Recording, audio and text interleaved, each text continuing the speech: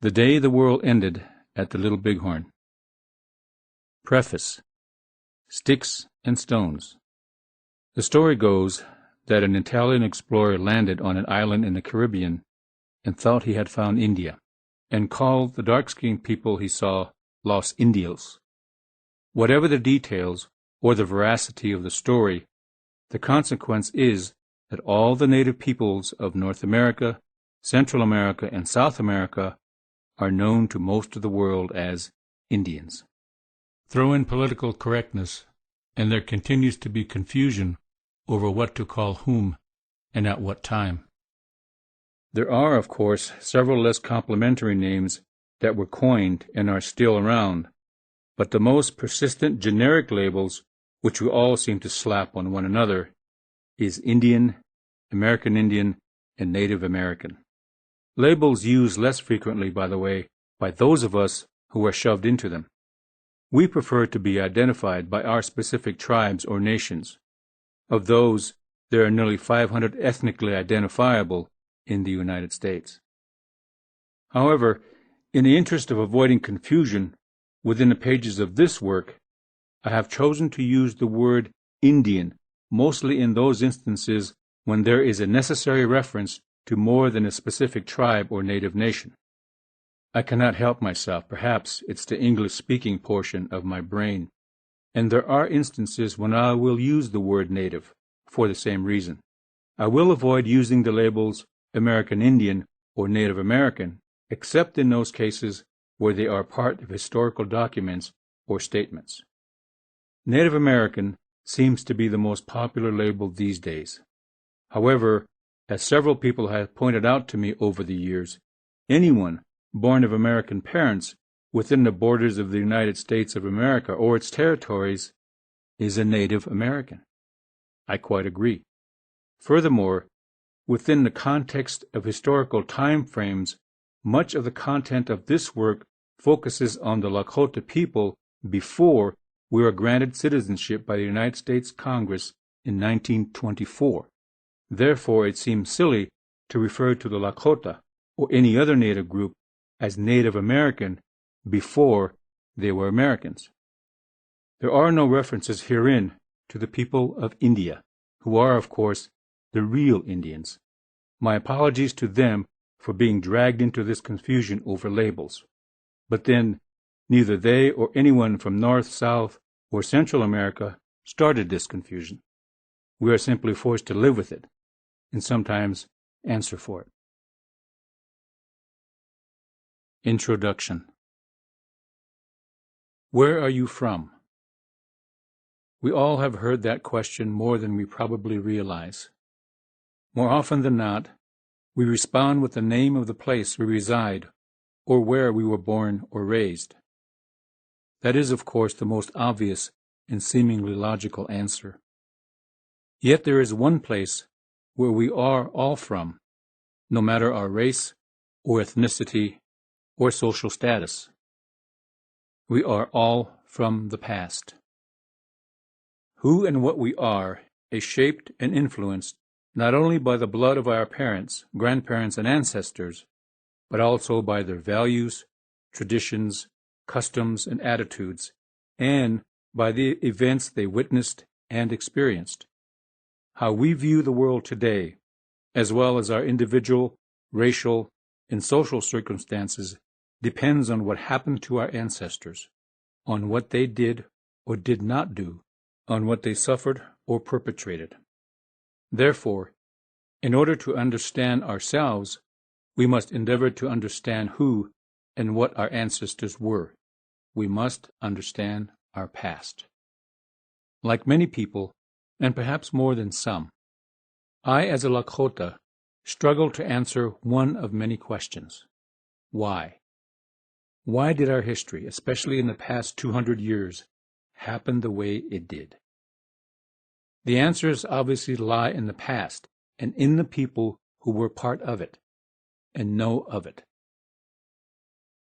There are many photographs of Lakota people from the latter part of the 19th century.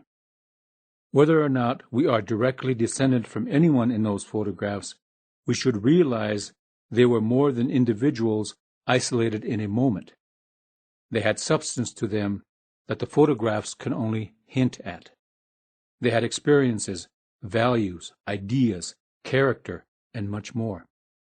And some of what and who they were outlived them, because someone remembered something they said and did. And that memory can be just as powerful as a photograph, because part of that person was passed on and is passed on each time a story is told. Interestingly, one of my favorite stories is about a non-Lakota ancestor. At least by blood, he was not Lakota.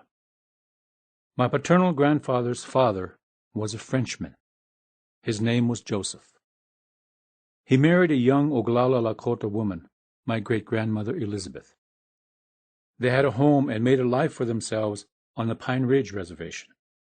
My great-grandfather worked as an interpreter for the Indian Bureau. He could speak French, English, Lakota, and perhaps a smattering of Cheyenne. As a younger man, he had been a horse trader. He was also a teacher and later became an ordained Episcopalian deacon. He was sitting with several old Lakota friends one day near the issue station at Pine Ridge Agency shortly after 1900. The conversation was about horses, so he told them a story of a good, fast horse he owned as a young man. One day he happened to find an old, part log, part sod house hidden in a small valley in the Medicine Root district of the reservation. Curious, he dismounted from his horse and went inside to have a look. The house was empty and obviously abandoned. As he emerged from it, he saw 3 riders approaching, 3 young Lakota men he did not recognize. They saw a white man alone in a remote part of the reservation and loped down the hill toward him. My great-grandfather quickly mounted his horse, not sure what the men would do if they caught him. He put his horse into a fast gallop and soon outdistanced the 3 pursuers, who gave up the chase, realizing they had no chance to catch him. His horse was too fast for them. When my great-grandfather finished his story, a man sitting nearby stood up and approached. He had been listening with great interest. "What he says is true," the man told everyone in the group. "I was one of those 3 riders, and I remember that horse." Stories do have a way of connecting us. We may not have photographs of all of our ancestors, but we do have stories. Sometimes those stories can reveal things a 2-dimensional image cannot. They can reveal a person's character, for example, because they look behind the image into the heart and soul. I have often wondered, and still do, about the kind of people our ancestors were. What compelled them to cross the Great Muddy River and walk onto the northern plains? What was it about them that enabled them to survive in an environment where others had failed? Was it because they were tough to begin with, or did the plains teach them how to be strong? As those questions have formed and floated through my mind, I have realized where to find the answers. As a child and young person, those answers were all around me. The stories of my parents, my grandparents, and the community of Lakota people in the Swift Bear and Horse Creek communities on the Rosebud Reservation and around Kyle on the Pine Ridge Reservation continue to reveal more answers. Several years ago, the discovery of human remains on the Rosebud Reservation by highway engineers brought to mind a story of an encounter between Sioux Lakota and some Pawnee. It likely occurred around 1800 because both the Pawnee and the Sioux had firearms. The Pawnee, less than a dozen, were raiding for horses into our territory, but were discovered and chased by a larger force of Sioux. A running battle ensued until the Pawnee were able to gain a high ridge not far from the smoking earth, now the Little White River, in what is the north-central portion of the Rosebud Reservation, and dug in. The Sioux surrounded the ridge and the encounter turned into a siege that went on for days. It was a difficult fight. A Sichangu was seriously wounded, or perhaps even killed, and 2 of the Pawnee were also killed. After a few days, the raiders were out of water and food. When the Sichangu fighters signaled for parley, the Pawnee accepted. Communicating mostly by hand sign, the Sichangu offered to let the Pawnees live if they gave up their guns and horses. The Pawnees agreed, but asked to be allowed to dig a deeper grave for their dead comrades, and that the remains not be molested. Because the Pawnee had fought hard, out of respect for their courage, the Sichangu agreed. When the burials were finished, the Pawnee turned over their guns and horses, and the Sichangu escorted them to the running water, now the Niobrara River, the southern border of their territory, and set them free. I first heard this story as a boy, and was immediately drawn to it because it was about warriors pitted in a death struggle with one another. Later on, I realized it was just as much about compassion as it was about courage. I do not know if the pieces of human remains the engineers found were the Pawnees from that story, but in my heart, I believe they are, because the veracity of Lakota oral tradition cannot be ignored. Somehow, the outcome of that encounter between the Sichangu and Pawnee did not coincide with statements I read in history books and novels about bloodthirsty savages. More importantly, I did not see bloodthirsty savages when I looked at my grandfather and the other elderly men who were relatives. The people I saw were storytellers, hunters, horse trainers, journeymen farmers, World War I veterans, carpenters, bricklayers, and community leaders. Some were eloquent in Lakota, but barely articulate in English. Some were eloquent in either language. Most of them were family men, some tolerant parents and doting grandparents, others strict disciplinarians. Some were quiet and sometimes very private, while others were more gregarious. Some worked harder than others. They had a wonderful sense of humor. Laughter was usually a major part of the conversation when 2 of them got together, and always when several gathered together. These old men were the sons and grandsons of other old men. They were not carbon copies of previous generations. They were the next editions, the biological and ethnological continuum imprinted with the physical and sociological traits of generations that preceded them. So if they were not bloodthirsty savages, I reasoned as a young man, then perhaps there were none in their family trees. And then there were the mothers and grandmothers, an unspoken sentiment which should have been spoken often, certainly sums up the female contribution to Lakota culture. Wichaki wo e chun wokhoki preki e chumpi. Wianki ish e chumpi cha shiniki e chumpi. Loosely translated, it means men did the dangerous work and women did the impossible. My grandmother could wield an axe as well as any man. She toiled in a hot sun as much as my grandfather did.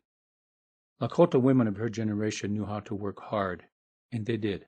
As a boy, I helped my grandmother haul water. She carried 2 buckets. My boyhood memories also include digging for timsila, now called wild turnips, under the hot August sun with my mother and grandmother. Knocking down buffalo berries was no easy task either. Buffalo berry trees had thorny branches, so the fruit could not be picked by hand. Branches had to be struck repeatedly with a long stick to shake the berries loose, down onto a piece of cloth beneath. Then the berries had to be washed, sorted, and dried. It is not difficult then to believe the stories of Lakota women who, just 2 generations before me, could take down a buffalo hide lodge in half an hour or less, and then pitch it again just as quickly. But the role of women in pre-reservation Lakota culture required much more than physical toughness. Not only did they keep the home, they also kept the family. They were the first influence and the first teachers of the children in the household and the extended family. Their influence was the foundation for the growth of children and young people into responsible and caring adults. The emotional strength and nurturing support of mothers, grandmothers, and aunts enable families to function and survive within the parameters of the environment and to thrive as a community. In a time and an environment where circumstances could change in a heartbeat, whether it was an enemy attack or a sudden storm, women did their part to ensure the safety and well-being of the family and community. Where men behave usually with decisive action, women were the calm, reassuring influence. I could see that in all my grandmothers, and I can see it in my mother, who is in her 8th decade. There are a variety of personalities and character traits as well. Some women were known for their sharp tongues, or the twinkle in their eyes, or perhaps a penchant for roll-your-own cigarettes, but all of them were reflections of past generations. Looking at the culture embodied in my grandparents' generation, it is obvious to me that Lakota life before reservations was very good. No one had to teach us family values, spiritual strength, love of country, religion, respect for elders, or convince us that there is a God. No one had to teach our Lakota ancestors about the institution of marriage, or the value of wisdom, or that kindness to others is more important than material wealth. These things and so much more we had figured out for ourselves. Migrating onto the northern plains and physically surviving was not easy by any means. Neither was adapting to the reservation after generations of living as free-roaming nomads. Yet, it is obvious that the same strength, tenacity, and stubbornness that enabled our Lakota ancestors to adapt and thrive on the plains also enabled their descendants to survive difficult change. My great-grandparents were part of that continuum of survival. They were born in the 1855-1860 era and knew the pain of losing their freedom and the confusion of adapting. My grandparents were born just before 1890 and a few years after, at the beginning of the reservation era, and heard first-hand accounts of that loss and their parents' adaptation to an unwanted lifestyle. As sad as they must have been to hear those stories, they could know only intellectually of the circumstances experienced by their parents. In spite of that, they understood that those circumstances had brought about those that existed for them.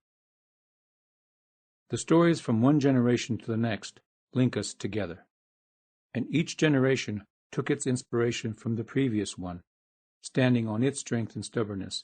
In a core of the culture, those values help to preserve. That, in a nutshell, is where my generation of Lakota comes from. Even within the context of any situation that is as we want it to be, change does occur.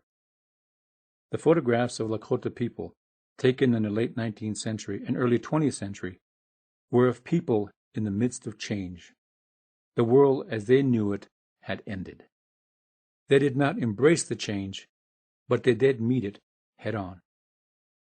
They did so not because there was virtually no other choice, but because who and what they were as people would not allow them to do otherwise. During that era, several of my ancestors were photographed. One of them was my great-great-grandfather, Matthew Goodvoice Eagle. He was a healer, a medicine man, and my maternal grandmother's father. He was photographed with a pipe in his hands, symbolizing that he would hold on to his Lakota beliefs, and that he did. He died young at 49, and the family stories say he did not want his body placed in a casket, so he was buried wrapped in blankets and robes. My grandmother said he wanted nothing to prevent his body from returning to the earth in a way that it was meant to do. Another photograph is one of my paternal grandmothers, Katie Rubadoo Blue Thunder, taken when she was 8 years old. She is wearing a buckskin dress, leggings, and beaded moccasins, and holding a stuffed doll as she stands in front of a studio backdrop. The look on her face hints at the indomitable spirit with which she lived her life. She was a widow twice, and raised children as well as grandchildren, and was a great-grandmother. Her earthly journey ended 1 month short of her 101st birthday. When Grandma Katie was about 90 years old, her daughter, my Aunt Rhoda, wondered who would take care of her when she was old, to which Grandma Katie said, "Do not worry, I will take care of you." The people in those kinds of photographs are part of who we are as Lakota. And while there are many, many photographs, there are infinitely more stories. They range from humorous to tragic, and while we like to laugh rather than cry, we need to connect with those who have gone before by becoming aware as much as possible of the road they walked. And after we have laughed and cried, we will have a better insight into who and what we are. Furthermore, if we expect anyone in a generation to come to listen to our stories, we need to listen to those who have gone before us. In that way, we pass on more than just ourselves or our current generations. In that way, we can be the linchpin between the past and the future. So while all of those photographs are important, they are only a surface image. What lies beneath the surface is the substance, the heart, mind, and soul of those people, our ancestors. That substance is part of what we are and is contained in stories. And those stories tell us where we are from and will guide us on the roads that lay ahead. Part 1. The Battle. Chapter 1. The Greasy Grass Fight, or the Battle of the Little Bighorn, June 1876. Soldiers falling into camp.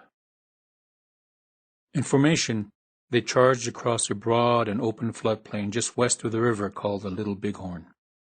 A line of men on horses headed directly for the southern end of the encampment of nearly 1,000 lodges and 8,000 people. At some point in the headlong gallop, the attacking soldiers opened fire. Blasts of gunfire shattered the relative stillness of the hot afternoon. Bullets from the first scattered volleys easily reached the camp. Their first kills were not combatants, however.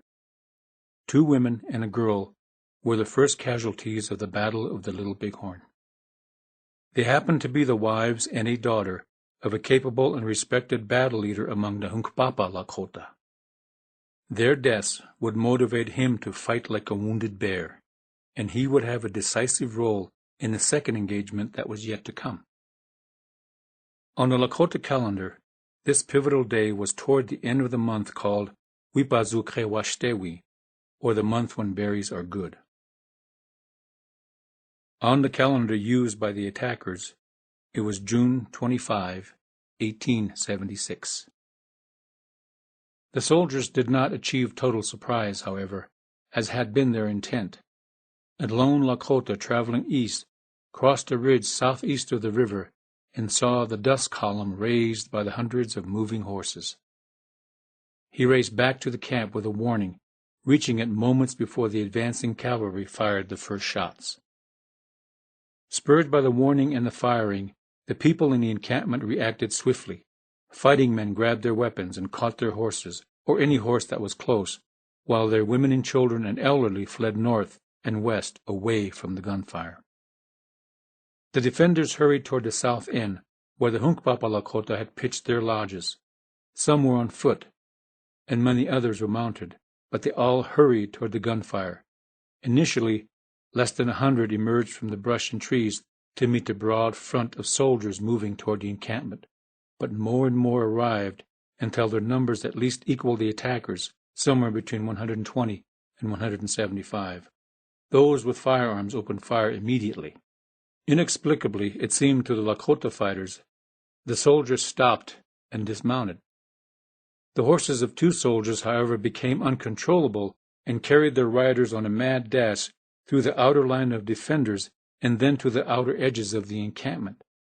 Angry people, including a number of women, surrounded and pulled the hapless riders from their horses and quickly dispatched them. Thus, the vision received weeks earlier by Hunkpapa Lakota medicine man Sitting Bull during the sun dance, the most holy of Lakota ceremonies, was in part literally fulfilled. He had seen dying soldiers and their horses falling headfirst from the sky into a Lakota camp. Soldiers falling into camp became a watchword for victory. The other soldiers in the skirmish line were now essentially foot soldiers. Meanwhile, more and more mounted fighters emerged from the encampment. All the while, the exchange of gunfire was steady. Several battle leaders arrived and conferred, among them Gall of the Hunkpapa Lakota and Crazy Horse of the Oglala Lakota. It was Gall whose wives and daughter had been killed. He decided to lead a charge, probably stemming from outrage at his loss, against the western end of the skirmish line, where most of the cavalry's Indian scouts were deployed. The line collapsed quickly, and a rout ensued. In the face of the mounted charge, some of the soldiers ran and others remounted and fled south and then east toward the river and took shelter in a thick grove of trees. The Lakota and Cheyenne infiltrated the soldiers' disorganized lines as they retreated, exacting casualties with a point-blank shot or the deadly swing of a war club. Once the soldiers gained the shelter of the trees, they were immediately surrounded, and intense fighting ensued.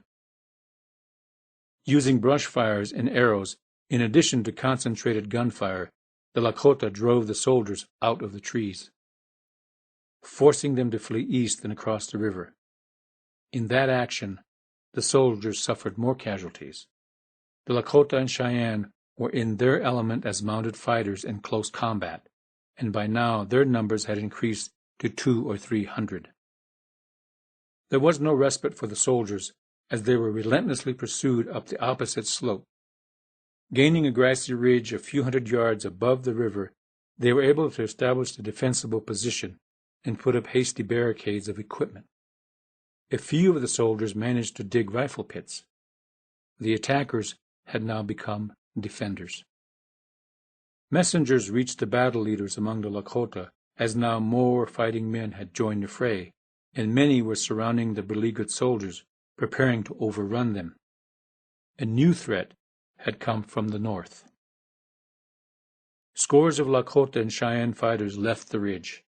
Enough were left to keep the soldiers pinned down behind their barricades, as others raced south, some along the ridges and some through the encampment. Thus, the Valley Fight, as it would come to be known, the first engagement of the Battle of the Little Bighorn, ended, with heavy losses for the soldiers and an outcome none of them had likely expected. As long as it takes the sun to move between two lodgepoles. By the time the encampment's fighting men had chased the soldiers up to the ridge above the river, many of the non-combatants, women, children, and elderly, had gotten away to the west and north of the camp. Some found hiding places such as a thicket and waited, prepared to flee again at a moment's notice. A few had even managed to take down lodges and load them on drag poles behind horses. Up and down the wide, shallow valley, the sound of gunfire was nearly continuous. Upstream from the north end of the encampment, a broad gully opened to the east, following a dry creek. It was known as Dry Creek and Medicine Tail Coulee. There was a river crossing known to many, including the Crows and Arikaraw scouts who rode with the soldiers. As the fighting continued to the south, a few old men and teenage boys took up positions in shrubs and sandbar willows on the western side of the river and watched the crossing. And it was at that crossing where the second engagement of the battle began. As some of the old men had anticipated, soldiers did come to the crossing. A line of them approached the water and paused, perhaps because the stream was deep due to the mountain snow runoff. Then one in the lead urged his horse into the water, followed by a few others. The old men and boys in the willows opened fire, hitting the lead soldier. Other soldiers immediately went to his aid, and some returned fire, and all effected a hasty retreat back to the far bank and beyond. Shortly thereafter, the entire column of soldiers, at least as many as had attacked from the south, turned north and went at a gallop up a long slope. No sooner had the echo of the muzzle-loading rifles from the small band of ambushers in the willows faded away, when mounted Lakota and Cheyenne splashed across the river in pursuit of the soldiers. Many of them had come from routing the first group of attackers. Some had weapons and ammunition captured from the valley fight. Led by Gall, they followed the soldiers up the slope. Frenzied activity still gripped the encampment from one end to the other. Someone had seen soldiers on a ridge above the river to the east, and word spread quickly, prompting more women and children to flee northward. To add to the noise and confusion, many of the Lakota and Cheyenne fighters were galloping north through the camp to meet the newest attack.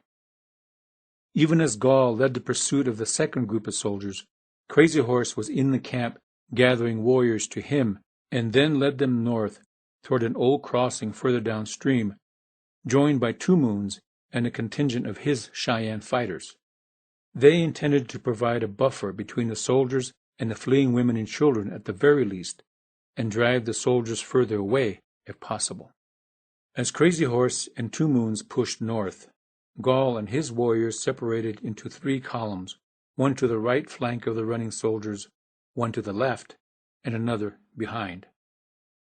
Somewhere past the top of the ridge, which stretched for a mile or so and would become known as Battle Ridge, several soldiers stopped and formed a skirmish line to face the oncoming Lakota and Cheyenne. Their firing was effective and slowed the determined pursuit, but could not stop it entirely. At Gall's bidding, several warriors dismounted, formed their own skirmish line, and traded shot for shot with the soldiers in the skirmish line, while a mounted charge bore down on their left flank. The soldiers' line collapsed after only a few minutes. Further north along the ridge, another soldier commander attempted the same action, but the result was the same. Incoming fire from the pursuing Lakota and Cheyenne was relentless, and their marksmanship was superior to that of the soldiers. The second skirmish line fell back in disarray, and the column of soldiers on the ridge became disorganized, having to fight the advancing Lakota and Cheyenne on 2 flanks as well as the rear. At this time, in this particular engagement, the only course left to the soldiers was to flee north along the ridge, and all the while they suffered heavy casualties. Crazy Horse, meanwhile, swept further east and then turned south, and almost immediately encountered a small group of soldiers, forcing them back toward the main body. Then Crazy Horse proceeded south and flanked the now decimated main body of soldiers from the east, or the soldiers' right flank. He led a charge against a particularly determined group of soldiers, inflicting more casualties. Near the end of the north-south ridge, a number of soldiers, perhaps 40, broke from the main body and headed west down the slope toward the river. A smaller group continued to the end of the ridge, now known as Last Stand Hill, and stopped because there was nowhere else to go. Several in a break-off group were hit and fell as they went down the slope, but most managed to find cover in a ravine near the river, east of a crossing. Warriors using the crossing to flank the main body of soldiers from the west surrounded those in the ravine and killed them all. Simultaneously, the small group at the end of the ridge was silenced by incoming warrior fire.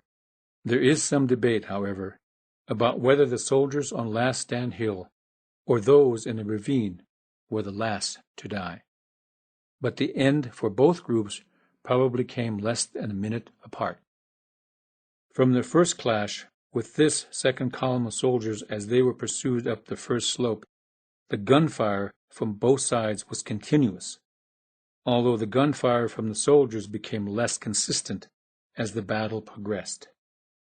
By the time the last shots were fired at the groups in the ravine and on the end of the ridge, 500 to 600 Lakota fighters had become involved. Thus, the second engagement of the Battle of the Little Bighorn ended in the same manner as it had begun, with a few sporadic shots.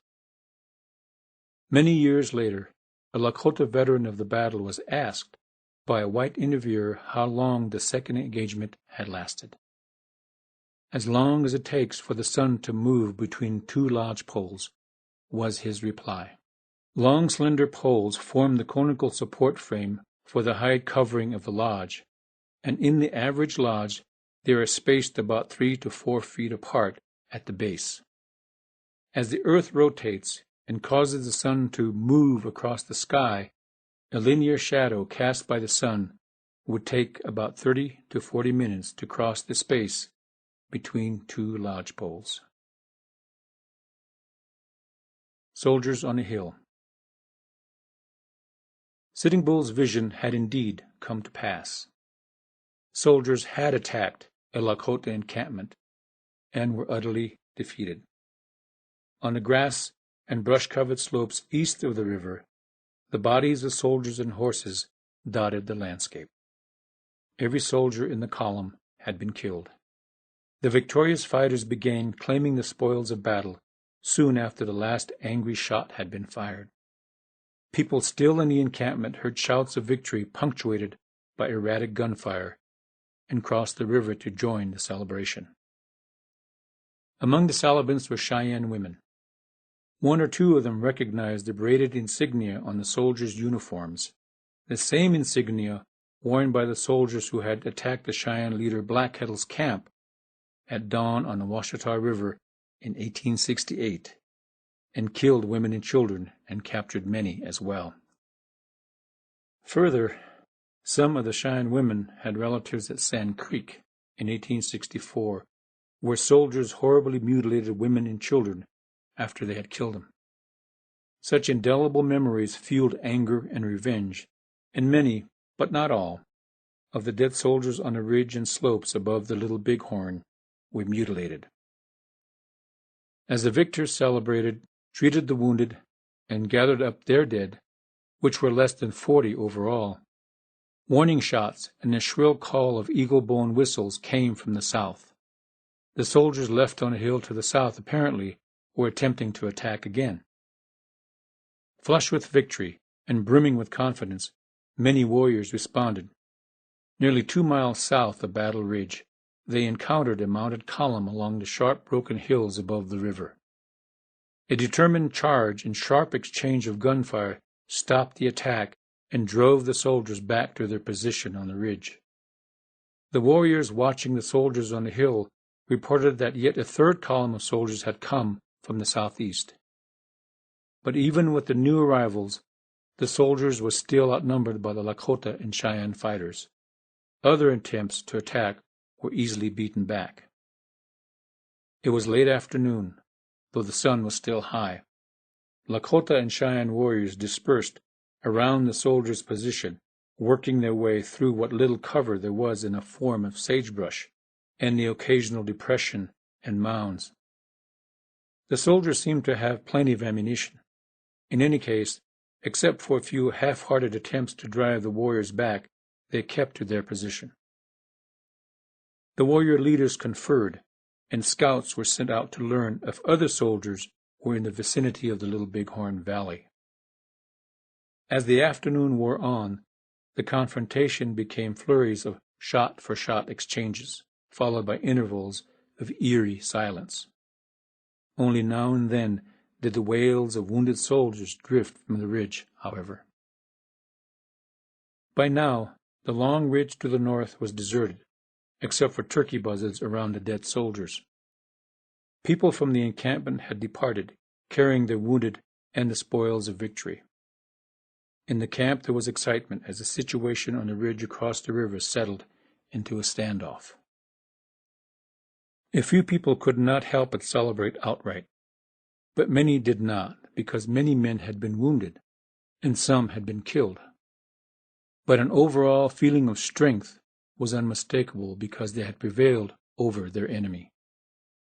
As sundown neared, warriors on the outer perimeters of the siege left and returned to the camp for a brief rest, sometimes for water or a quick bite of food, or to reassure their worried families. Throughout the night, there would be a somewhat steady flow of men from the siege on the ridge to the camp and back. The old men leaders gathered in the council lodge to talk about what had happened and what they should do because of it.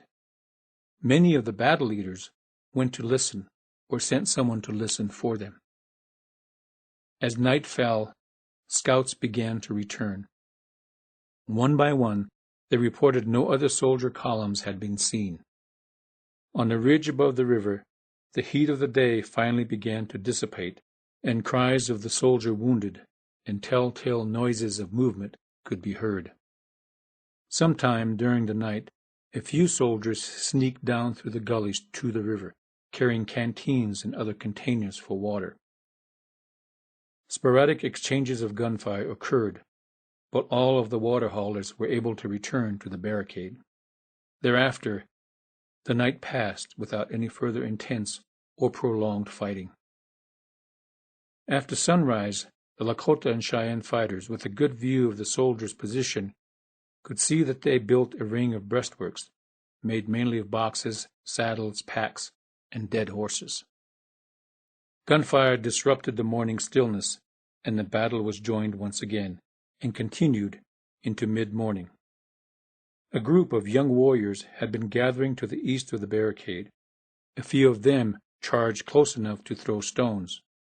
To their surprise, a large group of soldiers jumped over the barricade after them, firing their rifles and pistols and inflicting casualties.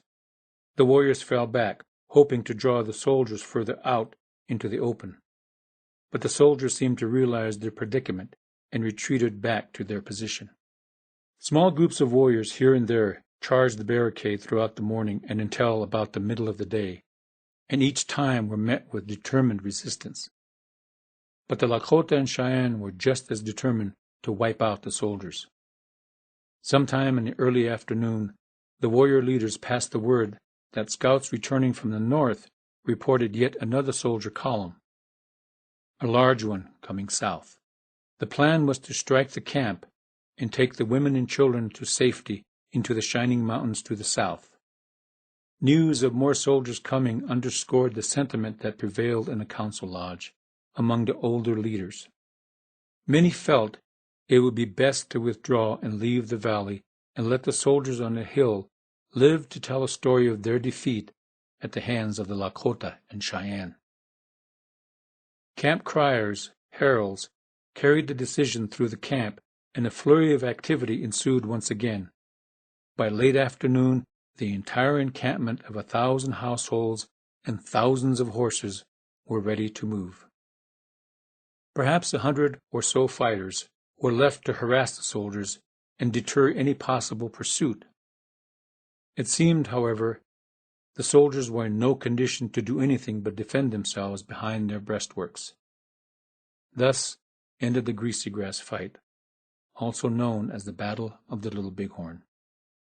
So the people departed the valley in a long, seemingly endless column, across the very ground where the soldiers had first attacked the day before. The Lakota had come together in the Moon and the Horse's Shed, or May, pitching their first camps near the Chalk Buttes to the east. Sitting Bull had issued a call to gather so that they could talk and discuss what to do to stop the invasion of whites. They moved their camp several times until they came to Ash Creek, not far from the Little Bighorn. A sun dance was conducted there to strengthen the people. Later, when the horse herds grazed down the already sparse grass in the Ash Creek drainage, they moved northeast to the Little Bighorn Valley. Shortly thereafter, on a hot afternoon, the soldiers had come. The Lakota claimed the victory and would sing songs of it for generations to come. But as they went away from the Little Bighorn, uneasiness settled in the minds of many of the old ones. In their lifetimes, the whites had gone from annoying and persistent interlopers, like fleas that could not be dislodged, to land-hungry enemies bent on killing the Lakota. That knowledge was a basis for a nagging question that some asked one another, or simply wrestled with alone. What would this victory bring? Chapter 2. To and From. Sadly, however, not many people today know the true story of the Greasy Grass fight, more popularly known as the Battle of the Little Bighorn, no more than they know that the story of Lakota and Euro-American interaction began as early as the 1720s. To Euro-Americans of the day, the Battle of the Little Bighorn was a horrific loss for the United States Army. News of the soldiers' defeat came just as the United States was celebrating its centennial. The outrage it sparked was swift and intense. Massacre screamed the headlines of the Bismarck Tribune on July 6, 1876, giving the impression that the soldiers of the U.S. 7th Cavalry were hapless victims. As the story of the battle swept across the nation, the public perception was that a group of savages had inexplicably managed to wipe out the United States Army's most elite group of soldiers. That perception remained uncontested for over 100 years, finding its way into history books, novels, documentaries, and even feature films. Debate still exists today about the outcome of the Battle of the Little Bighorn. The event has been discussed and analyzed from numerous perspectives, and it probably will continue to be. The sad truth is that most people across America and across the world have had access only to the white military version of events, and the assumption is that it is the only version. But in fact, the victors of the Little Bighorn have had scant opportunity to tell their story, and many of their individual versions of the battle have been clouded and reshaped by Western interpretations, well-meaning or not. How brave were the soldiers? Asked one magazine writer of a Lakota combatant sometime in the 1920s. Posed in this manner, the question is leading. The proper question should have been, were the soldiers brave? These kinds of small distinctions have tweaked history over time. This has prevented the complete account of one of the most important events in Western American history from being fairly and objectively reported. Lakota and Cheyenne children, some that were direct descendants of the victors at Little Bighorn, were unabashedly told that the 7th Cavalry was struck down while trying to make the West safe for civilization. The story was accentuated, of course, by accounts of Lieutenant Colonel George A. Custer and his gallant soldiers going down in a final blaze of glory, the so-called Last Stand. Initial disbelief of the Lakota and Cheyenne victory stemmed from a pervasive Euro-American notion that natives were an inferior people. This made it all the more shocking that any American military unit, especially one led by such a heroic figure, could have been defeated. Most historians would probably assert that we have made significant progress in terms of reporting history objectively, but long-held beliefs do not fade easily. Interpretive rangers employed by the National Park Service at the Little Bighorn Battlefield National Monument give battle talks to visitors, describing Custer's last stand. Many of those descriptions extol the soldiers of the 7th Cavalry as heroes in the truest sense of the word. Everyone is entitled to an opinion, of course, even in the interpretation of history. But there is also a duty to the whole truth of history. While the soldiers of the 7th are heroes to mainstream Americans, they are remembered as despicable enemies to the Lakota and Northern Cheyenne, a fact less often mentioned in the battle talks. Furthermore, in the interest of objectivity, any interpretive presentation should also point out that the Lakota and Northern Cheyenne fighting men were heroes in every sense of the word to their people. In the summer of 2005, a battlefield tour guide, speaking to her busload of passengers at the Reno-Benteen barricade site, said, "It was quite by accident that the Lakota gathered here in the summer of 1876. Quite possibly, that busload of tourists left the battlefield with skewed information regarding not only the battle, but the factors which brought it about. But the gathering at the Little Bighorn was no accident. And to gain a comprehensive understanding of the battle, it is important to consider both sides of the reality that led to that pivotal event. Euro-Americans considered natives to be uncivilized savages, standing in the path of Christian progress. The Lakota and Northern Cheyenne, who in 1876 were the last holdouts in the northern plains against white incursion, regarded whites as destroyers of their way of life. Therefore, the battle was far from an isolated event. It was the end of the road, the consequence of events, attitudes, emotions, and misunderstandings over the course of several generations. It was the last major battle in a conflict that began when a group of French explorers led by the Sieur de la Vérendrye encroached into Lakota territory in the 1720s. They traveled up the Missouri River and left a lead tablet on a hill overlooking the confluence of the Bad and Missouri rivers, where present-day Fort Pierce, South Dakota now sits. They were the first drops in the trickle that led to a flood.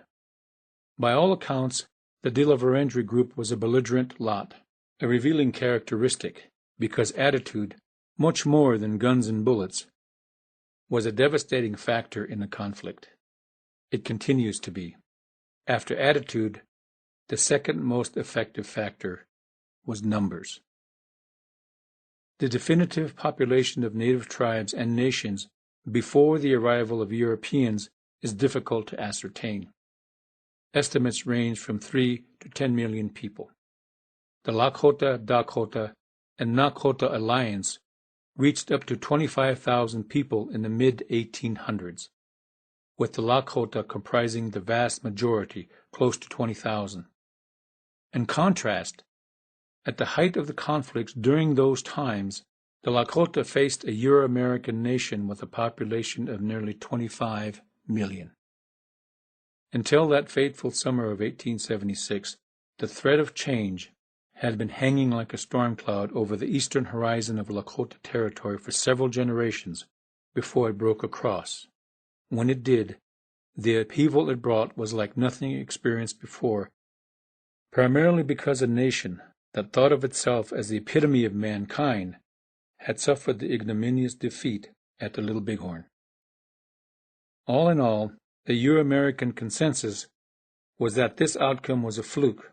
The Lakota and Northern Cheyenne were lucky, and the white soldiers were brave and honorable.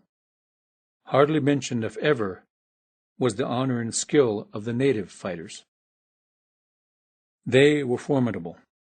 In fact, 8 days before the Little Bighorn, the Lakota and Northern Cheyenne fighting men, led by Crazy Horse, were engaged in a battle along Rosebud Creek against a very large force commanded by Brigadier General George Crook. The battle ended in a draw in the late afternoon, but it speaks to the skill and fighting abilities of the Lakota and their Northern Cheyenne allies. The Battle of the Little Bighorn was not a fluke victory, and neither was the outcome of the Battle of the Rosebud. The Lakota and Northern Cheyenne fought hard in both battles and neutralized 2/3 of the forces sent to capture or kill them that summer. Of course, they were not aware that the United States Army had a grand plan to catch them in a three-way pincer operation. What they did know was that whites had been invading their territory and affecting their lives for over a century. There were many consequences to the Euro-American invasion, but the most devastating impact was the loss of the primary resource on the northern plains, the bison herds. Once seemingly numberless, the bison herds were reduced to only a few thousand by the early 1870s. Dire consequences of that reality were felt by all the Lakota, whose physical and spiritual survival depended on this endlessly useful animal. For generations, bison had been the source of food, clothing, utensils, toys, and weapons. Every part of its body was utilized, from hooves to tail. At least 20 bison hides were used to construct one conical dwelling, the tepestola, or pointed dwelling, more commonly known as the teepee. And its strength and independence were at the core of the spiritual symbiosis the Lakota shared with it. So long as the Lakota had bison to eat, they were strong and independent. Its decline was both a practical and spiritual blow. Disease was another negative factor. In 1837, a steamboat traveled northward on the Missouri River with passengers, materials, and supplies, stopping at various points. One was the Whetstone Landing, near the present town of Pickstown, South Dakota. Something offloaded from that boat was infected with smallpox. As a result, a devastating epidemic swept through the Lakota, and the Mandan people further to the north were nearly wiped out that same summer. The establishment of outposts along the Missouri River, while helpful to travel, trade, and commerce for Euro-Americans, helped slowly erode what was left of Lakota territory. Fort Yankton, at present-day Yankton, South Dakota, Fort Pierre, near present-day Fort Pierre and Pierre, South Dakota, were among the first settlements. Fort John was established in what is now southeast Wyoming, near the North Platte River. First a trading post, it was later purchased by the United States and renamed Fort Laramie, and it became an army post and a significant factor in Lakota life. The establishment of outposts lured more fur traders and trappers into Lakota territory. Their interaction with the Lakota was basically friendly. They wanted two things: economic gain and information. Land-seeking settlers followed, of course, and then came the soldiers sent to protect them against threats from the Lakota. Also in the first groups of Euro-Americans were missionaries whose sole intent was to convert the Lakota to Christianity. The 1840s brought the Oregon Trail. Though it began in what is now the state of Missouri and ended in Oregon, it crossed through the southern reaches of Lakota territory in what is now northern Nebraska and southern Wyoming. One of the first major conflicts it brought about was the Grattan Incident near Fort Laramie in 1854. Lieutenant John Grattan, new to Lakota territory, intended to settle a dispute concerning the lost Mormon immigrants' cow in the Sicangu Lakota camp. The Sicangu were encamped near Fort Laramie, along with a few other Lakota bands, waiting for the delivery of annuities from the United States, pledged as a result of the 1851 Fort Laramie Treaty. Many of the Sicangu were anxiously awaiting the food rations among the annuities, which were seriously late on this occasion. So when a lone cow, seemingly abandoned, wandered into the Lakota camp and caused havoc, it was subsequently killed and butchered. Only later did the Lakota realize that the cow had a rightful owner. The owner of the animal demanded reparation. Payment was offered by the Sicangu, but refused either because it was insufficient or the Mormon owner wanted the animal returned. The latter was, of course, an impossible alternative. The situation escalated when orders were issued for the arrest of the cow killer. To the last possible moment, the Sicangu offered payment of horses and mules. Determined that someone should pay one way or another, Lieutenant Grattan talked the fort's commander into allowing him to take a detachment of soldiers to the Sicangu camp and settle the matter. The killer of the cow refused to surrender to the soldiers. His friends and relatives supported this decision. After a confusing verbal exchange, due to the questionable skill and veracity of a half Lakota and perhaps drunk interpreter employed by the army, the situation quickly deteriorated. Grattan opened fire with 2 mountain howitzers and muzzle-loading rifles from his 30-man detachment. The Sicangu and Oglala Lakota fighting men in the camp immediately responded, wiping out Grattan and his soldiers in only a few minutes. The incident led to a retaliatory attack by General Harney a year later. He decimated the Sicangu Lakota leader Little Thunder's camp on the Blue Water in what is now northwest Nebraska. Trouble did not end with Harney's campaign, however. In the 1860s, the Bozeman Trail was laid out through the middle of Lakota lands, in what is now north-central Wyoming, in direct violation of solemn agreements proposed by the Euro-Americans. That trail was a more direct route to gold fields in Montana. Gold was also the reason the Black Hills were invaded in the 1870s. These and other events put the Lakota in the mood to resist. Lakota outrage was a primary factor that led to the Battle of the Little Bighorn. The Lakota, especially influential leaders such as Sitting Bull, were angered at the extent of Euro-American presence and disruption to their lands and lives. Sitting Bull saw his nation, one that had been so strong for so many generations, weakened by the invasion that diminished territory and resources. It was the culmination of a long and difficult succession of incidents and events that forced the Lakota to realize they needed to do more to defend themselves. This was the road to Little Bighorn. In turn, the outcome of the Battle of the Little Bighorn sparked outrage from the nation that lost it. That nation shaped its outrage into retaliation and caused the victors to walk an exceedingly difficult road from the Little Bighorn. Chapter 3. The Greatest Gathering Ever. Never before, this story say, and certainly not since, has there been an encampment the size of the Little Bighorn gathering in the summer of 1876. It stretched for 2 miles along the river and almost 200 yards at its widest point. Unless one has stood on the eastern side of the river on a ridge and looked down at the floodplain on the western side, it is difficult to visualize the sheer size. Too often we look at trees and grass as we try to imagine the great encampment and marvel at how large it must have been, and forget the humanity of it.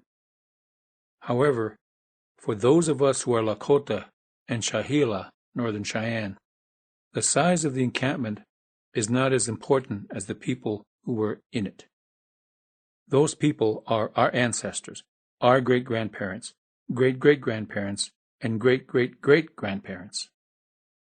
One can imagine a pair of eyes looking down from the ridges on the east side of the Little Bighorn River to see children, grandmothers and grandfathers, men and women, doing the everyday things that were part of their daily lives. Who and what they were and what they did has survived and is part of us modern Lakota and Northern Cheyenne today. Just before the battle, the encampment along the Little Bighorn had relocated from the site along Ash Creek, some 8 miles to the southeast, where it had been for a month or more. Growing numbers of people and horses necessitated the move. The horses had grazed down the grass considerably, so fresh forage was needed for them. When the soldiers attacked, the Little Bighorn encampment had been in place for only a few days. We have been led to believe that the camp's population was between 8,000 to 10,000. Demographics of this population cannot be broken down with any dependable specificity. Anecdotal evidence strongly suggests about 1,000 lodges total. Based on that, there would have been 8 to 10 people in each lodge, but likely less because many single males had separate quarters. But it is probable that females outnumbered males slightly because of losses of males in combat. Any disparity would have been offset by the arrival and presence of single males mentioned before and those in camp without their families. Many households were 3 generations, meaning at least 1 grandparent. Of the 7 Lakota, 2 Nakota, and 4 Dakota bands, all were represented, although not equally. A few hundred Shahila were also represented. Most numerous were Oglala Lakota, followed by the Hunkpapa and the Sichangu. A number of northern Arapaho were also present, but most were women married to Lakota or Shahila. A few northern Arapaho men, it is believed, arrived hours before, or just as the soldiers attacked, and did eventually participate in the fighting, but not before being held prisoner until their identities were verified. The arrangement of the Little Bighorn encampment began with the Hunkpapa at the southern end, then the Itazipa Chola, Manikanju, Sihasapa, Isante Dakota, Ihanktawan Nakota, the Sichangu, and Oohenupe together, and Oglala and Shahila at the northern end. All around the edges, especially close to the river, were small temporary campsites of unmarried men or men who had come without their families. Near the center were pitched several warrior society lodges and at least one large meeting or council lodge. The camp was situated among groves of trees, mostly large old-growth cottonwoods, many of which were taller than the tops of the lodge poles. Even from the ridges across the river, as the soldiers realized, it was difficult to see into the encampment. To the west, on the floodplain, was the horse herd. We will never know the exact number, but estimates range from 12,000 to 15,000. That is a likely figure, given that some households owned as many as 20, and some as few as 5. Most of the animals were descendants of the Spanish Barb mustangs, but some had been captured from Euro-Americans. The Lakota raised horses knew to stay close to encampments because they had been imprinted by human contact within days of birth. From time to time, some people kept young colts inside their lodges. Familiarizing colts as early as possible to human contact with consistent interaction was necessary, because it simply was not feasible for nomadic people to construct corrals at every new encampment. Broodmares were the main part of the herd, not only because they were the source of new colts annually, but also because they learned to stay close to their owners. To ensure the safety of the herd, horse guards were posted day and night, but especially after the sun went down. During the day, mostly older boys stood guard. At night, older boys and young warriors kept watch around and in the herd. Adult males between the ages of 25 to about 40 usually had at least 2 war horses and 2 buffalo hunting horses. Very, very rare was a horse that could do it all, because different tasks required different skills and temperament. Sturdier and calmer horses were used as basic transportation for all members of the family, especially for women and elderly. Each family needed 2, and sometimes more, for hauling the dwellings and its accoutrements, lodge poles, covering, liner, chairs, storage containers, and so on. Every male in a family, young or old, had a horse to ride, other than the specialty mounts for hunting and warfare. The horses in any encampment in any season of the year almost always outnumbered the people. So when 8,000 to 10,000 people came together, it is entirely possible that their horses looked like maggots in the grass to scouts looking through a field glass from several miles away. The material necessities of each family or household almost always included one lodge, several containers for food and clothing, and personal items, chairs also called backrests, sleeping robes, toys for children, tools and utensils used by the women, weapons for hunting and warfare, and ropes and saddles. The effort and man-hours it took to set up a basic life here is astounding. One lodge cover weighed a few hundred pounds and was made of about 20 to 25 buffalo hides sewn together, although several families had canvas lodges. An inner lining or dew cloth, roughly half the size of the outer covering, 16 to 20 lodge poles at least 20 feet long, 2 smoke flap support poles 25 feet or more in length, 1 smoke flap peg pole about 6 feet long, and 16 to 20 tent pegs about 18 inches long. Pegs were attached to loops at the bottom edge of the cover and pounded into the ground to keep the lodge secure, even in the strongest winds. The most common type of containers were made of rawhide, that is, the hides of deer and elk that had been soaked and scraped of hair. They were of various sizes, rectangular in shape, and painted with intricate geometric designs and folded like envelopes. Those used to store food contained dried meat, dried fruits, and dried vegetables. Several were used to store clothing. Ceremonial objects, such as feather headdresses, were kept in cylindrical containers, and of course personal items such as hairbrushes for women and girls. Most families needed 6 to a dozen containers, sometimes more, including water flasks of some type. Willow chairs were a common and necessary item of furniture in every household. Constructed of thin willow rods tied in a lattice fashion, they were about 5 to 6 feet long and supported by a tripod of sturdy poles. At least 4 or 5 in each dwelling was not unusual. They are now known as backrests because the person using one sat on a bottom third and leaned back against the upper two-thirds affixed to the tripod. The Lakota word oakanke, or something to sit on, describes the use of this piece of furniture. But it later referred to the four-legged chair when the people began using it on a regular basis.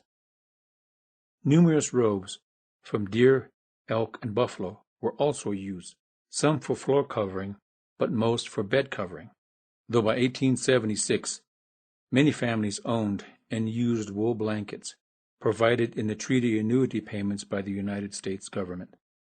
There could be as many as 10 to 24 robes and blankets.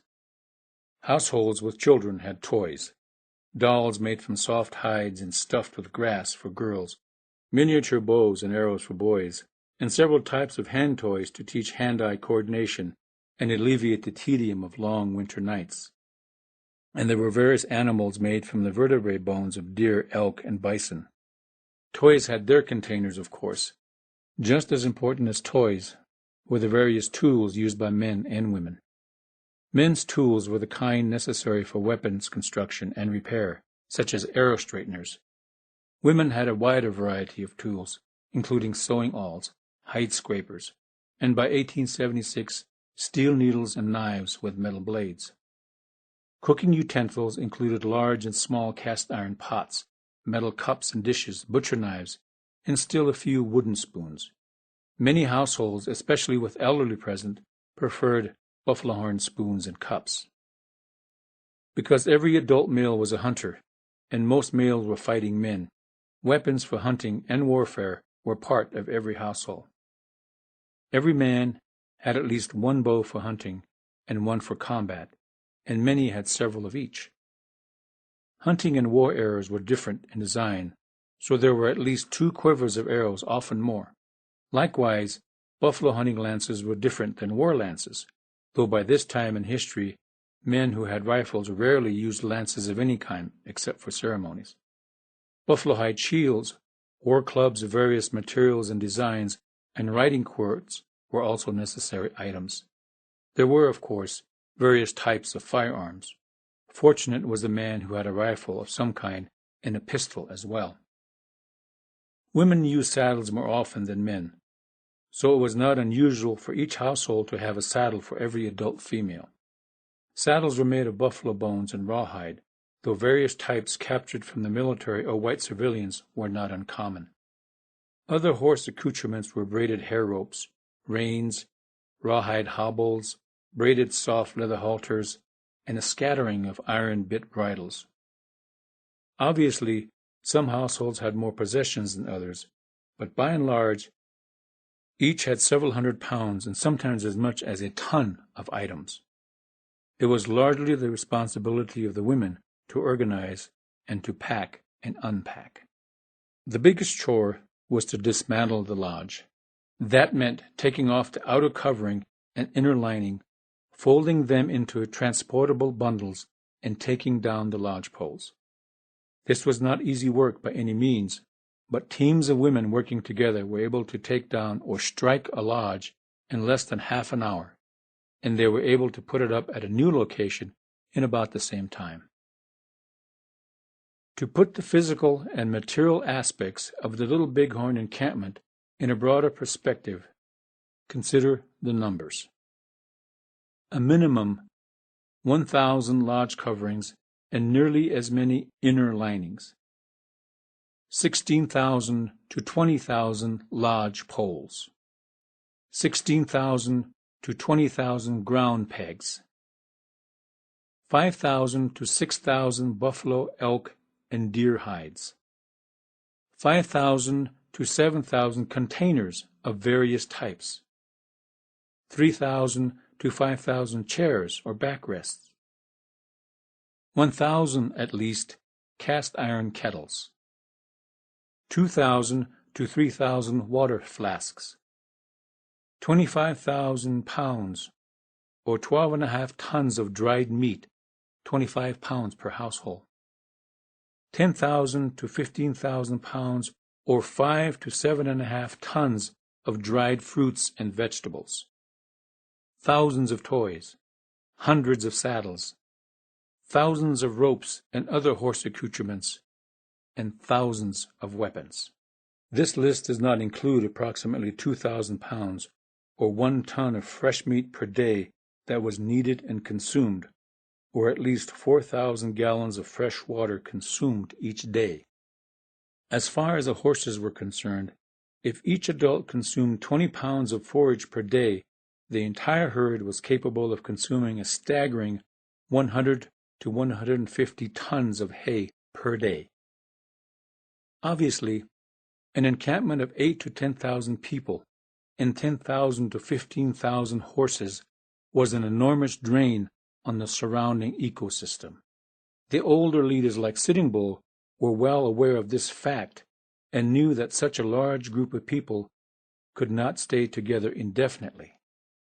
For many years, and with growing alarm, Sitting Bull and other leaders among the Lakota watched the consistent and unwelcome intrusion of white people into Lakota territory. Though the Lakota did resist, they could not do so enough to stem the tide.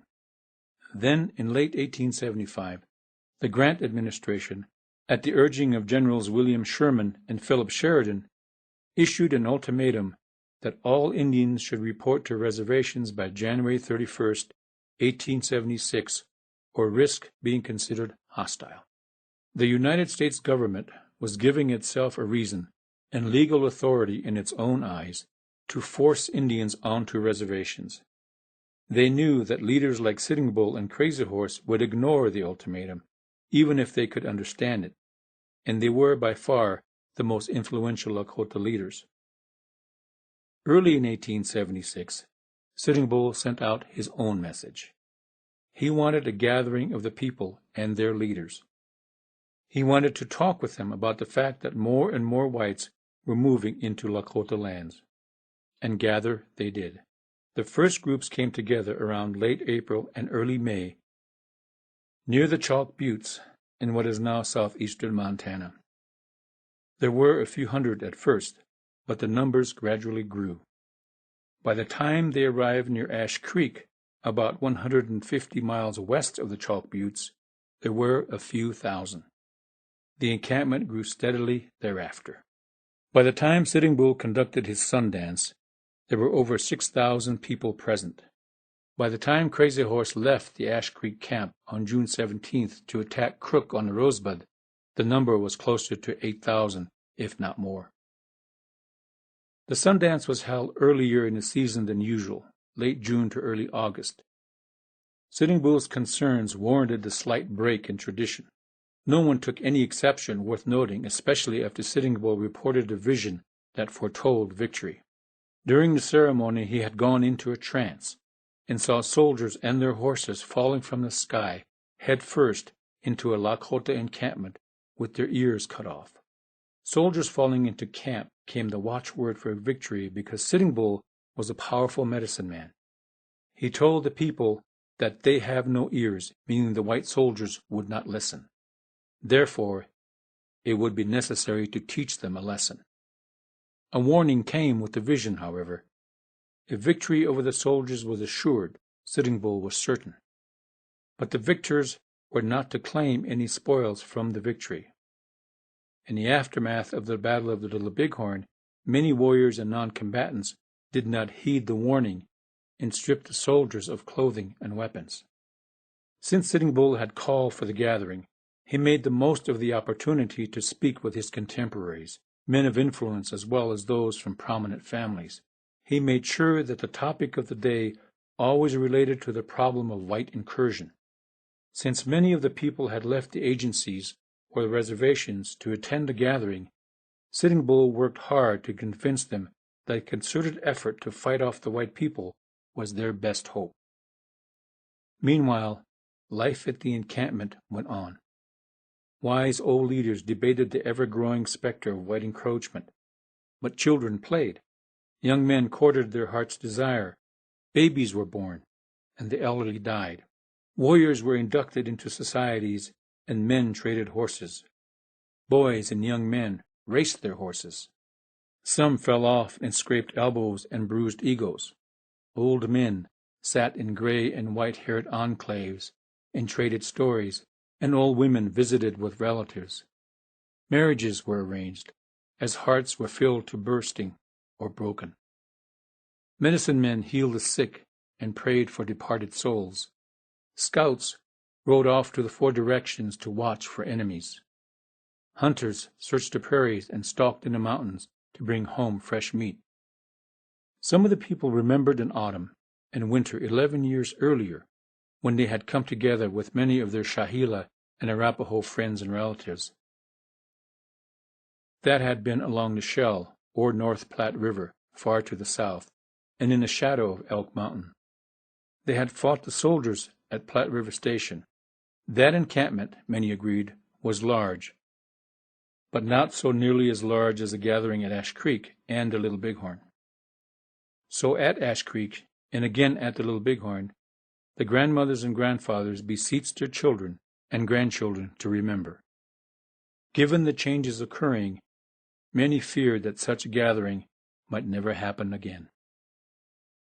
Though the Lakota and Northern Cheyennes lived the fulfillment of Sitting Bull's vision and fought hard for their victory, some of them sensed that difficult changes would be part of their future. As the Reno Benteen soldiers watched from the hill, a long, long line of Lakota and Northern Cheyenne walked and rode away toward the Shining or Bighorn Mountains to the south. And even as they went, the people sang songs and told stories, not only of their triumph, but also of the great gathering as well. That was the greatest gathering ever, in the era before reservation borders and square walls. The difficult changes did come, and some consequences still linger, and some have darkened Lakota dreams. But the songs are still sung, and the stories are still told. Chapter 4. In the Beginning. The Tetouan. While the encampment along the Little Bighorn was the largest ever in terms of numbers, and was the last, it certainly was not the first. The Lakota had come together in large encampments before, and the primary reasons were to affirm their existence, their beliefs, their sense of self, and their place in the world, and to renew it with ceremonies and by reconnecting with friends and relatives. So gathering together was a long-standing tradition. But how had that tradition and all the others come to be? How had the people themselves come to be? There is always a beginning.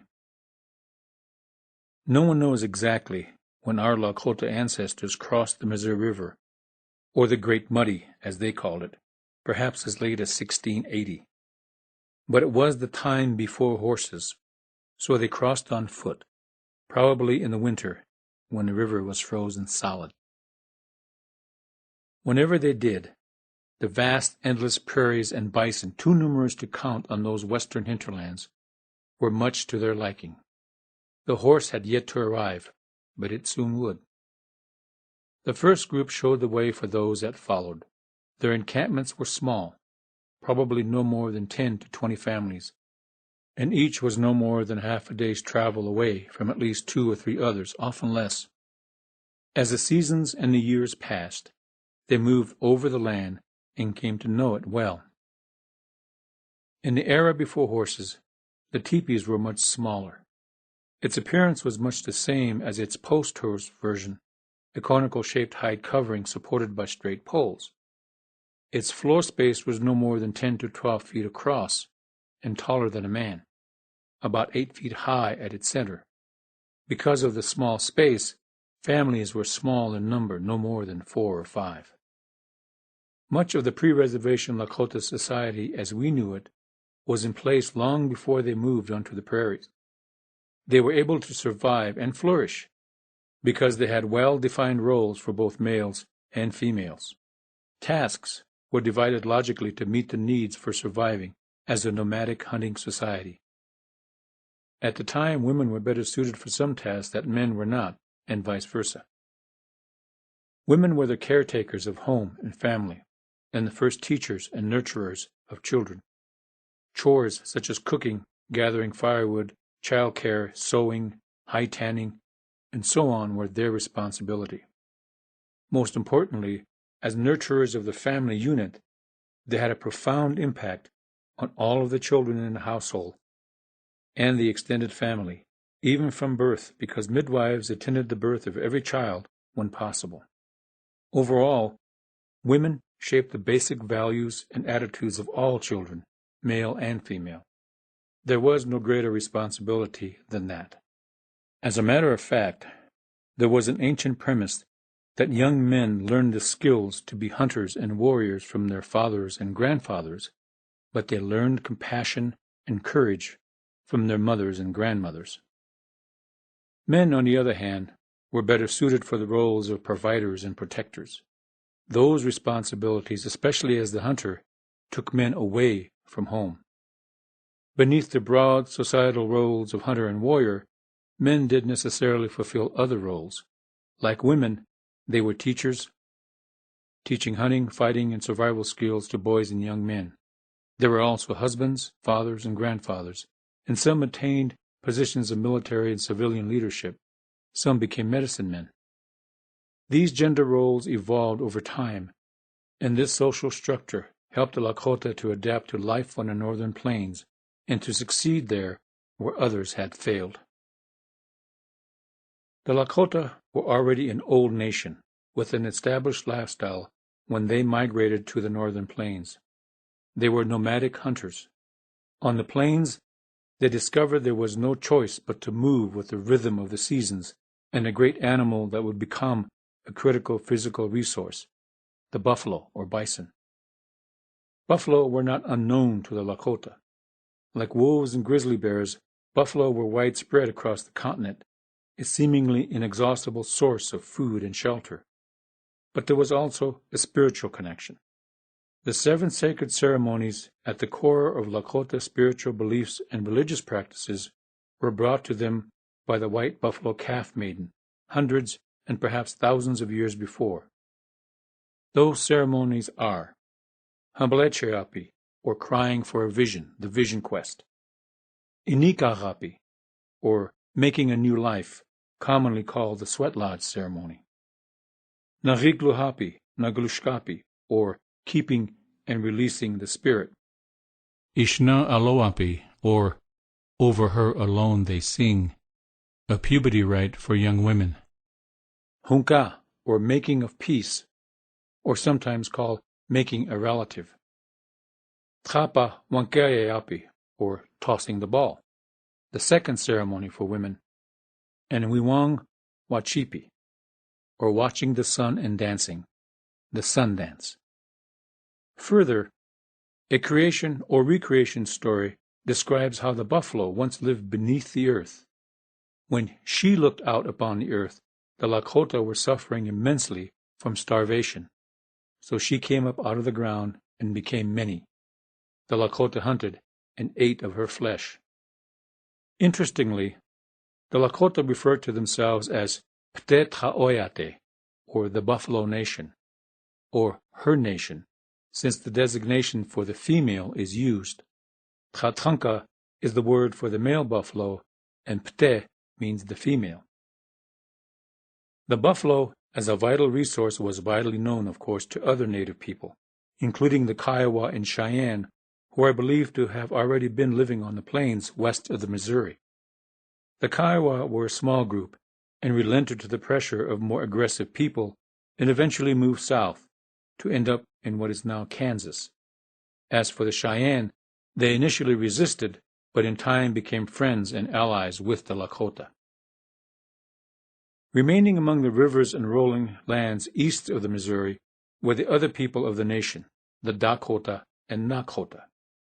They were hunters, like their Lakota relatives, but they were also planters and gatherers, and liked the fertile bottomlands. They labeled their far-roaming Lakota relatives the Titouan, or people of the prairies.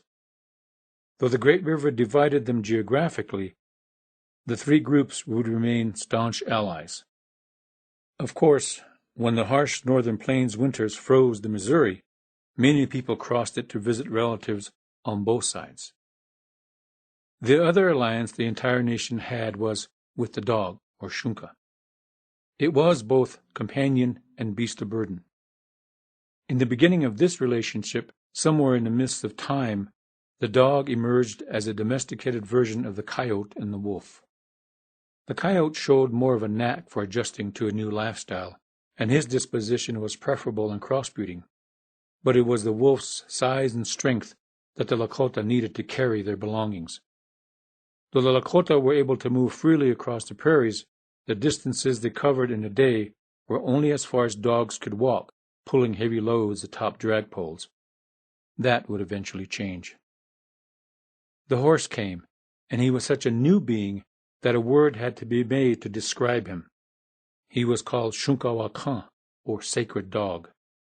It was a logical description because a horse did everything the dog did, but was much larger and stronger. Everything expanded after the horse arrived, including the size of the lodge, the family inside, and the borders of Lakota territory. The lodge that began as 8 to 10 feet across grew to 20 feet or more and stood as tall as 30 feet at the top of its lodge poles. That also meant that lodge coverings had to be made larger and lodge poles had to be cut longer. A usual day's travel of 6 to 10 miles by foot. When a camp move became more than 20 by horse. The western boundary of Lakota territory moved from the Black Hills until it reached a line of mountains ranging north and south, the Shining Mountains, Ochewiakpa, also known as the White Mountains, Ocheska. Those names were given because snow on the peaks gave off a shimmering or white hue when seen from a distance. Today, they are known as the Bighorn Mountains in what is now the state of Wyoming, and the Prairie Mountains in what is now Montana. And the horse did one other thing the dog could not do. He carried people on his back. The impact of the horse on Lakota culture is difficult to quantify. It became so much more than a beast of burden, and it was never the workhorse that it was in other cultures. Not only was a horse well suited to the physical environment of the northern plains, it fit in quite nicely with the established lifestyle of the Lakota. The ability of the Lakota hunter to provide was increased exponentially. Not to mention the fact that chasing buffalo became a heart-stopping adventure. Horses with breakaway speed were chosen as buffalo runners. After they were taught to disregard their inherent fear of buffalo, most likely because they instinctively knew that buffalo were more powerful and much faster, they were trained to pace and parallel galloping buffalo for a few precious heartbeats. This was time enough for the hunter to loose an arrow or two from a distance of 10 yards or less. War horses were those with calm dispositions and quick reflexes. Such horses were trained especially for close combat. They were taught to respond, like the buffalo runner, to subtle cues from the mounted warrior, such as weight shifts and leg pressure. A highly trained warhorse could drag its wounded and fallen rider out of harm's way by means of a long rope tied around its neck and looped under the arms of the warrior. Warriors composed songs to honor their horses, and like the buffalo runners, were picketed by the lodge door every night. No, the horse did not create Lakota culture. It simply took it to levels never dreamed of. The horse was the personification of change. So too, the Lakota themselves were the agents of change simply by crossing the east bank of the Missouri River to the west bank, and to the vast prairies beyond. And it was change that pushed the Lakota to the prairies. The Anishinaabe people, also known as the Chippewa and Ojibwe, in the Lake Country were enemies of the Lakota. They had traded with the French for firearms, and subsequently forced the Lakota, Dakota, and Nakota to move west from what is now Minnesota. As the Lakota moved onto the prairie country, they displaced the Kiowa and Cheyenne. Over time, they came in contact with other people who lived on the fringes of their new territory. To the north, along the Missouri, were the Arikara, Mandan, and Hidatsa. Trade became the basis for a relationship with the Arikara, but the Mandan and Hidatsa were less inclined to do so. Eventually, perhaps due to pressure from the Mandan and Hidatsa, the Iroquois would often raid into Lakota territory, and they were not the only enemies. To the northwest beyond the Black Hills lived the Bird people, known in mainstream history as the Crow. The Lakota called them Kariwichasha, or Crow men. They were among their fiercest and most determined enemies. Further to the northwest beyond the Crow lived the Blackfeet. Lakota contact with them was frequently with a war club, a lance, or a bow and arrow in hand. Clashes between Lakota and the Blackfeet did not happen often, however. There were more conflicts with the Shoshone, who were in the southwestern reaches of what is now Wyoming, among the canyons and the mountains. They were also known as the Snakes, and remained Lakota enemies to the last, to the point of aligning with the United States to ensure the defeat of the Lakota. About 200 Shoshone fighting men rode with General Crook on his push north toward the Little Bighorn in June of 1876. At the Battle of the Rosebud, they, and the Crow who were also along, probably saved Crook from certain defeat. There were enemies to the south as well, below the Running Water River, now known as the Niobrara, in what is now northern Nebraska. There were the Pawnees, who loved to raid north into Lakota territory for horses. Northeast of them were the Omahas, although encounters with them were infrequent. Enemies served a purpose in Lakota culture, and indeed in most of the native cultures of the plains. All the nation shared a common lifestyle, a relationship with the same earth. As such, the Lakota understood their enemies despite their differences, and all the nations respected one another's skill, courage, and tenacity. A prevailing philosophy was that the enemy always came bearing the gift of strength, because people needed to be strong to defend themselves. To defend against an enemy, the Lakota believed that to do what was necessary to defeat him required much the same courage and mental toughness that enabled a hunter to face a grizzly bear. Courage in the face of the enemy was a key ingredient to victory. In addition to having the necessary skill at arms, a fighting man needed to be strong of mind and heart. This common philosophy among the Plains tribes defined how warfare evolved and was conducted. But victory did not necessarily mean killing one's enemy. Victory over the mind and heart was considered to be a greater achievement. The Lakota did not fight their enemies at a distance. Instead, combat was close. Very often one-on-one and intensely face-to-face, fought with hand weapons. In those arenas, the battlefield became a tangle of men and horses. With buffalo hide shields on the left arm, warriors carried a war club or lance in the right and maneuvered their horses, working for the right opening. If the opportunity came, a warrior would simply touch or strike an opponent with his bare hand, as opposed to a killing blow or thrust with a weapon. Such an act, amidst the chaos of battle, was considered one of the bravest deeds a warrior could perform, second only to rescuing a comrade from under the bows and guns of the enemy. Courage and strength of mind were essential. Still, battles between enemy tribes on the northern plains did not occur as frequently as many historians believe. When they did, however, it was an opportunity for men to prove themselves. For the Lakota, demonstrating courage in the face of an enemy was the best way for a man to show himself worthy of leadership on and off the battlefield. But engaging in combat also had a higher purpose. Warriors fought to protect their families and homes. It was considered the highest of callings and a sacred duty. Among dedicated fighting men, there was a belief that it was better to die a poor man while defending one's people than to acquire material wealth and never know the rigors of combat. The Seven Fires. The horse helped to establish Lakota territory by carrying them over the next hill, across great rivers, and to the foothills of distant mountains. The Missouri River had always been the eastern border. To the south, it was the Running Water, or Niobrara River. West of there, it was the Shell, or North Platte River. The Shell turned southward at Elk Mountain, near the present town of Casper, Wyoming. North of there was the southern tip of the Bighorn, or Shining Mountain, stretching north toward the Yellowstone, or Elk River.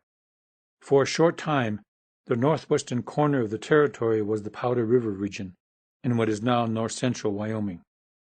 Further east, the northern border was more or less the current North and South Dakota state border.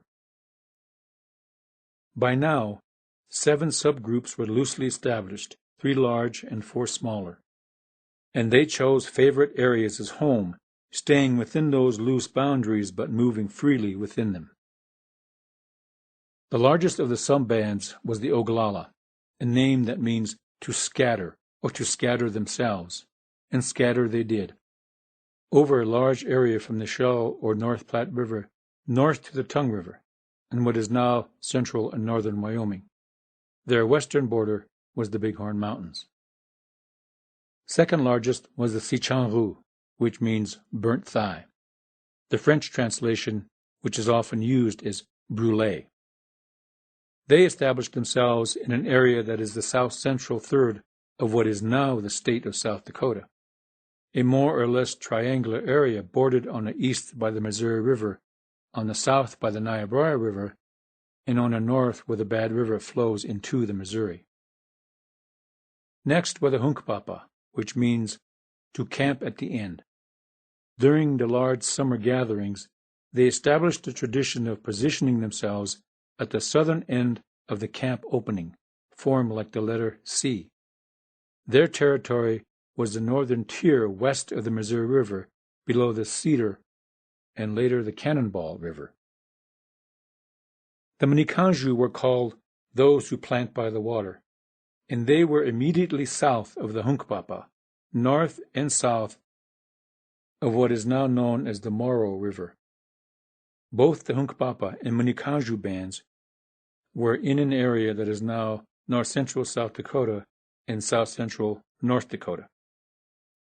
The Itazipachola, or without bows, the Oohenumpa, or 2 boilings, or 2 kettles, and the Sihasapa, or black souls, often translated as black feet, were distinct but small bands, because they numbered less than 1,000 each, and because they were closely related to the Hunkpapa and Manikanju, they were, for the most part, interspersed among them.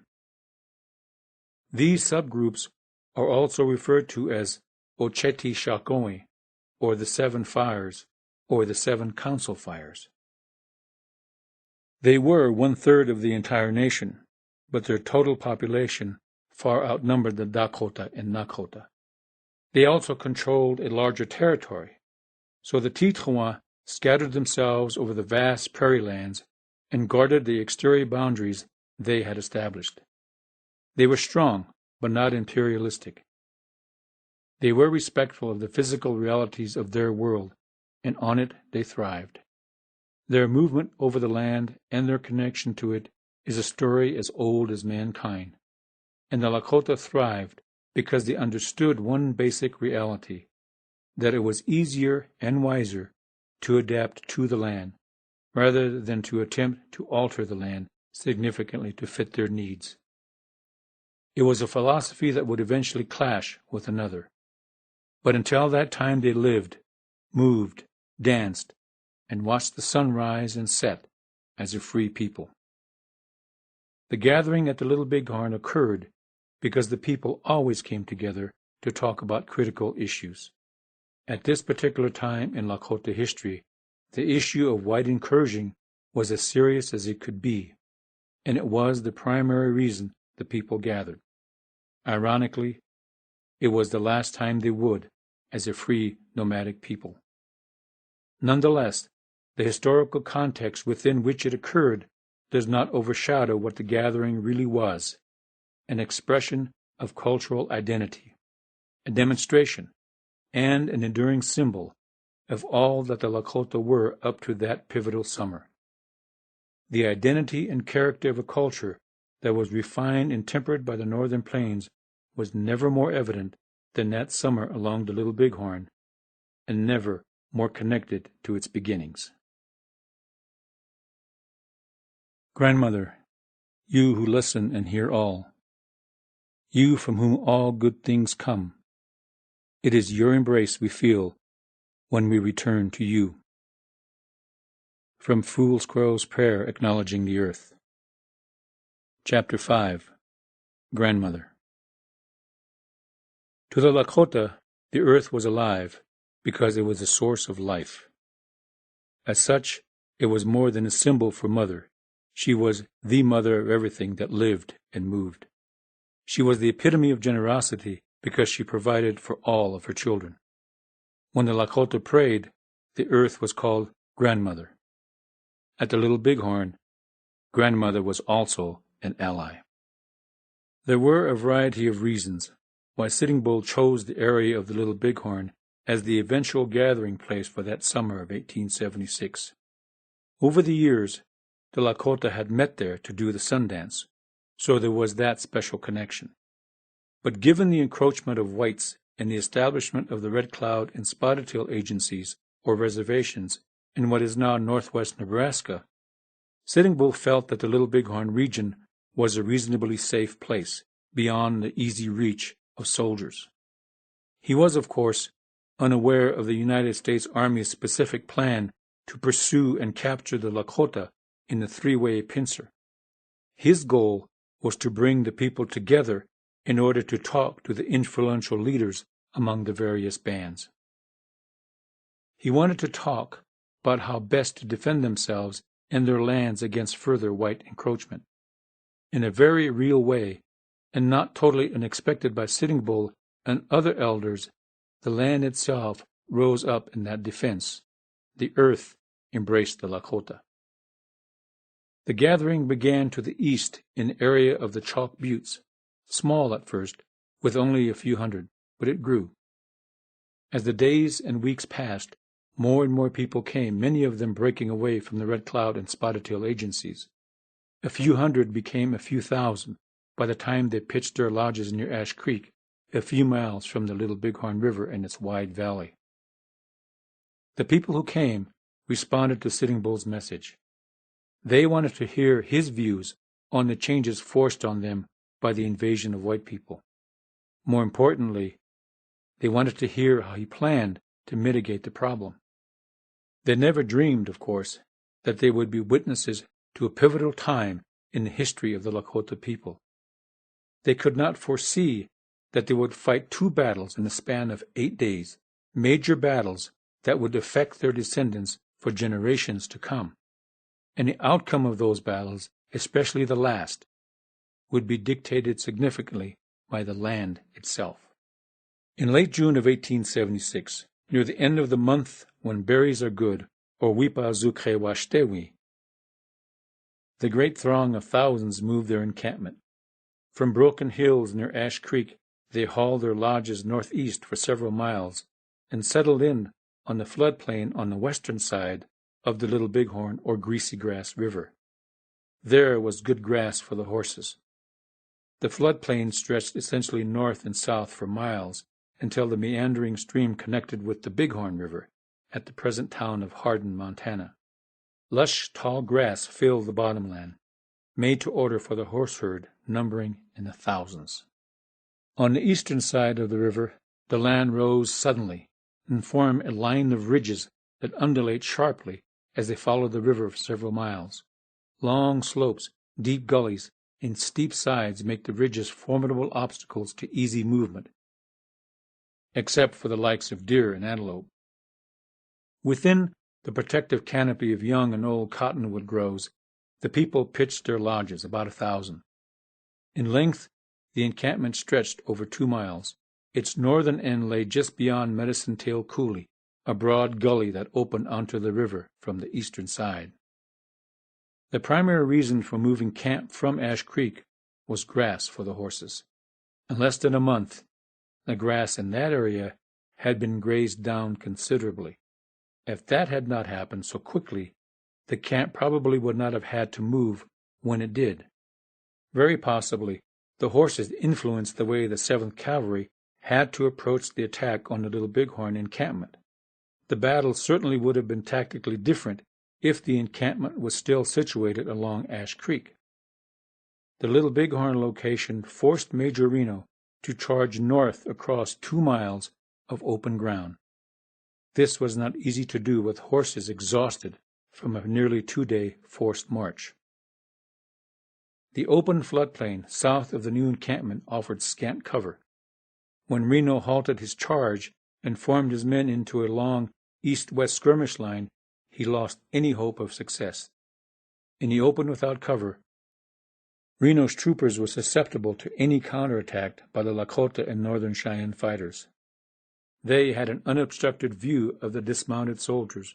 Every 4 soldier moved to the rear with 4 horses, meaning that about 30 were not directly engaged in the fighting.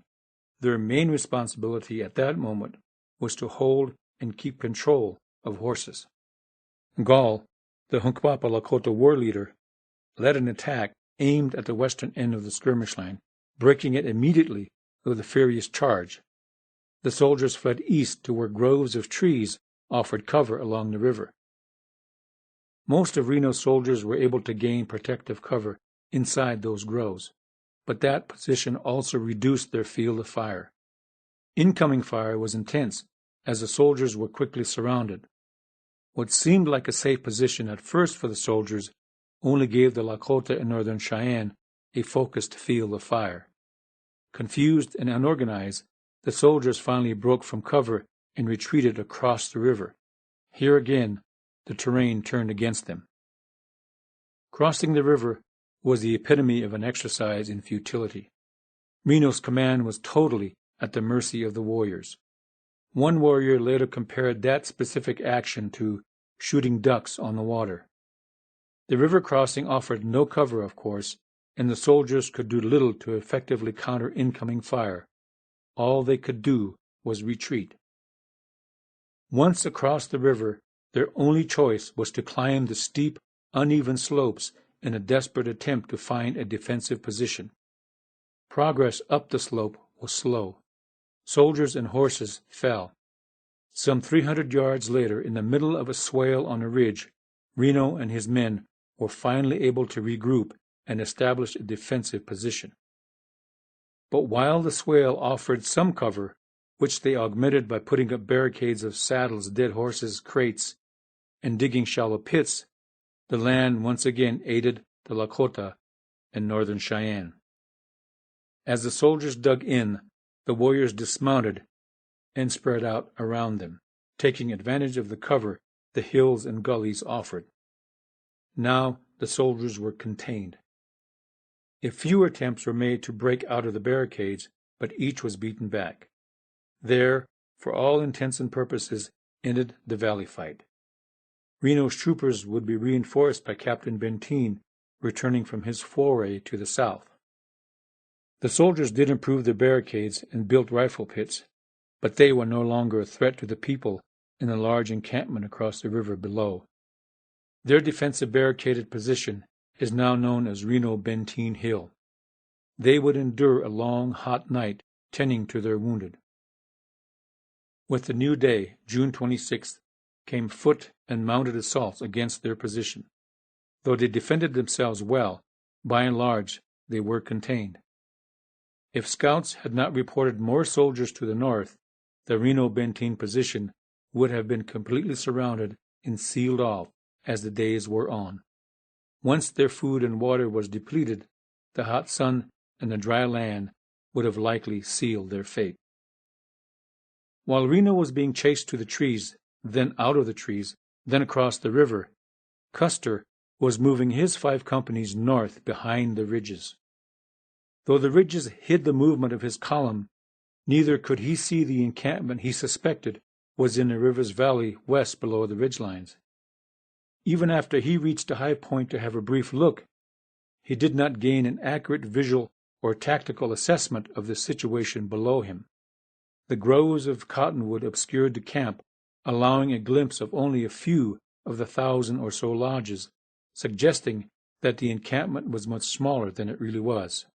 Furthermore, he assumed that Reno was maintaining offensive momentum. Custer proceeded to Medicine Tail Coulee and likely assumed that Reno had the situation well in hand. Because the trees in the floodplain hid the camp, he may have assumed the ford at Medicine Tail Coulee would place him well past the northern end. He could cross and attack the camp. The ridges he had been using as cover prevented him from attacking at any other point into the encampment. It would have been a difficult descent at best down steep western slopes above the river. He would not have had the element of surprise he was so fond of. He lost it nonetheless when he decided to send a patrol across the river.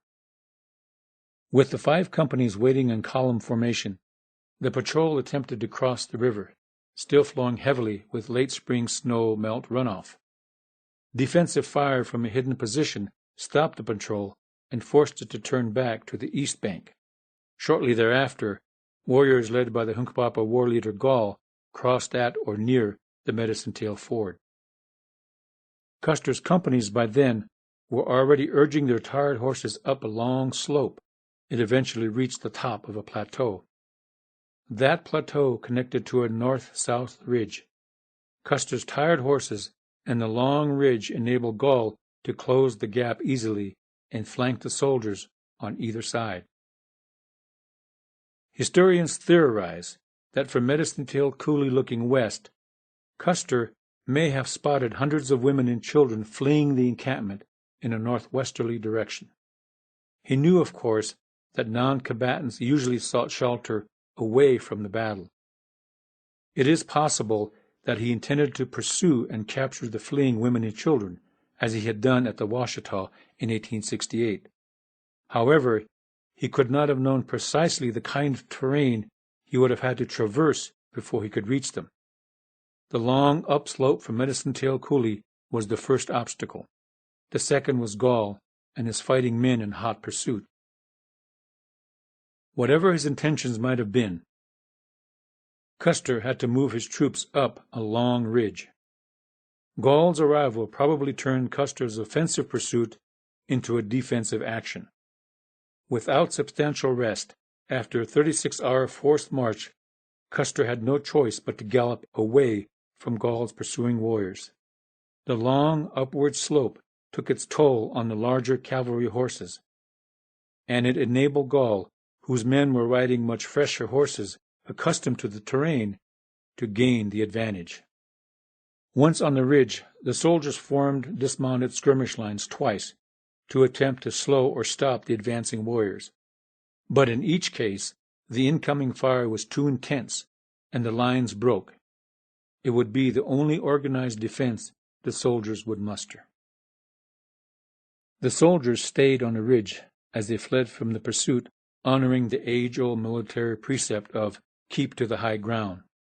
But having the high ground in this case did not give them any advantage because they were flanked on either side and pursued from the rear. There was no other option for Custer's troopers but to move away from the pursuit.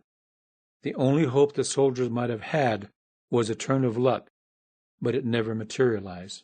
Because they stayed to the high ground, Custer's men were easily contained with a fluid field of fire. As the remainder of Custer's troopers approached the northern end of the ridge, a group broke off and headed west, downslope toward the river. There is no way, of course, to know their exact motivation or who among them took the initiative. Perhaps they thought or hoped there was cover close to the river. Several from this breakaway group were cut down almost immediately after they broke away from the ragged formation on the ridge, but over 24 of them managed to reach a deep ravine close to the river. There they found temporary cover, but unfortunately the ravine was above a known river crossing, one being used by warriors attacking the left flank of the main soldier column. The flanking warriors saw the soldiers huddled in the ravine and surrounded them. 2 or 3 rapid volleys into the ravine turned the soldiers' temporary cover into a grave. Their remains are there to this day. Meanwhile, other soldiers reached the northern end of the ridge, at a spot now called Last Stand Hill. It is actually not a hill, but the end of the ridge and it was the end of the battle for what remained of Custer's 5 companies. There was simply nowhere else to go. Crazy Horse had arrived, after crossing the river to the west and below the end of the ridge. He and his warriors effectively blocked any chance for further advance north, after he had led a devastating charge at a particularly stubborn group of soldiers.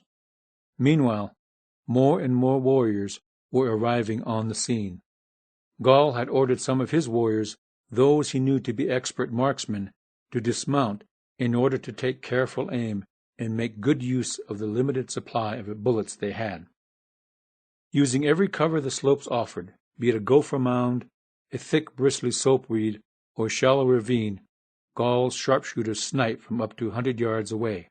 Consequently, between Crazy Horse's thunderous charge and Gall's sharpshooting riflemen, less than 50 soldiers reached the end of the ridge.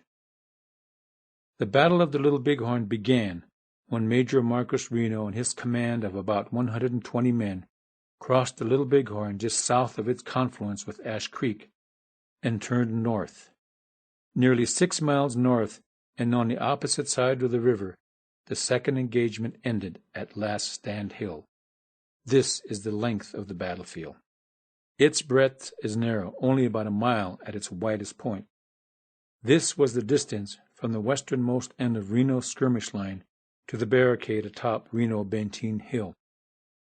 The second engagement was fought in a slim corridor along what is now known as Battle Ridge to its northern tip.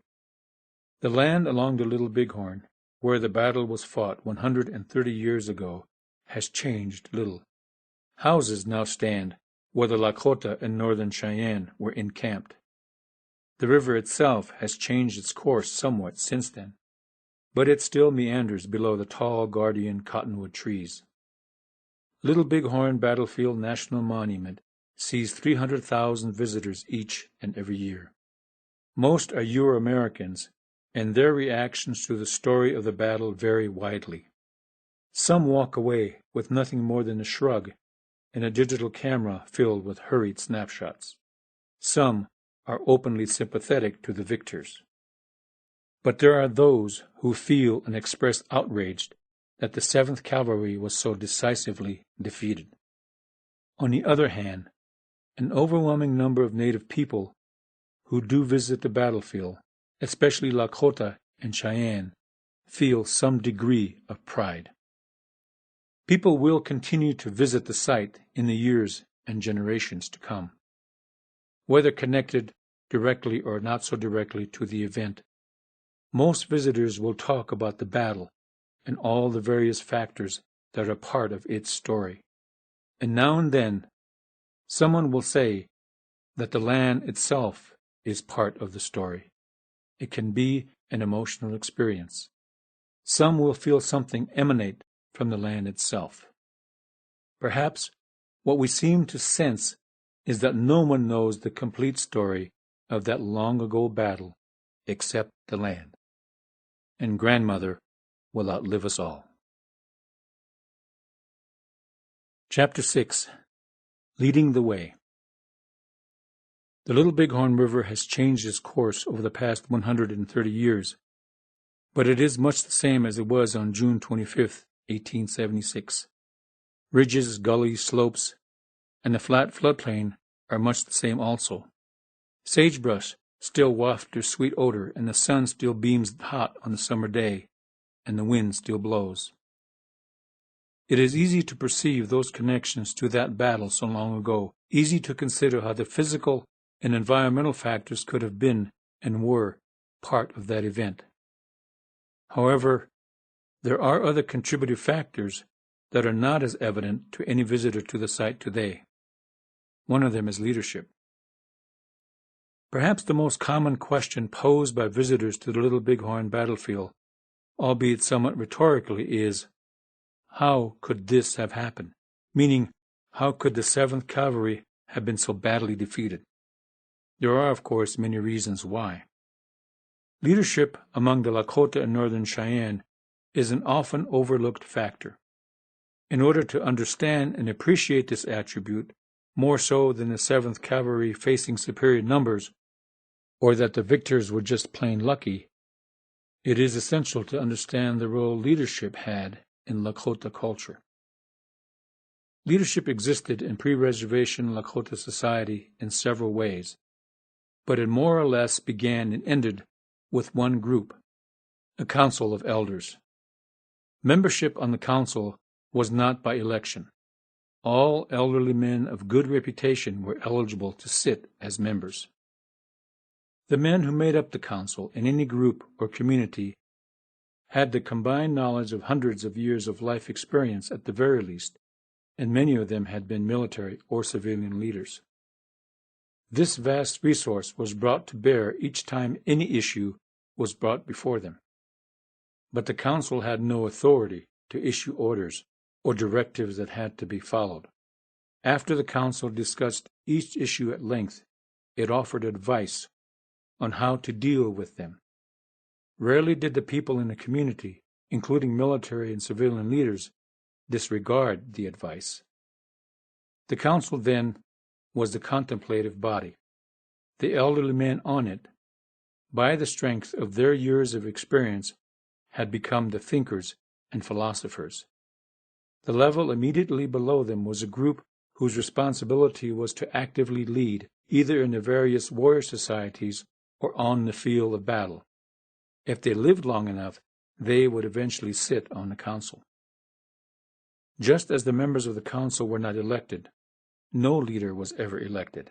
If a man was of upstanding character and had a solid record of accomplishment, he became a leader by popular consensus. That is, the people asked him to lead. Therefore, in order to keep his position, he had to act and make decisions always with the welfare of the people foremost in mind. There was no term of office. He was a leader so long as he was willing and able, and he did not voluntarily relinquish the responsibility, or the people did not oust him. In Lakota society, there were military and civilian leaders. In most cases, a civilian leader had first been a successful military leader, though not every military leader became a civilian leader. The system evolved over many, many generations, and it was one based on actions instead of words.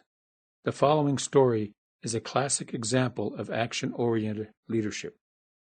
A group of prehistoric hunters, somewhere on the Great Plains of Turtle Island, have surrounded a woolly mammoth. Half a dozen men are armed with long, heavy lances. They have driven their quarry for days, not allowing it to browse or take water. The mammoth is weak, but dangerously surly. Each hunter carries 3 or 4 lances.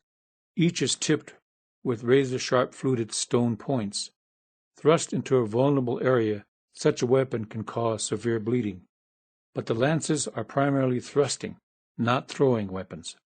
In order to do the requisite damage, the hunters must move well within the striking range of the mammoth, risking their own lives and limbs. The strategy is simple. 1 or 2 hunters dash in close, feigning attack. When the ponderous mammoth turns to defend itself, the hunters on the other side will have a brief opening. But when the moment comes to act, fear and caution hold them back. The oldest man in the group, however, is standing back and carefully observing. He then instructs the others to lure the mammoth a short distance away, then run past a certain thicket when he charges after them. The old hunter hides in that thicket. The other hunters follow his instructions, and the mammoth lumbers past the thicket. At the right moment, the old hunter thrusts his lance deep into the mammoth's ribs, inflicting a fatal wound. After that, another hunter manages to stab the animal, and they all continue to harass it to keep it moving. When the animal has lost too much blood, it finally topples. Though he is nearly past his physical prime, the old hunter is experienced enough to know that luck and opportunity can be a hunter's best weapon. He has also learned to be observant, ever on the lookout for opportunity. Finally, he is courageous enough even though his life is in danger. Back at camp, as everyone feasts, the other hunters tell the people the story of the hunt, having learned the value of experience. But they have also learned the necessity to have the courage and experience to act. The old hunter taught them that. The next time a hunting party leaves camp, all the hunters fall in line behind the brave, wise old hunter. This story of the old hunter is indicative of how leadership was earned and respected in many native cultures. Many aspects of Lakota culture made it unique and unlike many Western cultures. The idea of individual choice was one of them. Every person had free choice, as did every village or family group. For example, war leaders would announce plans to lead a scouting patrol into enemy territory and invite warriors to accompany him. But the invitation was not an order, and warriors could decide to participate or not. The choice was based mostly on the reputation of the man leading the patrol. Likewise, one family group might decide to move their lodges to a favorite site, and another would choose another site. The decision of warriors to join the scout was accepted by everyone, regardless of any opinion anyone had or expressed. In the same way, one family's choice to pitch their lodges wherever they wanted was respected. Individual choice was especially critical in the selection and retention of leaders. It was a very effective counterpoint to arrogance, selfishness, brashness, and bad judgment. One's choice not to follow a particular leader was just as important as the choice to follow. Men who aspired to leadership were well aware of this factor. There was more than one way to become a leader. A fortunate few were born into influential families, or a man could prove himself over time. But courage, character, and good judgment were the necessary prerequisites for leadership, no matter the path to it. A young man from an influential family perhaps had some advantage because of the reputation of a father, grandfather, or an uncle. But at some point, he was also expected to demonstrate the same leadership qualities expected of anyone. If he was unable to do so, any following he might enjoy likely would not extend beyond his family and other relatives. The ultimate proving ground was warfare. A man who consistently demonstrated courage and good sense during the stress, chaos, and confusion of battle would likely do the same off the battlefield. Lakota society had long ago learned the necessity for the warrior. Life was not worth living unless you were compelled to defend it now and again, according to many elders. The defenders were the fighting men. Warriors were one of the obvious indicators of the strength of a community or of a people. The basis for that strength was twofold. One, every male was a fighting man for most of his life. Consequently, the Lakota had a military force always available, one that could act or react instantaneously. Secondly, the commitment of the warrior was the unflinching defense of family and home. Being a warrior was a sacred duty, and dying in the defense of the people was the ultimate fulfillment of that duty. As a line of a warrior's honoring song says, Oyate kinipi ta chalechamu, I do this so that the people will live. Within the overall brotherhood of fighting men were organizations that can only be described as warrior societies. There were various requirements for membership. To the Kariuha, or Crow Owner Society, a man had to have a victory or coup against a Crow warrior. Skayuha, or White Horse Owner, meant precisely that. A man had to own a white horse. Perhaps the most popular was the Kit Foxes, or Trokala, because the Kit Fox was adept at hiding and adapting to its environment. After his younger brother was killed, Crazy Horse formed a warrior society for men who had lost brothers in combat. By and large, each group had its own purpose or identity. The Bravehearts, or Chantet Inzapi, and the Badgers, or Hoka, for example, were the rear guard in any action.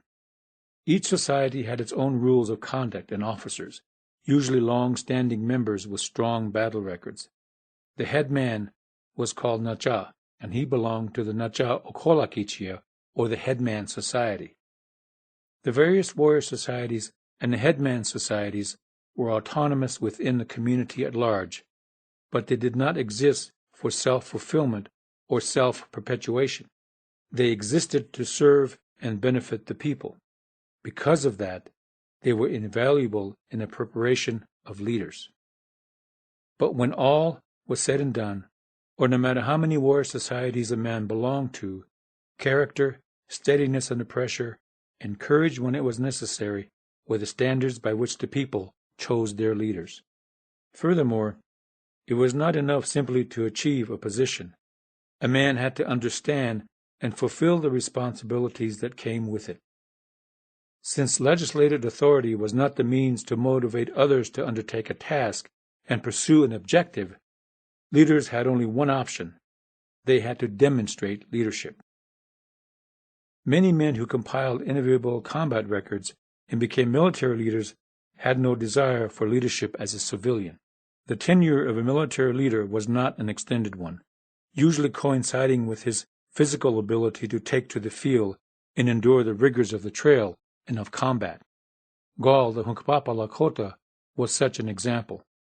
A protege of Sitting Bull, he was a formidable fighting man, standing well over 6 feet tall. He was a shrewd tactician and proved it at the Battle of the Little Bighorn, though sadly he is not given appropriate credit for his role and actions. Later, as an older man, especially when he was in Canada with Sitting Bull, and after they returned in 1881, he was the head of his family and had a following, but he never achieved the status of Sitting Bull. A few did, of course. But there were those who made the transition. The aforementioned Sitting Bull and Crazy Horse of the Oglala Lakota are by far the most notable. Sitting Bull had compiled an outstanding record of achievement as a warrior. In one of his earliest battles, he suffered a serious wound to his hip, causing him to have a pronounced limp for the rest of his life. His record as a fighting man and his ability as an orator set him apart early on. He probably realized that he possessed the qualities people wanted in a leader. Therefore, when the opportunity came, he did not shy away from it. When he began to practice as a medicine man, his compassion for anyone in distress was evident. Because of his wound and his status as a healer, he became less and less active as a fighting man. But he became more valuable as a man with keen insight and the ability to assess any issue from many perspectives. Until the tragic end of his life, the Lakota people respected him for his wisdom and insight. People flocked to Sitting Bull because he was intelligent, charismatic, and wise. During the negotiations, if they can be called that, for the 1868 treaty at Fort Laramie, he sent representatives to warn other Lakota leaders not to touch the pen or sign any document put forth by the white peace commissioners. In his opinion, the Lakota did not need to empower the whites or give them credibility by showing up and listening to anything they had to say. He stayed away to demonstrate his point. In early 1875, after prospectors infested the Black Hills and the buffalo were reduced to dangerously low numbers, Sitting Bull sent a message across Lakota country. He insisted that the white problem must be discussed and solutions found to stop the invasion into Lakota territory. The response to his message indicated the extent to which others shared his concerns, but it was also a clear statement regarding the extent of his influence as a leader. In the days after the Battle of the Rosebud on June 17, 1876, the gathering that moved from Ash Creek to the valley of the Little Bighorn is estimated to be between 8,000 and 10,000 people. That number was nearly half of the entire Lakota, Dakota, Nakota nation in 1876, and most of those people broke away from the white-controlled agencies to attend the gathering. Few leaders anywhere in North America have been able to bring together a third or even a fourth of a nation under similar circumstances. During the ghost dance phase of 1890, as desperation and confusion seemed to be the rule, Sitting Bull kept his counsel. wanting to learn as much as he could about Wovoka's answer to the white problem. Wovoka, of course, was the Paiute prophet who claimed to have seen a vision during a solar eclipse, a vision that showed native people how to restore the land to the way it was before the whites arrived. In order to do so, people had to perform a dance through which the dancers communed with their dead ancestors. It was called the ghost dance. Interestingly, Sitting Bull never indicated that the ghost dance was a bad idea. He likely realized that such a pronouncement would only add to the confusion. He did say, though, that everyone had a right to decide for themselves whether to participate or not.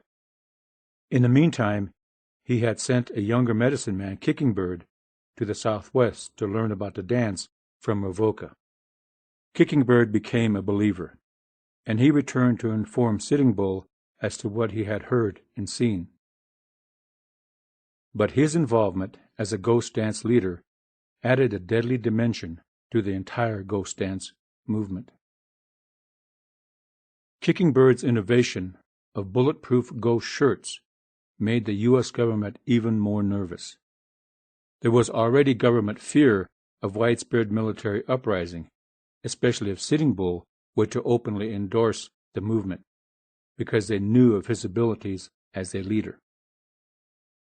If there was a blot on Sitting Bull's record, in some people's minds, it was his stint with Buffalo Bill's Wild West show. It was probably the only self-indulgent thing he ever did. On the other hand, perhaps he was living up to his own philosophy that one had to know one's enemy as well as possible. Unlike Sitting Bull, Crazy Horse was not an orator. In fact, in his life he spoke in public less than 5 times. Probably because the mantle of leadership was offered to him while he was still a young man, Crazy Horse was a reluctant leader. Crazy Horse's exploits as a fighting man drew other fighting men to him. His individual achievements came early. Consequently, he became a combat leader as a very young man, reaching that status sooner than any of his predecessors. He frequently exhibited opposite sides of his persona as a warrior. On one hand, he was reckless to a fault, seemingly taunting death. On the other hand, he was capable of staying unwaveringly calm in stressful situations. Riding with him into battle meant that any man who was injured or killed would not be left on the battlefield. Away from the battlefield, Crazy Horse was a quiet and contemplative young man. He had a lifelong habit of taking care of elderly people first. Whenever he hunted, before he would take meat to his own family, he made sure the elderly had enough to eat. He influenced others to do the same. As a teenage boy, he had been present at the Grattan incident and saw the aftermath of General Harney's attack on Little Thunder's village. Therefore, he understandably and steadfastly advocated resistance to white encroachment. It was clear to people that he was willing to stand on his convictions and take action that would ensure and defend the welfare of the people. His only stumble, as far as many Lakota are concerned, was his attempt to steal the wife of another man, never mind that she was the love of his life. His father had warned him of adverse consequences, but in a rare show of bad judgment, Crazy Horse put his own desires ahead of the welfare of the people. The entire escapade turned out badly, nearly costing him his life. In the interest of harmony among his own people, he gave up the love of his life and never again forgot his place and his responsibility. If Crazy Horse were to be remembered for one thing, and one thing only, it would have to be for his willingness to take the lead. He was always ready to set the example with action, rather than with direct words. The people put their faith in him because of what he did, so they came to him willingly and often. It was not unusual for him to discover that a new family or two had quietly joined his village, sometimes during the night. Crazy Horse and Sitting Bull were extraordinary military as well as civilian leaders, and Crazy Horse has gone down in history as the epitome of both. But they are not isolated examples. In each of the 7 Lakota divisions, there were such men. All of them are still respected, revered, and remembered by the people who knew them best. The Lakota people remember them all, not because they were perfect, blameless, or never made a mistake. They remember them because of their commitment to their calling, because they did not shirk the awesome responsibility that was, in most cases, thrust upon them. Good leaders continued to be remembered because when the time came, they lived up to their God-given abilities, and they often accomplished this in spite of their weaknesses. They understood what their community and culture expected of them. Though they experienced moments of doubt, failed now and then, and were criticized and ridiculed, they did their best to endure it all. Some of them, like Sitting Bull, Spotted Tail, Red Cloud, Swift Bear, Crazy Horse, Touch the Clouds, and Gall, were larger than life, and their names are familiar even to people who know little or nothing of Lakota history or culture. But even the most legendary among them was as human as the least. Interestingly, the kinds of leaders mentioned above were successful, although the Lakota language does not have a word for authority, as non-native linguists and lexicographers learned in the early 20th century. The Lakota word closest to the meaning of authority was wawashake, which meant strength or power. But it was and is more applicable in describing how those leaders of the past were able to lead. They did so because each man defined his position with his strengths and weaknesses, his character, experience, and commitment. The position did not define him, nor did it give him power or authority. It gave him a responsibility to serve the people, not a pathway to glory or status to serve his ego. Good leaders would find their villages growing, one or a few lodges at a time. It was at once a vote of confidence and that much more responsibility. And good leaders prayed for the ability to live up to it. On the other hand, it was not at all unusual for an inept or arrogant leader to awaken on a morning and discover that his was the only lodge in the village. Leadership, then, was a factor at the Little Bighorn. The 7th Cavalry did not attack a village whose fighting men were inexperienced in combat, or whose military leaders did not understand tactics, or whose civilian leaders were unaware of the enormous responsibility of meeting the needs of 10,000 people. Within the ranks of the Lakota and Northern Cheyenne warriors were many leaders who were admired and respected by the men who followed them. Among the various villages and communities were elderly men whose years of experience enabled them to wield wisdom as effectively as a lance. All of those leaders were admired and respected because they had risen to the ranks of leadership by proving themselves over and over again, because they had learned from their mistakes as well as their successes. The Battle of the Little Bighorn was not the last or only situation where leadership was demonstrated with action first. It happened there because that was the way leadership was defined in the Lakota culture. But this battle, perhaps more than any in a Lakota-white conflict, stands as the best example of the power of action-oriented leadership. Hiupo, follow me. The first command always spoken by Lakota war leaders. Chapter 7. Follow me. Sitting Bull, like many of his generation, watched the inflow of whites into Lakota territory turn into encroachment on everyday life. It soon became an outright invasion that killed off most of the buffalo herds on the northern plains by 1875, and more white miners infested the Black Hills because of the discovery of gold there. These were only some of the alarming realities that Sitting Bull wanted to change before it was too late. To do so, he had to work with the leadership hierarchy that existed among the Lakota. He had to talk to the older men who were the heads of families and villages, and to his contemporaries. That was the primary reason he issued the call for the people to gather in the spring of 1876. None of the civilian or military leaders who were part of the great encampment of 1876 had been elected to their positions. They became leaders because of their character and their deeds.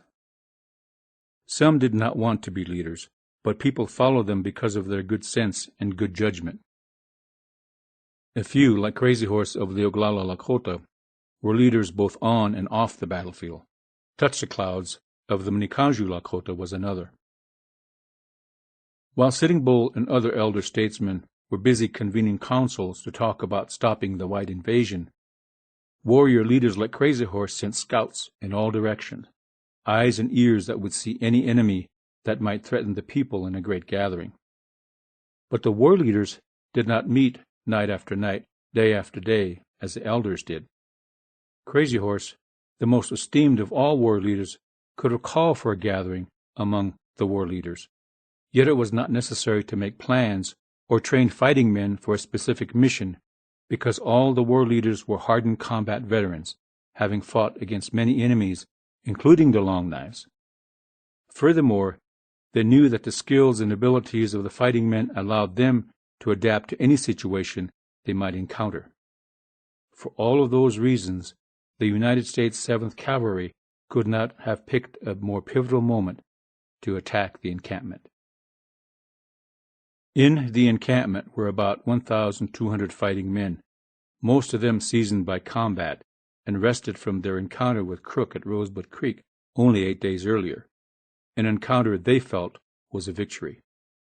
Initially, less than 100 warriors responded after the first alarms were raised as Reno's men were urging their stumbling horses across the open ground toward the southern end of the camp. Some were on foot, and many were mounted. All were armed and angry.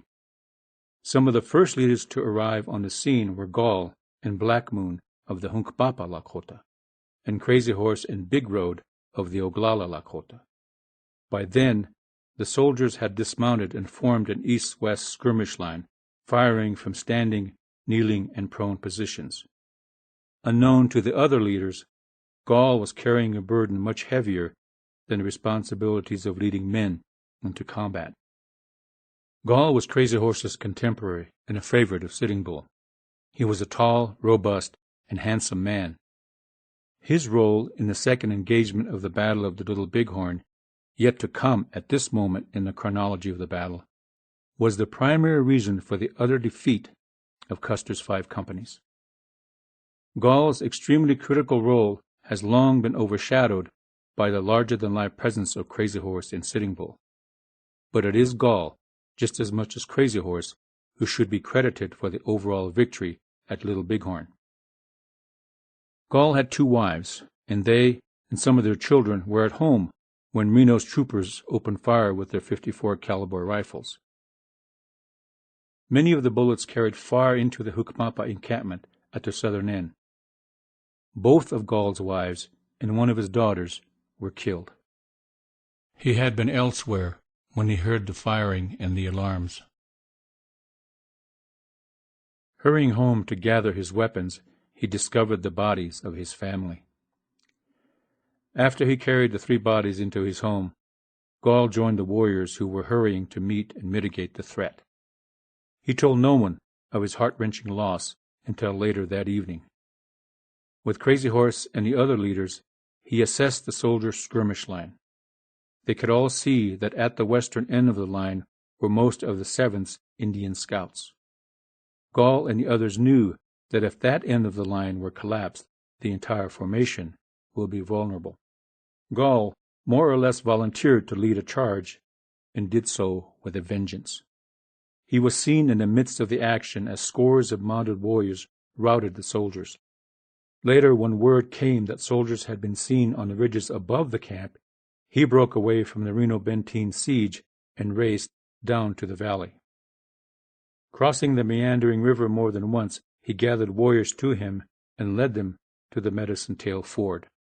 There they saw a column of soldiers moving away to the northeast and up a long slope. Behind them was a small group of hard-riding Lakota warriors led by a man named Crow King. Once across, Gall sent flankers to the right and left, a tactic that prevented the soldiers from turning back toward the river. He and his men noticed immediately that the soldiers' horses stumbled frequently up the long slope. Gall had his men fire sporadically to save precious bullets, but also to let the soldiers know they were being pursued. Near the top of the slope, they closed the gap considerably and merged with Crow King and his men, and managed to scatter a squad of soldiers that had dismounted and formed a skirmish line to fire at the oncoming warriors. The sight of mounted warriors bearing down apparently unnerved the soldiers. A few of them fled on foot, and it was here that Gall's warriors inflicted their first casualties. Further along the ridge, more soldiers attempted another skirmish line. Gall selected several warriors to dismount and take deliberate aim from cover. Accurate incoming fire from those hidden warriors and more warriors gaining the ridge quickly eliminated the second soldier skirmish line.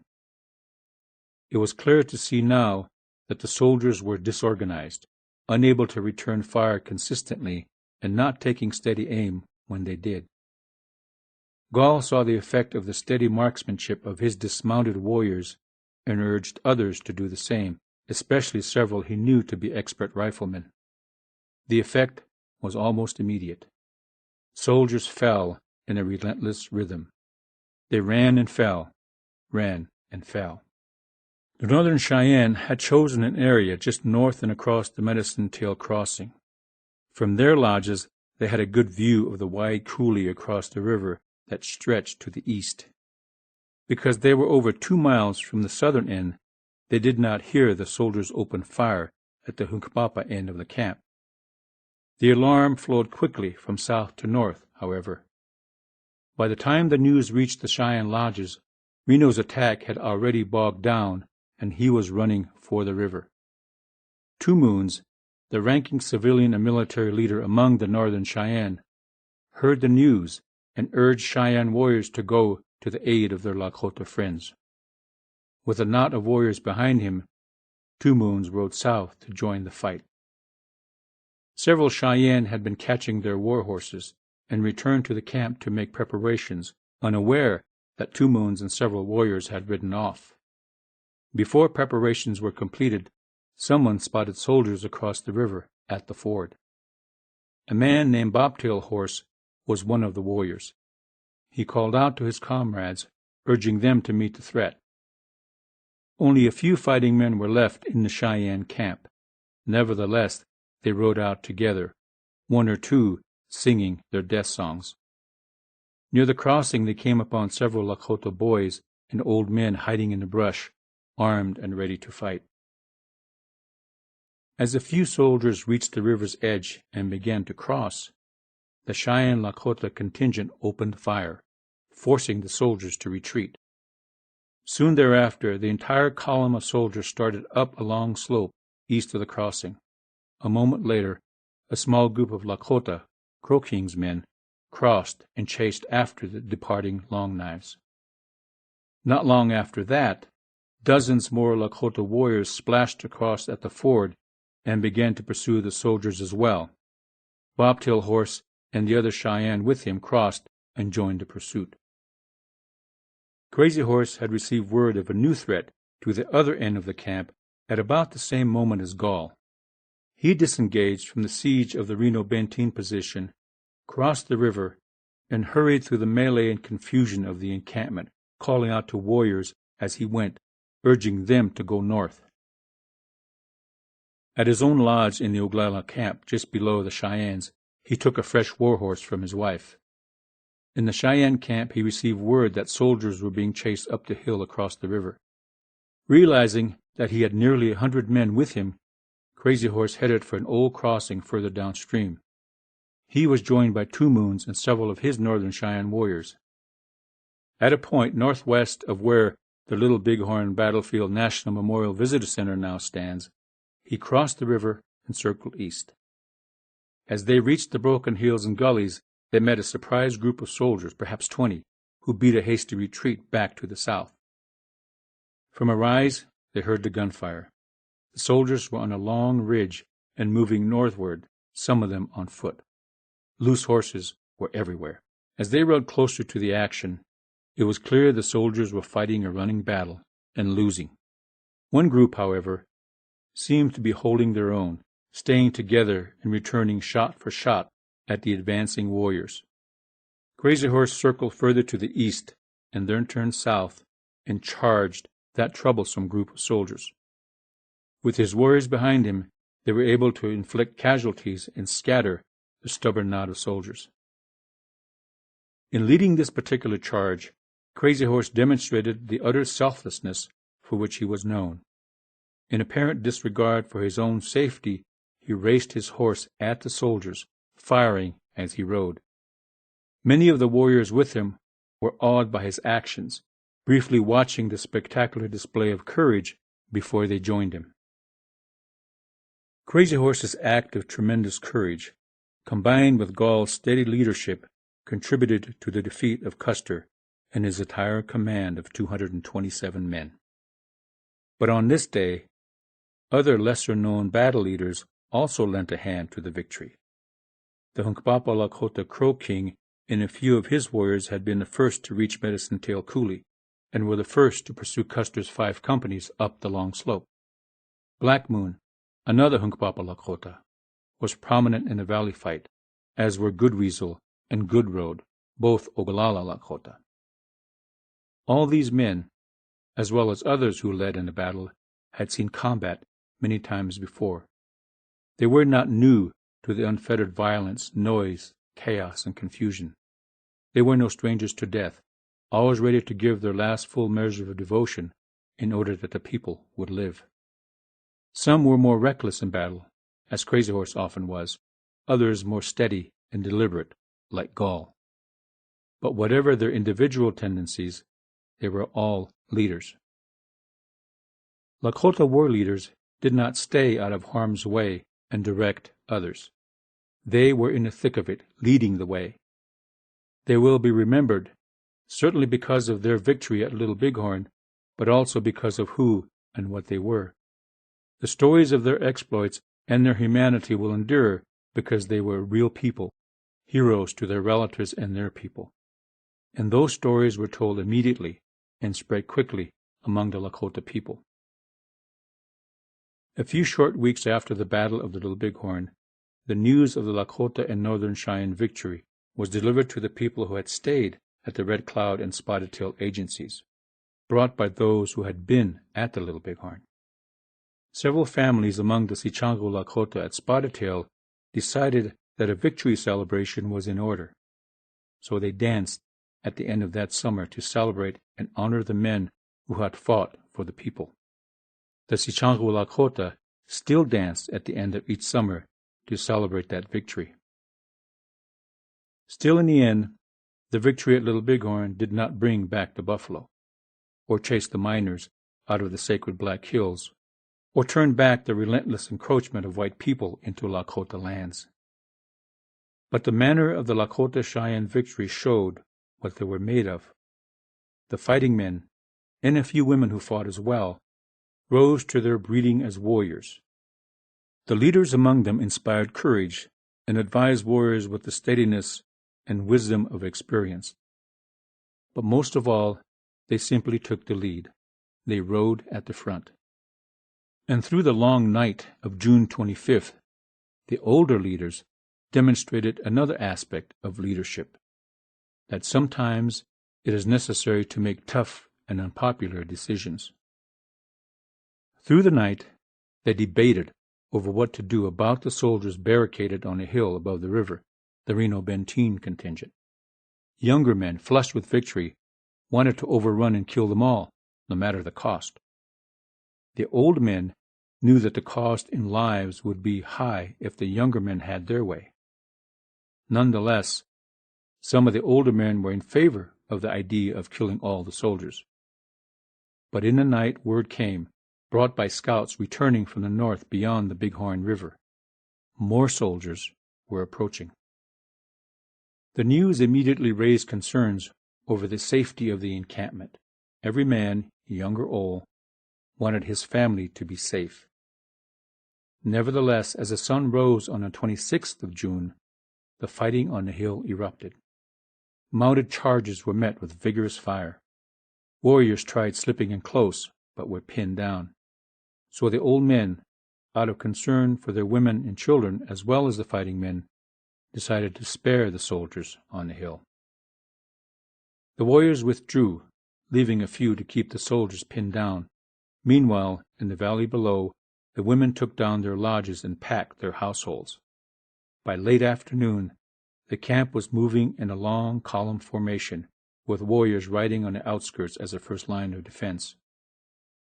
The soldiers could do nothing but watch, likely with a certain sense of relief.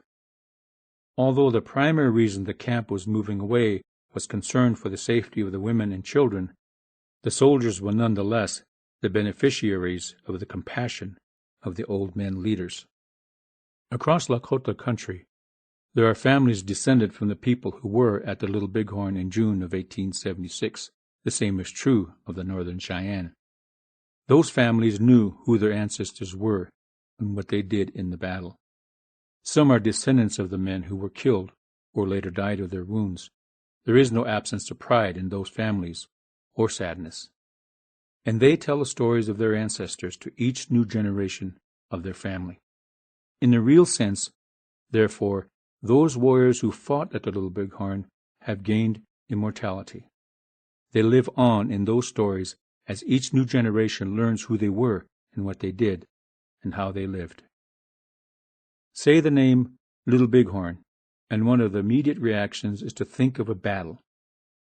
Many names are connected to the Battle of the Little Bighorn: Custer, Reno, Benteen, Keogh, Curly, White Man Runs Him, and Bloody Knife on one side. Sitting Bull, Crazy Horse, Gall, Black Moon, He Dog, Crow King, Good Weasel, Big Road, Two Moons, Wooden Leg, and Bobtail Horse on the other. Of course, there are many more.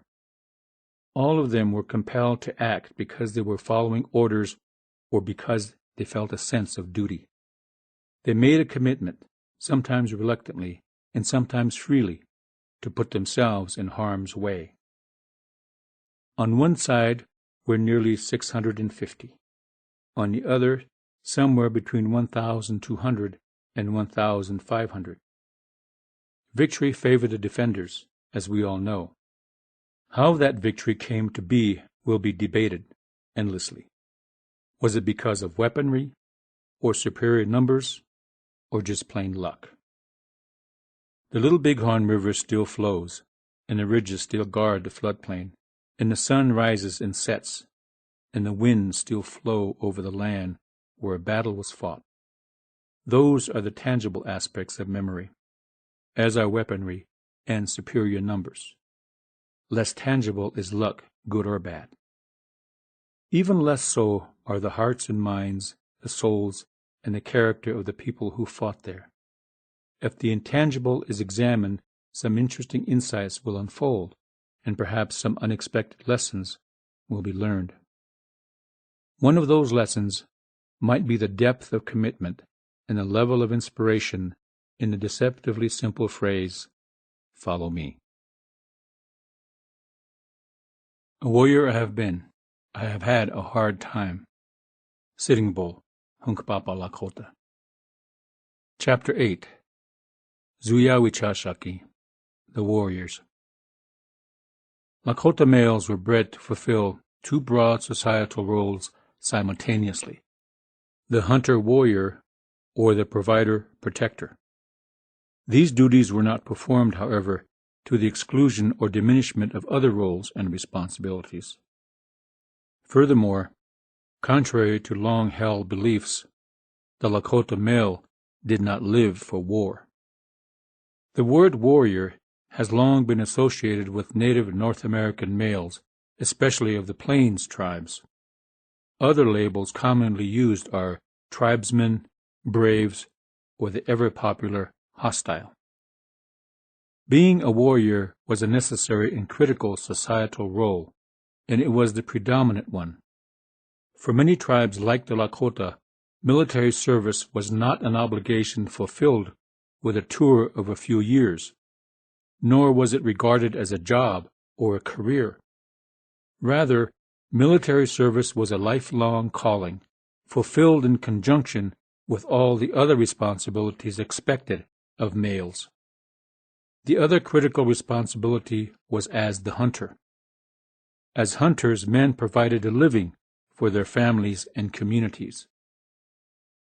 The equipment, skills, and abilities necessary for being both a hunter and warrior were interchangeable, most notably in the area of weaponry.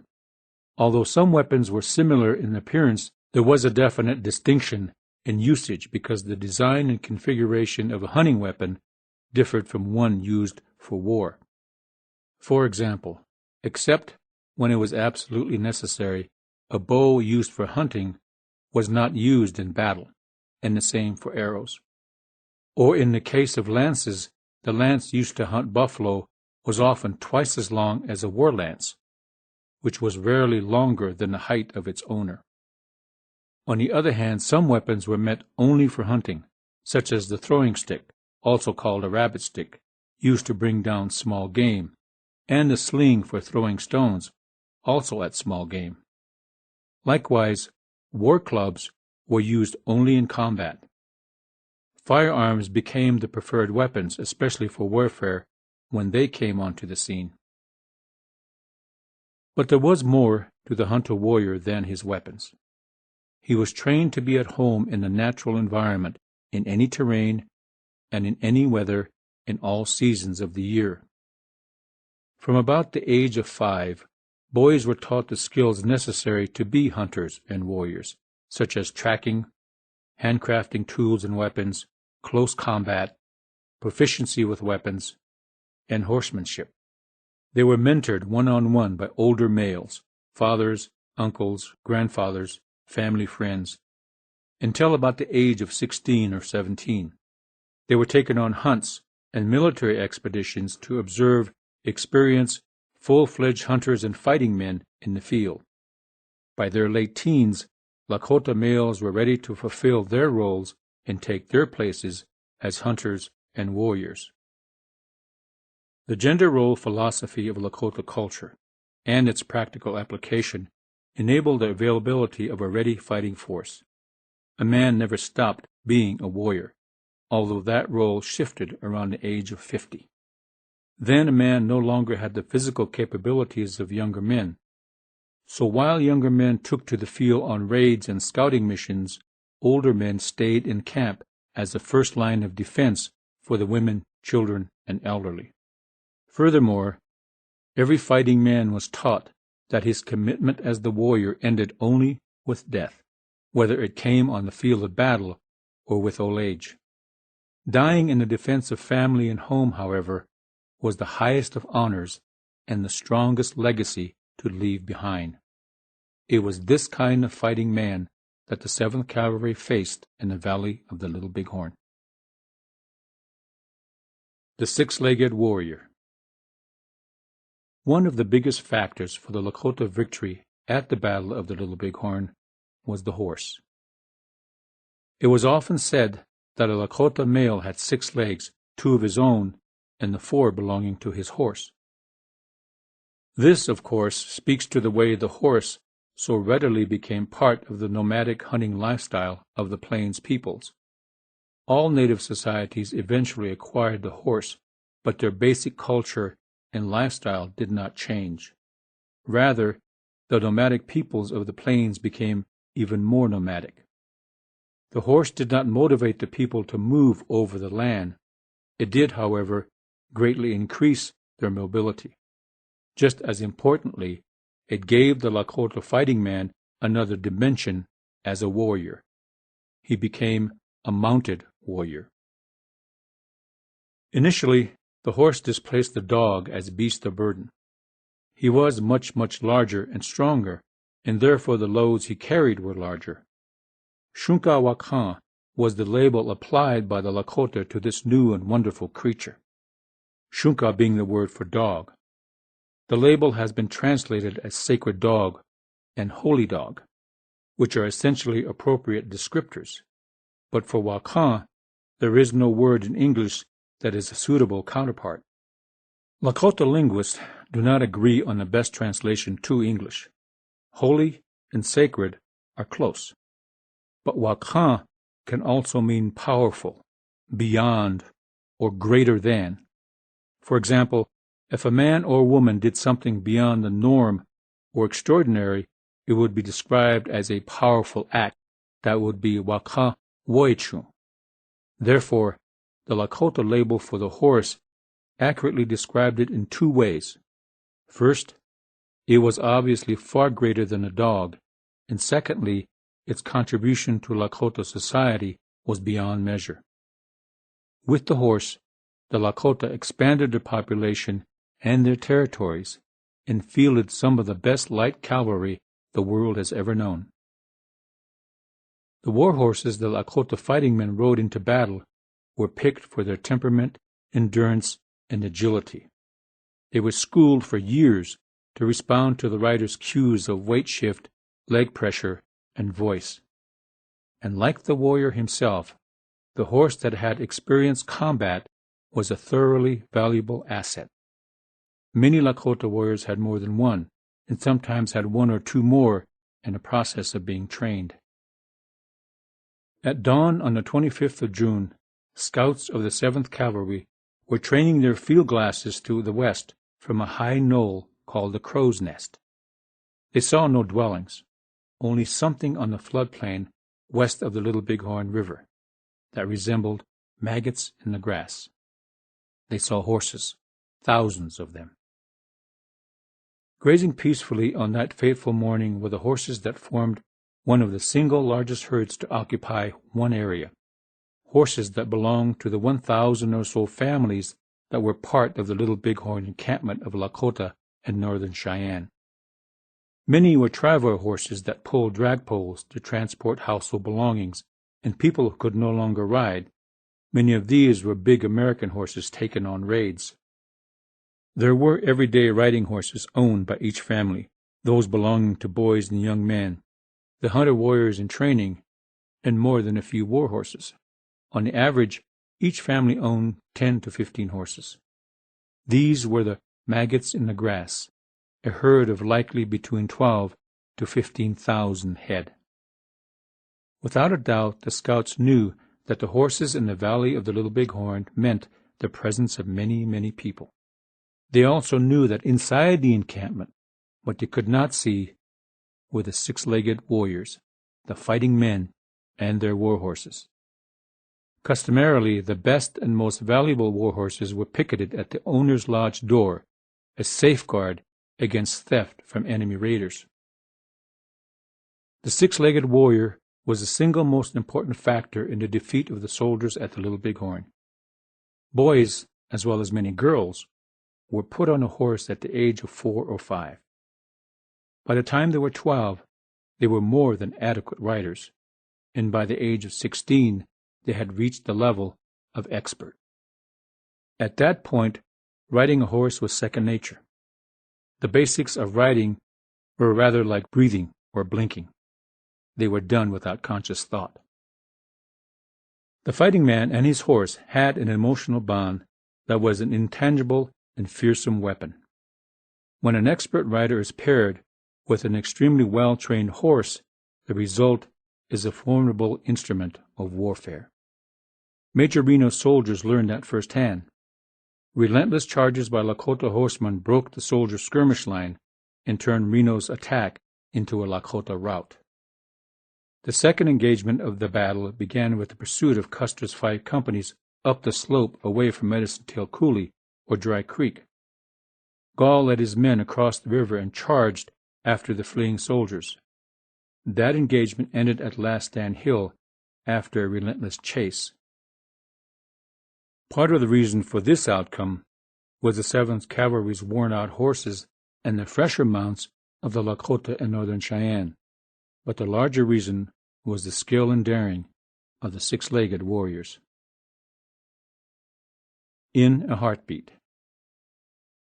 In the 1950s and 1960s, Lakota and Cheyenne schoolchildren were taught the story of the colonial Minutemen. They were ordinary men who farmed and followed other pursuits of the day, but who also kept their rifles and powder horns at hand in order to respond at a minute's notice to the ever-present threat from the British Army. Native societies across North America invented this strategy long before the American colonies were established.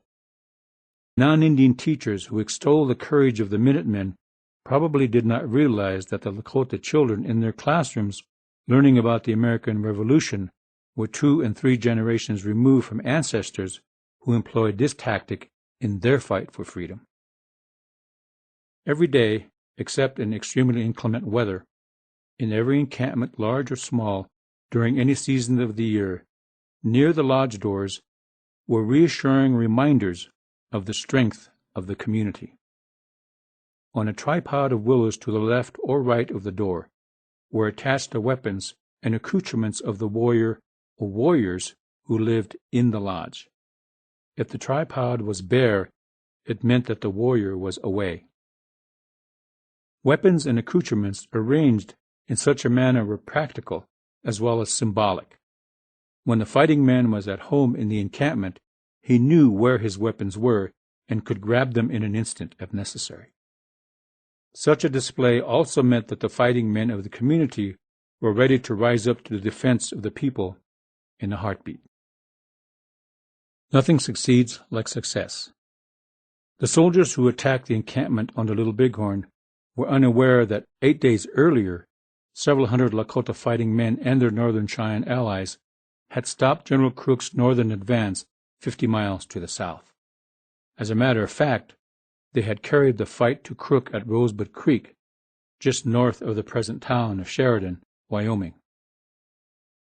In a real sense, the Battle of the Little Bighorn and the Battle of the Rosebud were 2 separate events. But the outcome at the Rosebud bolstered the confidence of the Lakota and Northern Cheyenne, not to mention that it provided valuable experience. Yet the Battle of the Rosebud is rarely considered a factor in the outcome of the Battle of the Little Bighorn. When the first shots opened the Rosebud battle at dawn on the 17th of June, Crook's soldiers and their Crow and Shoshone allies were working from a night's rest. On the other hand, the attacking force led by Crazy Horse had just completed a 50-mile ride in the dark. Without any rest, they engaged the enemy in a battle that ended in the late afternoon. When Crazy Horse decided to withdraw his fighters from the field, Crook did not have the means to stop him. Subsequently, the Lakota and Northern Cheyenne rode the 50 miles back to their encampment, which was near Ash Creek at the time, arriving at dawn after nearly 36 hours without significant rest.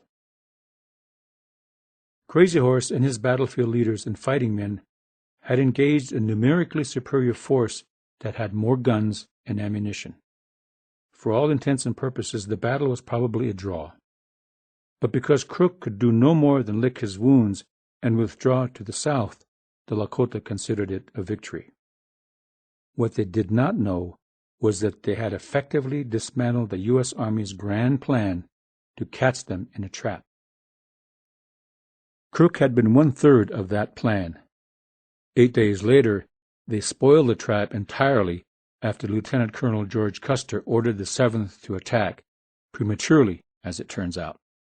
Little Bighorn would have still been a victory for the Lakota if Rosebud had not occurred, simply because there were too many factors in their favor. But confidence bolstered by the outcome at Rosebud Creek was an immeasurable advantage. When Lakota fighting men realized that the Little Bighorn encampment was under a full-scale attack, many of them thought it was the soldiers from the Rosebud fight seeking revenge. A recurring thought must have gone through many of their minds. We did it once, and we can do it again. A vision fulfilled. A few short weeks before the Battle of the Rosebud, while the people were still encamped along Ash Creek, Sitting Bull had conducted a sun dance and was given a vision. He had seen soldiers and their horses falling from the sky, their ears cut off. they were falling into a circle of Lakota lodges. Soldiers falling into camp became a prediction of victory, and many were quick to say that Sitting Bull's vision had been fulfilled at the Rosebud. But many elders were just as quick to disagree, because Crazy Horse had carried the battle to the soldiers. There were those who felt strongly that the Hunkpapa holy man's vision had yet to be realized.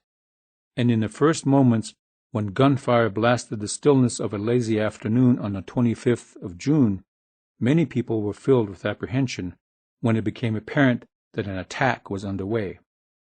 But at the same time, many remembered Sitting Bull's vision, even as they prepared for battle or grabbed the children and elderly to flee from the soldiers. Sitting Bull himself exhorted warriors to have courage and remember the helpless ones, but not because he was uncertain of the outcome of the developing battle. He shouted encouragement because he knew that the courage of warriors was key to fulfilling his vision. Sitting Bull was at the height of his influence and power as a holy man. He had been a formidable warrior in his younger days and had won nearly 70 war honors.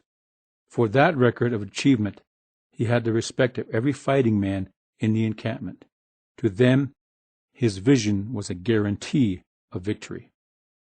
No one was foolish enough to think that fighting the soldiers would be easy. The threat had to be confronted, and so it was. No one had to remind any fighting man of the dire consequences if the soldiers were to gain the advantage.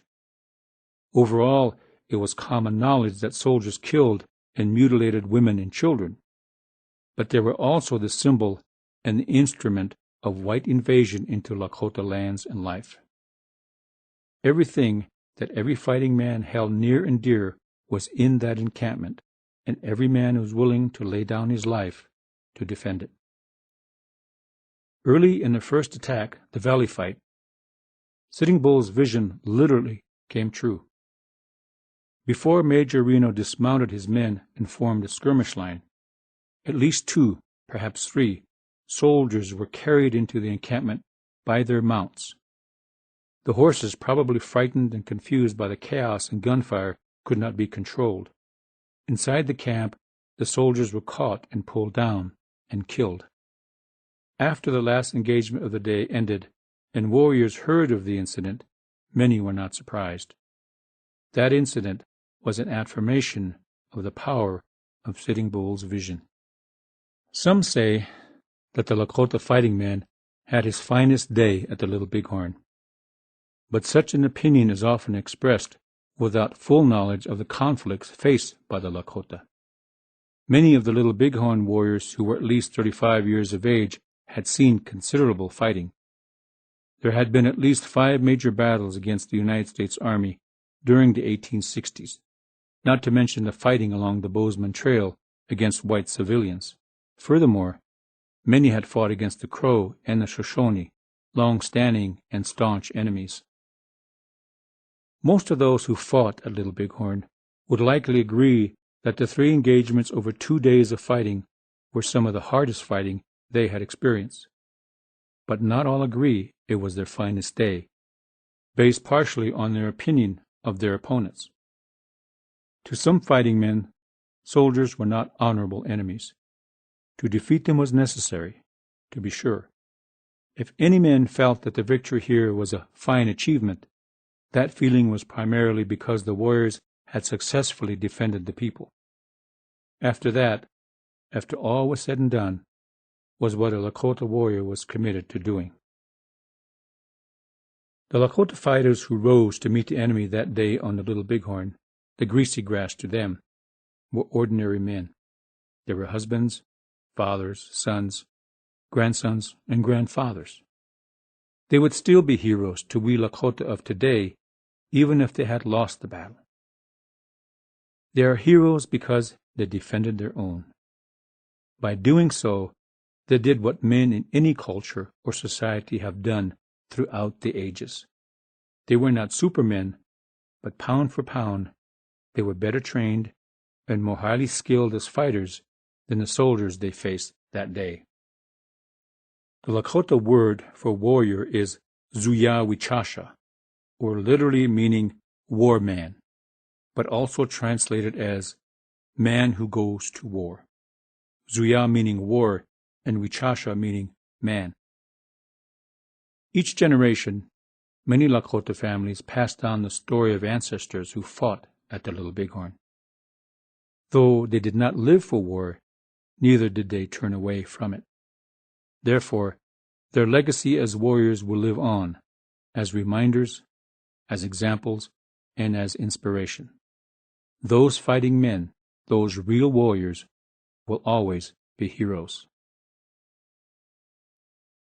Chapter 9. The Long Knives. Milahaska, they were called, long knives. One of the most distinctive features immediately noticed by the first Lakota to see soldiers of the United States Army was the sword. So the name stuck.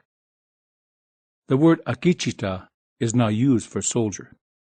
Lakota people used the word in reference to the 19th century soldier, but it was not initially applied until after the turn of the 20th century.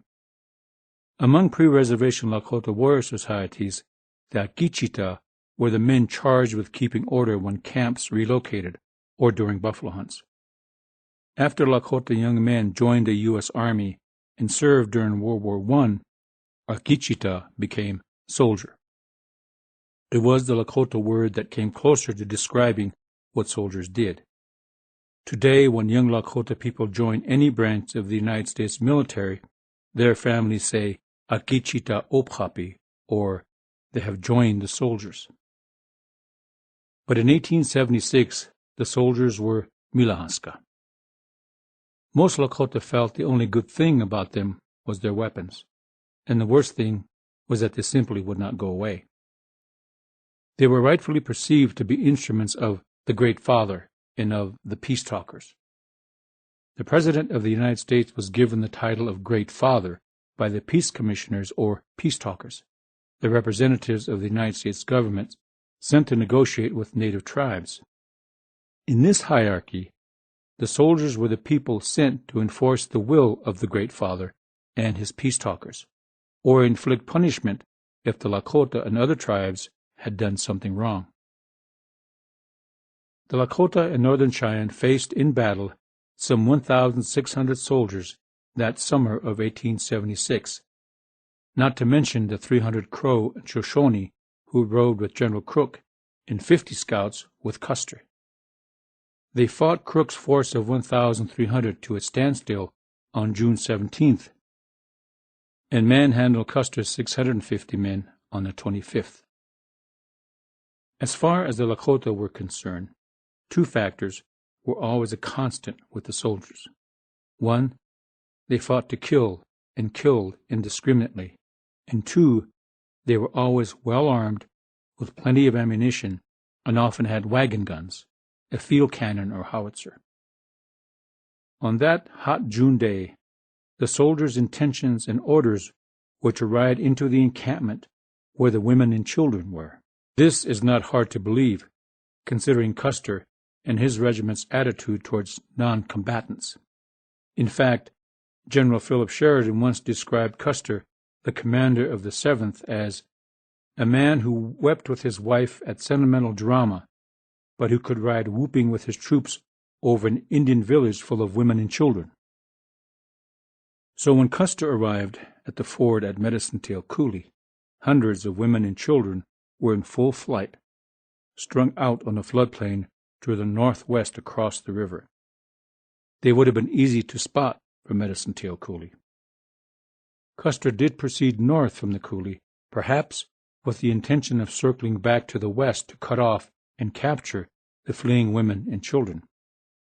But his truest intentions will never be known because Lakota warriors crossed the ford and pursued him, forcing him to run and fight at the same time.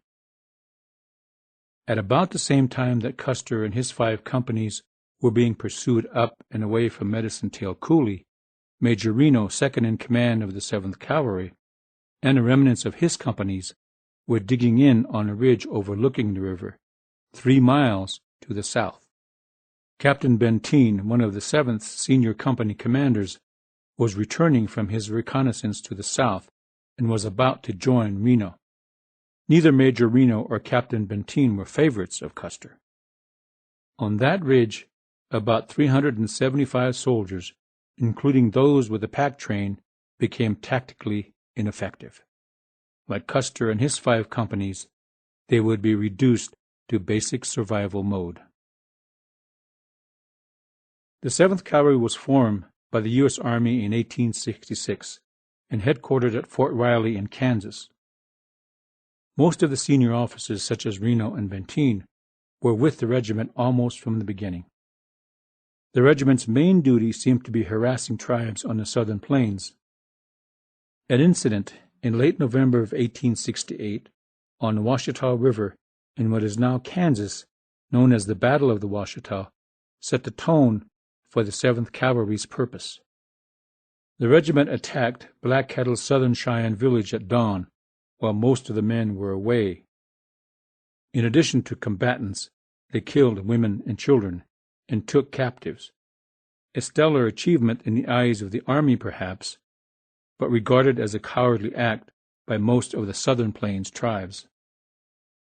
Overall, the 7th's stint in the Southern Plains region was unspectacular, but the regiment was assigned other duty as well.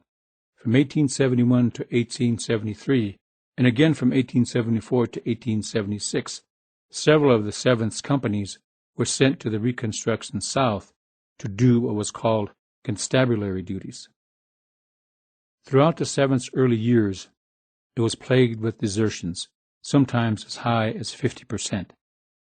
The glory of being Indian fighters alone was apparently not enough to keep soldiers in the field. The problem angered Lieutenant Colonel George Custer to the point that he ordered deserters shot. Interestingly, Custer himself was suspended from duty for a year for being AWOL, absent without leave. In 1873, the regiment was reassigned to Fort Abraham Lincoln in Dakota Territory, across the Missouri River from the present state capital of Bismarck, North Dakota. Prior to their arrival, Fort Abraham Lincoln was an infantry post, but their units had difficulty matching up with the Hunkpapa Lakota. The well-mounted Hunkpapa, as it turned out, were much too mobile for the infantry companies. So continued requests from the post commander for a cavalry unit eventually brought the 7th to the northern plains, and in early August of that year they met their future foes. The 7th was assigned to escort a survey expedition laying out a route for a railroad, mainly through what is now eastern Montana. West of the present town of Miles City, the escort party clashed with Oglala, Hunkpapa, and Manikanju warriors led by Crazy Horse. This was the first encounter between Crazy Horse and the 7th. Neither side, however, inflicted significant casualties on the other. The following year, the regiment became more of a threat to the Lakota when it was dispatched to the Black Hills to confirm the rumors of the discovery of gold. The posting at Fort Abraham Lincoln would, of course, make them part of the U.S. Army's plan to capture the defiant Lakota in the summer of 1876. On May 17th, they marched out from Fort Abraham Lincoln as part of a larger force commanded by General Alfred Terry. Most of the men of the 7th Cavalry probably had never seen Plains Indians until they enlisted, or until their posting at Fort Abraham Lincoln, although some of them had seen service in the Civil War. Within its ranks, nearly 20 European languages were spoken. Many of the men were not American citizens, and at least 3 were part native. The average age was mid to late 20s. Because the Army preferred smaller men for the cavalry, most of the 7th soldiers were between 5 feet 3 inches and 5 feet 8 inches tall. U.S. Army records indicate that less than 6 men who were 6 feet tall were over. Of course, part of the 7th's roster included the scouts, 51 in all, from at least 6 different tribes. The regiment, perhaps more so in retrospect, was styled as an elite fighting force. Yet at the time, Army budgetary constraints severely limited target practice for soldiers in the field. But another bothersome factor would prove just as costly later. The Army issued copper cartridge casings for the Springfield rifle frequently cracked after repeated firing and jammed in a breech, which made reloading difficult. As a result, many officers purchased their own ammunition.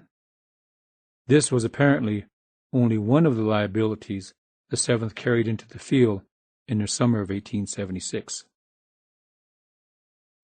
General Alfred E. Terry was in overall command at Fort Abraham Lincoln. The 7th was easily half of that command, which included 3 companies of infantry and nearly 200 civilians employed by the Army. As long as the terrain and weather conditions were favorable to large troop movement, the 7th was highly mobile. On the whole, American troops posted on the northern plains were formidable when operating at large unit strength, primarily because of their firepower. 2 Gatling guns were part of the ordnance Terry took into the field. Conventional military units depend on unit cohesion and the ability of each of its subparts to function adequately. Further, unit cohesion must depend on several factors, chief among them the ability of the unit commander, be it the company commander or squad leader, to maintain command and control, as well as the ability of the individual soldier to perform well in the midst of chaos, confusion, and fear. If the unit commander does not quickly evaluate the tactical situation at hand or gain effective control of it, the consequences can be disastrous. To this end, soldiers were trained to function as a unit under the authority of one unit leader or commander. If leadership is not exercised, or exercised poorly, or eliminated by the enemy, the unit loses its cohesion. If the next in line does not assume command, unit cohesion may be lost permanently.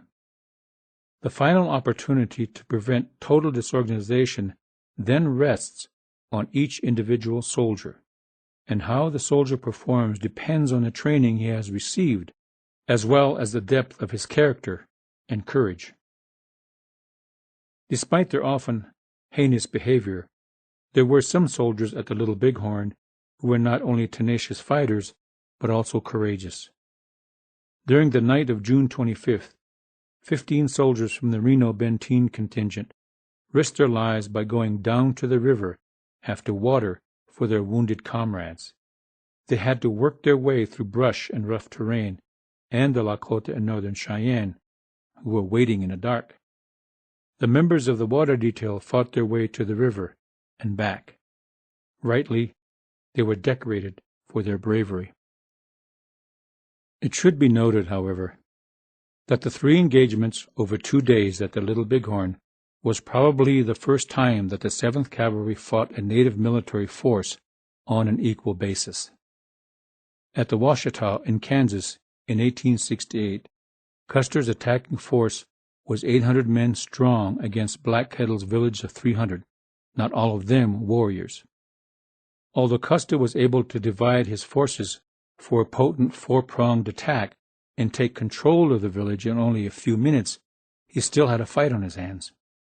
Sporadic firing from Cheyenne men and boys hidden in the trees and from along the Washita River and from the nearby hills was an unexpected challenge.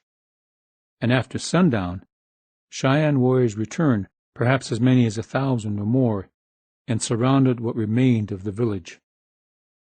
Custer, realizing he was outnumbered, withdrew his men. At the Little Bighorn, however, he did not have the option to withdraw from the field.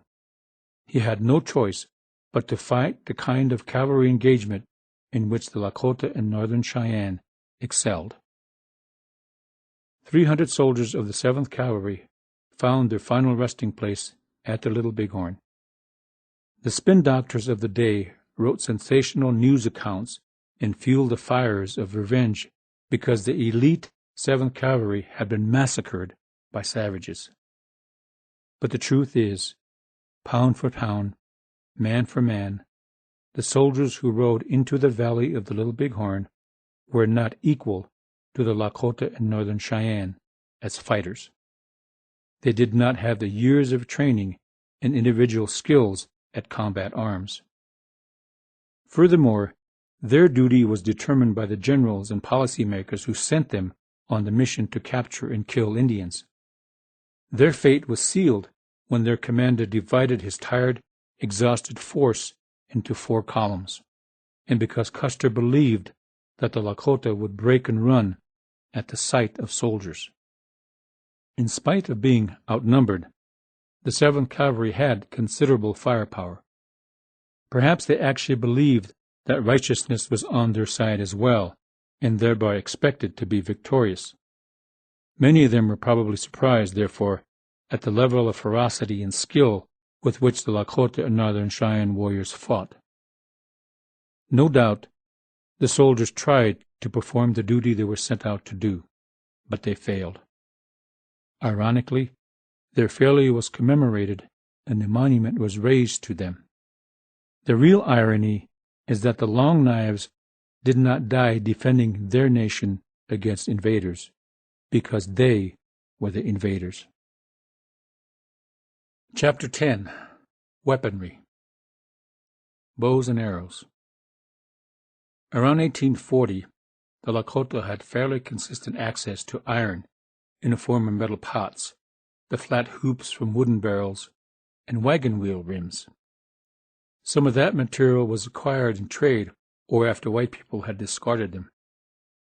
Iron was used by the Lakota to make knives, lance points, and arrowheads for hunting and warfare. The iron was either melted down or cut with a cold chisel, or, if available, a hacksaw. The consistent availability of iron was a benefit to the Lakota because they could make knives and projectile points faster than ones from stone. From about 1850, the skill to make stone projectile points was beginning to be a lost art. But of all the weapons in the Lakota hunter-warrior's arsenal improved by iron, none was more so than the bow and arrow. Until it was mostly supplanted by firearms, the bow and arrow had been the premier weapon for hunting and warfare. In fact, expert marksmanship with the bow and arrow was a prerequisite to be a Lakota fighting man and hunter. Boys were given bows around the age of 5, and by the early teens and sometimes sooner, many could frequently hit grasshoppers on the fly. No one knows when the bow was acquired or invented, but it has been in North America for thousands of years. The arrow is older, strange as that may seem, and it was originally part of the weapon known as the atlatl or spear thrower. The atlatl consisted of 2 main parts, the handle and the projectile called the dart. The top or end of the handle fit the back end of the dart. Its length and weight was used to throw the dart, propelling it for distances of 100 yards or more.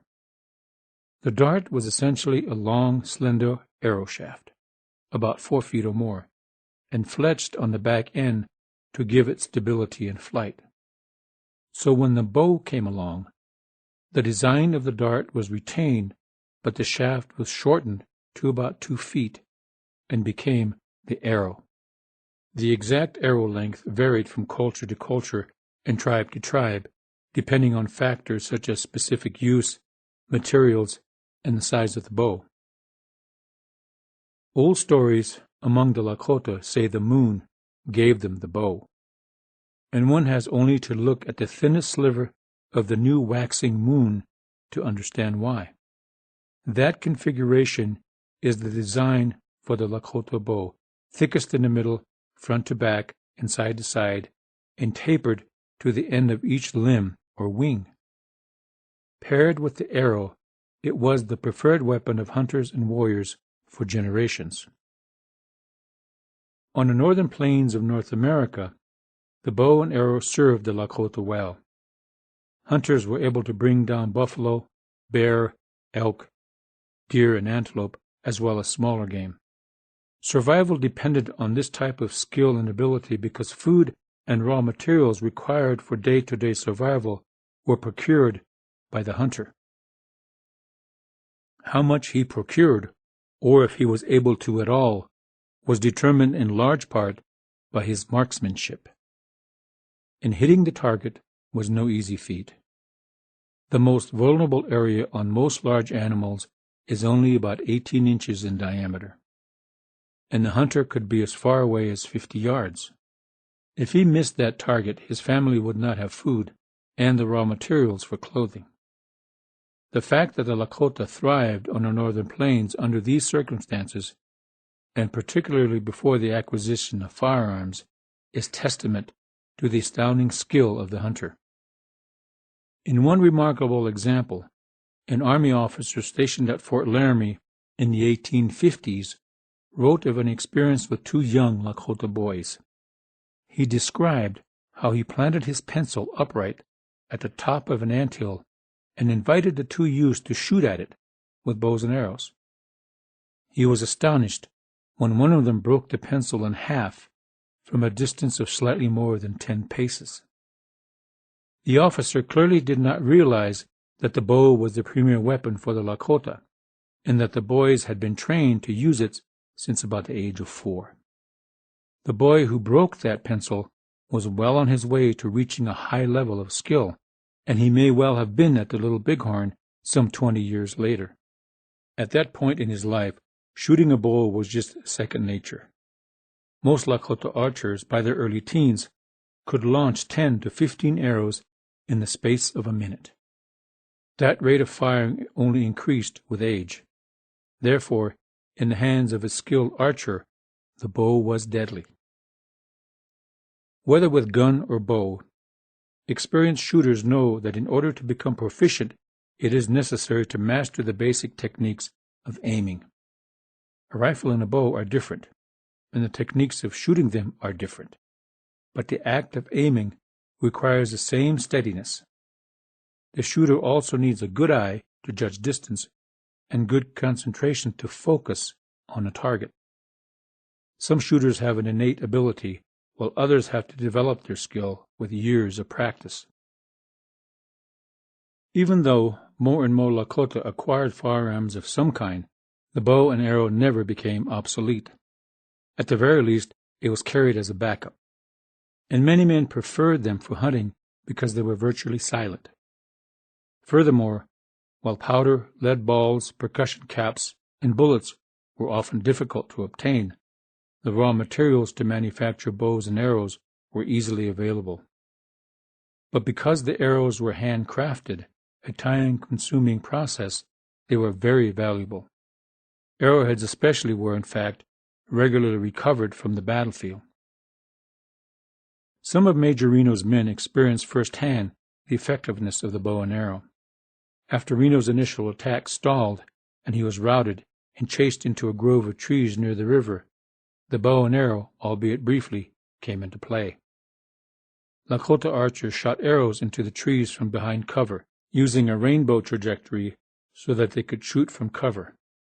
Several of them lifted arrows high and let them fall into the trees among the soldiers and their horses.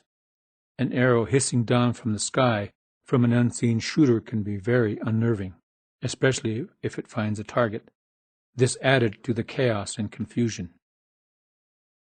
The generation of the warriors who fought at the Little Bighorn was likely the last to use the bow and arrow in combat on a large scale. Many continued to make them to use for hunting, especially after being forced onto reservations. Because firearms were initially confiscated, making bows and arrows was also a way to quietly defy white authority. A few enterprising old men made them to sell to curious whites. Fortunately, when that last generation of traditional warriors passed on in the 1920s and 1930s, the bow and arrow did not die completely with them. A few here and there taught their sons the skills to handcraft them, so that knowledge has somehow survived. Though not many Lakota today know the true and ancient heritage of the bow and arrow, it does still live on in a few. Guns and bullets. Firearms first came into the lives of the Lakota when they were still in the lake country of what is now Minnesota, prior to 1700. The Anishinaabe, or Ojibwe people, traded for firearms from the French and drove the Lakota out of the region. After they settled on the northern plains, they consistently began to see firearms in the hands of the white trappers and traders, mostly French, who traveled up and down the Missouri River. It was not until about 1840 onwards that the Lakota began acquiring firearms little by little, mostly by trade. While every Lakota adult male wanted a rifle, especially for warfare, acquiring it was never easy. Aside from trading, stealing or capturing one in battle was practically the only means for a man to get his hands on a firearm. By 1876, it is likely that more than half of all Lakota males had at least one firearm of some kind, and a few were lucky to have more than one. Many oral accounts from the Lakota and Northern Cheyenne participants and observers describe the continuous gunfire during the second engagement of the Battle of the Little Bighorn. Like someone tearing a cloth, one man said. That sound indicates the intensity of the battle and speaks to the fact that a significant number of Lakota and Northern Cheyenne fighting men had firearms. Of continued special interest to historians is the number of repeating rifles, especially Winchesters, used against the 7th Cavalry. That number, based on records kept by officials of the Indian Bureau, is mostly conjecture and dubious at best.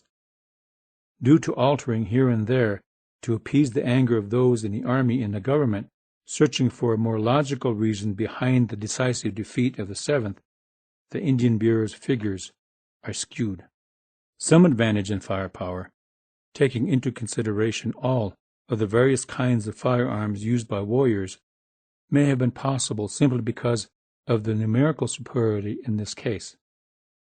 But how many repeating rifles would have tipped the balance to an overwhelming advantage cannot be known. Without a doubt, the Lakota and Northern Cheyenne did have repeating rifles, but a rifle in hand did not always mean an adequate supply of ammunition. Gall had two basic reasons for having several of his warriors dismount and take deliberate aim. One, to take better advantage of marksmanship skills, and two, to conserve ammunition by making every shot count. The greatest advantage of a repeating rifle is the rate of fire, or shot after shot without having to pause to reload. That advantage is useful as long as there is sufficient ammunition. While the oral accounts of continuous gunfire in the second engagement seems to suggest significant use of repeating rifles, there are other factors that should be considered. Because of the shortage of ammunition, many warriors held their fire until they were at close range, thereby increasing the odds for a hit. This tactic was employed by warriors with pistols, percussion muzzle-loading rifles, or the various kinds of single-shot heavy-caliber rifles. We will likely never know the exact number of repeating rifles used by the warriors, or the extent of their ammunition supply for all their firearms, but we do know that ammunition was always in short supply for hunting and warfare. On the other side of the issue, there are two indisputable facts. 1. Every soldier carried or had available to him one rifle and one pistol. The rifle was the Springfield carbine, a 45 to 55 caliber breech-loading single shot. Its effective range was 500 yards. The pistol was a 45 caliber single-action 6-shot revolver. 2. Every soldier had available to him 100 rounds for his rifle and 25 for his pistol. Furthermore, if a soldier lost or expended all his ammunition, he could borrow or scrounge from a fellow soldier, because all the standard issue rifles were the same. The same was true for pistols. History tends to focus more on the second engagement and the overall battle of the Little Bighorn, the annihilation of Lieutenant Colonel George Custer and his 5 companies, as the battle, or at least the most important of the 3 engagements. Yet reports on the Reno-Benteen action over the course of 2 days show that just over 38,000 rounds of rifle ammunition and a bit over 2,900 pistol rounds were expended. Some were probably lost in the chaos and confusion. That number of bullets, nearly 41,000, was possibly more than the Lakota and Northern Cheyenne expended in all 3 engagements over the 2 days. There is, of course, no definitive accounting of the number of rounds expended by Custer's 5 companies before they were all killed. Historians contend that the 7th was defeated because they were outnumbered and outgunned. There is no disputing that there were more warriors than soldiers. But if the assumption that the soldiers were outgunned means that the victors were better armed overall and had more bullets, that assumption is difficult to substantiate. Perhaps a more compelling issue than the number of rounds expended on both sides was the effect the bullets had. American field commanders in Vietnam were able to ascertain that for every enemy killed, 50,000 small arms rounds were expended, meaning bullets from rifles, handguns, and light machine guns. Extrapolating the same kind of statistic from the Battle of the Little Bighorn may not result in a definitive rounds-to-kill ratio for the victors or the losers. However, the fact is that far more soldiers than warriors were killed. The age range of the Lakota and Northern Cheyenne fighting men is unknown, but safe estimates are between 30 to 40 years old. Men in that age range would have been in the physical prime of their life and likely the best group as marksmen. They would also have fought with a firearm of some type and delivered the best rounds-to-kill ratio of fire. Effectively covering a field of fire, either as an individual or a unit, is to deliver rounds accurately into a particular position or area, i.e., hitting the target. Effectiveness of fire, more so than the number of rounds expended, has to be regarded as a primary factor in the outcome of the battle. Furthermore, except for Reno's attempted entrenchment in the trees along the river, and later the Reno-Benteen barricaded position, most of the engagements did not involve static or entrenched positions. This meant that both sides had to shoot mostly at moving targets. Therefore, although historians have a tendency to downplay the marksmanship of the warriors, they seem to have been far more skilled at hitting moving targets, especially in the second engagement. There is yet another factor frequently mentioned within the broad story of the Little Bighorn, but perhaps not accorded enough credibility. A number of the Springfield carbines jammed on the soldiers during the fighting. Anecdotal evidence alludes to copper-cased cartridges cracking and fusing to the walls of the rifle's chamber, forcing soldiers to extract the spent cartridges with a tool of some kind. Then any metal bits or shavings, or the casing's rim that had separated, had to be cleaned out before the next round could be loaded. This would, of course, reduce the soldier's rate of fire considerably. The skill, training, experience, and tactics employed by fighting men and women of any army are some of the factors that determine the outcome of any battle. Weapons are just as important in addition to weather and terrain. In spite of the tremendous firepower taken into battle by the 7th U.S. Cavalry on June 25th and 26th, they were defeated. How they were defeated will continue to be a topic of debate, and weapons used by both sides in the Battle of the Little Bighorn will be part of it. There were other weapons, however, not carried in a hand, but were just as effective, if not more, than bows and arrows and guns and bullets. And yet those weapons are rarely mentioned. That kind of weapon can and does enhance those carried in the hand, and can effectively neutralize superior numbers or superior firepower. At the Battle of the Little Bighorn, the devotion and commitment of the Lakota and Northern Cheyenne warriors were the most powerful weapons of all. Chapter 11. They Took the Fat. mixed messages, belligerence, and disease. No one knows exactly when the Lakota first had contact with white people. Very possibly it was as early as the late 1600s. Then, in a lake region of what is now Minnesota, their enemies, the Anishinaabe, had a trading relationship with the French, so the Lakota would have at least known that white people existed. The first European documented contact was a party of French explorers that traveled up the Missouri River in the early 1720s. Atop a bluff overlooking the confluence of the Bad and Missouri rivers, they buried an engraved lead tablet to mark their travels. A kill warrior was here sort of gesture. By most Lakota accounts, they were heavily armed and belligerent. Suffice to say, their belligerence was likely their undoing, as the Blackfeet killed them all. For nearly 80 years after that, the Lakota seem to have been spared consistent contact. A few traders did take the risk to travel into the upper Missouri region now and then, but that changed in the summer of 1804. Up the Missouri, against the current, came a large wooden boat with a square sail, the first of many strange sights associated with white people. Accompanying it were 2 wooden canoes.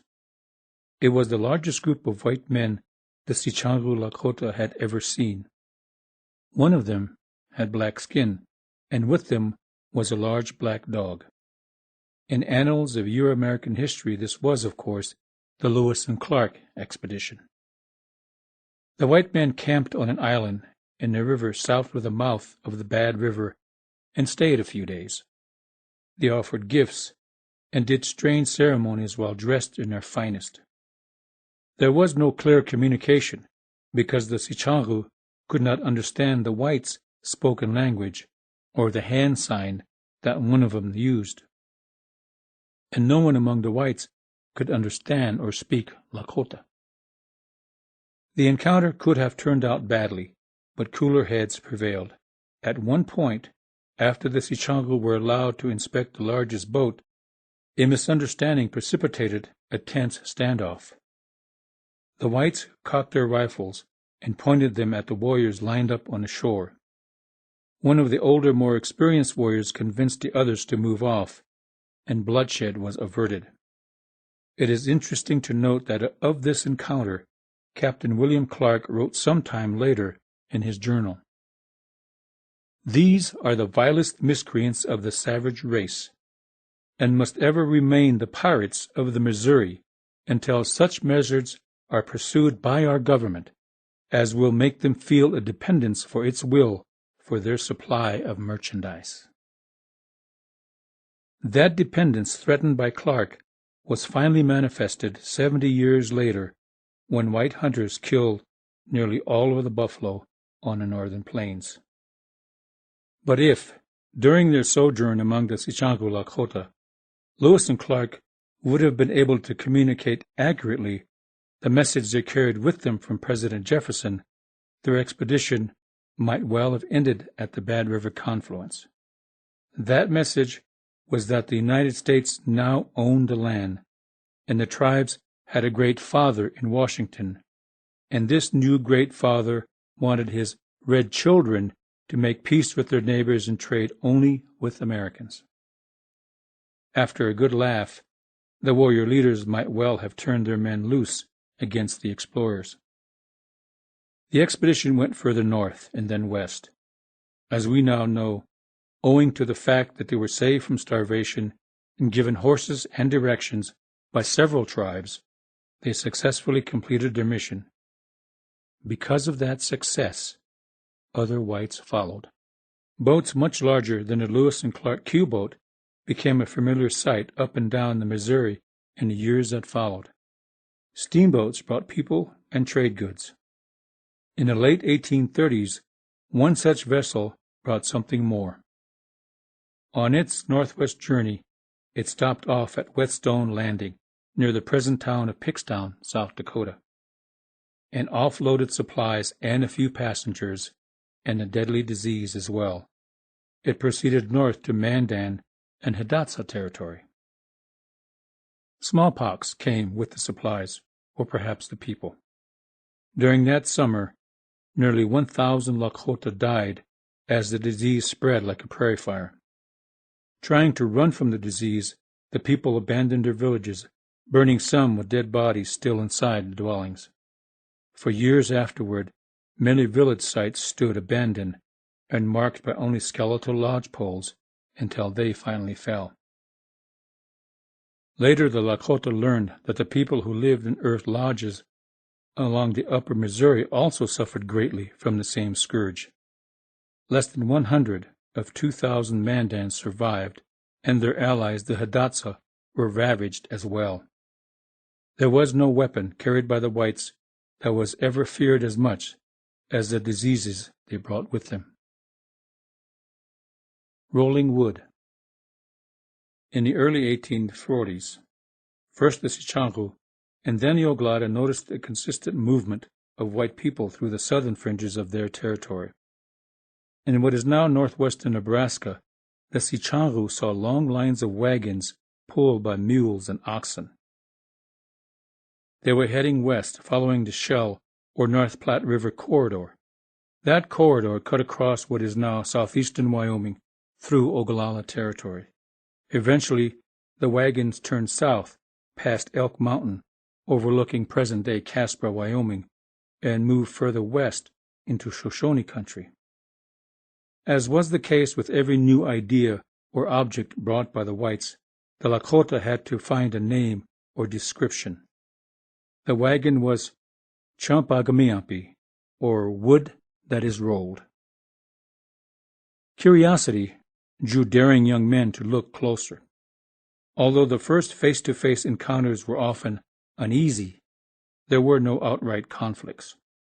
Often there was trade of some kind. The young men reported seeing women and children in the wagons, which were loaded with what had to be possessions. Herds of cattle were driven along for fresh meat. With the cold autumn winds, the wagons stopped coming, so the Lakota shrugged and went on with their lives. The following summer, however, behind plodding oxen and 2, sometimes 3 teams of mules, more wagons came creaking and clunking from east to west. Knowing that the whites carried terrible diseases, the elders advised little or no contact, not knowing what else to do since the whites appeared to be merely passing through. Summer after summer they came. For 1 or 2 summers, some of the whites, obviously without mules or oxen, pushed or pulled 2-wheel carts piled high with their things. But strangely, they traveled on the other side of the river. But overall, there were more and more wagons. Every new line followed the trail left by the previous train until the ruts of their road cut deep into the earth. Except for the basic concern that the white travelers were trespassing on Lakota territory, there was no significant reason for alarm. After the first few years, however, the Lakota saw the land along the trail spoiled by dead animals and discarded possessions and graves of their dead. Furthermore, buffalo herds that migrated across or along the Shell River altered their usual trails. Then one summer, someone in one of the wagons fired on Lakota boys riding in close to have a look and killed one. The immediate response was not retaliatory, though some younger warriors wanted to attack in revenge. Groups of warriors stopped the trains and began demanding payment to travel through their territory.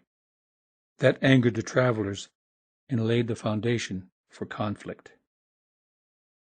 For about 20 years, the Oregon Trail, as it was primarily known to the white immigrants who used it, was the main avenue of migration for whites from east to west. The Lakota did not know the reason so many whites were migrating was due to hard economic times in their country. Their concern was the effect on their lives and territory. Also unknown to them, the immigrants had demanded help from their government for protection from the people on whose lands they were trespassing. Peace talkers. A fur trading company had established a post in Oglala Lakota territory along the Shell River, called Fort John, in what is now southeastern Wyoming. In response to immigrant fears, the U.S. Army purchased the trading post and turned it into a military outpost and renamed it Fort Laramie. It was to that outpost that many tribes of the Northern Plains were called for a treaty meeting in the summer of 1851. Not surprisingly, many tribes responded. From the north came the Blackfeet and the Crow. The Shoshone came from the west. Out of the northeast came the Mandan, Hidatsa, and Arikara. From the south came the Arapaho, and of course there were the Cheyenne. Since it was their territory, many Lakota were there along with the Dakota and Nakota from the east. Though the Blackfeet, the Crow, and the Shoshone were deep in enemy country, there were no clashes. For nearly a month, ancient enemies and allies lived in peace, bound by their curiosity about the whites. In between horse racing, dancing, and trading, the leaders of the various tribes assembled to listen to the Wolakotia Wogalakapi, or the peace talkers, of the whites, as the Lakota understood them to be. Fortunately, they were led by Thomas Fitzpatrick, once a mountain man and known to many different tribes. Some called him Broken Hand. But the presence of Broken Hand notwithstanding, the peace commissioners failed to deliver their message clearly, owing to the shortage of skilled translators who could speak 9 different languages, not to mention a variety of subdialects. The various tribes more or less explained the goings-on to one another and managed to get the gist of all the haranguing. The government, as it turned out, wanted agreement on 3 points. First, the various tribes were to stop fighting one another and live in peace thereafter. Second, the white immigrants using the Oregon Trail were not to be molested, under penalty of punishment by the Great Father who could see if the Indians were bad. To this latter statement, an old Lakota was said to have suggested that the trail must be holy in some fashion. He was, of course, being facetious, but thereafter the Oregon Trail became the holy road to the Lakota. Third, territorial boundaries were established, primarily for the Lakota, Dakota, and Nakota. In payment for their agreement to those conditions, the gathered tribes would be paid annuities in the form of goods. Anyone reading the history written by white historians is led to believe that the native tribes who came to Fort Laramie in 1851 accepted the authority of the United States. The peace commissioners at the time presumed to have authority over a region they presumed to own, and over the people who lived within it. Most of the leaders at Fort Laramie questioned the overall purpose of the gathering and did not like the paternalistic attitude of the whites, and only a few of them felt the whites had any credibility. Because native leaders signed the documents, the United States took that as full understanding and agreement to the treaty, but also that those native tribes recognized that the United States had authority over them. Native leaders signed the documents. Actually, they made X's while an interpreter wrote their names, because they were invited to do so, an understanding that gifts for the people were in the offing. As far as those people and their leaders were concerned, their territory was their territory, and many of them scoffed at the idea that whites were in control. As a case in point, old hostilities with ancient enemies were resumed in direct violation of one of the conditions the peace commissioners thought the native leaders understood and agreed to. Whatever the native people and their leaders thought, the whites would not go away. For the Lakota, the uneasiness and anxiety over the Holy Road was a consequence of conflicts instigated by the white immigrants. Yet the mindset of the United States and its peace commissioners was that the trouble had been instigated by the Lakota, and certainly would be again. Furthermore, the United States was prepared to punish offenders, tacitly assuming no trouble would be instigated by the immigrants. Interestingly, however, white Lakota conflicts did not escalate on the Holy Road itself, but certainly because of it. white ethnocentrism was the catalyst. The arrogance of the interloper. An incident that occurred in mid-August of 1854 was the beginning of what white historians refer to as the Indian Wars. Such a characterization implies that Indians started the war and obscures the fact that whites were the invaders. The incident in question is an unwavering blueprint for the attitude and actions of Euro-Americans, civilian or military, during those so-called Indian Wars, and misunderstanding was at its core. A cow wandered into a Sioux Lakota camp and became a nuisance. A visiting Minikaju Lakota killed it and distributed the meat to elderly people. The cow's owner, a Mormon, complained to the commander at Fort Laramie. Conquering Bear, a self-appointed spokesman, went to the fort and offered more than adequate compensation for the cow. The offer was refused, and the owner stubbornly wanted the cow's killer to be punished. A newly posted West Point graduate, Lieutenant John Grattan, obtained permission to apprehend the thief. He arrived at the Sioux encampment with 30 soldiers and 2 mountain howitzers and a drunken half-breed interpreter. Grattan demanded the surrender of the Minikaju Lakota who killed the cow. The offer of compensation was repeated, but the drunken interpreter botched the translation, on purpose, some Lakota felt. Grattan was incensed and ordered his soldiers to open fire with rifles and howitzers. One of the first casualties was Conquering Bear. Sioux and Oglala fighting men who had gathered in the camp responded in anger. They opened fire and chased down and killed the soldiers, including Grattan and the interpreter. It is, of course, known to history as the Grattan Massacre. A teenage Lakota boy was one of the witnesses to the incident.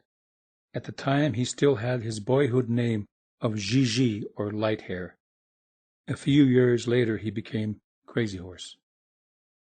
Almost exactly a year later, the U.S. Army avenged Grattan. Near the Blue Water River in southern Sioux Territory, now northwestern Nebraska, a village under the leadership of Little Thunder, Spotted Tail, and Iron Shell was attacked by troops from Fort Kearny in Nebraska Territory under General William Harney. Harney parleyed with the leaders, demanding the murderers of Lieutenant Grattan and his soldiers be turned over to him. The fact that Grattan instigated his own demise was obviously not important to the general. While he had Little Thunder and the other leaders as a captive audience away from the village, most of his troops sneaked up on the village and attacked. Though they were outnumbered and outgunned, the Lakota accounted well for themselves. In spite of the heroic actions of Spotted Tail and Iron Shell, the former managed to kill 10 soldiers with a captured sword before he was seriously wounded. 80 people were killed and about 70 taken prisoner. In each case, mostly women and children. At dusk, well after the attack, a group of boys and young men returned from hunting and saw smoke rising from the encampment.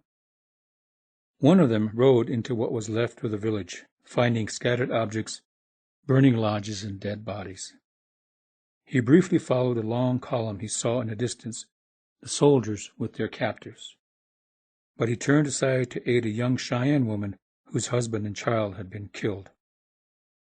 He took her to safety in the direction the survivors had fled, into the sandhills of central Nebraska. Once again, that boy's name was Gigi, or Light Hair. In the days and weeks that followed, Harney swept northward through Lakota territory untouched. News of his attack on Little Thunder's peaceful village was reported in the eastern newspapers, and the general was vilified and dubbed Squaw Killer. Among the Lakota, he was known as Wia Wichokte, or Woman Killer. Gold changes things. The Oregon Trail was still busy every summer. In its 20 years, some 350,000 immigrants used it, and essentially laid waste to the land. To this day, ruts still remain as mute testimony to one of the most intrusive migrations in North American history.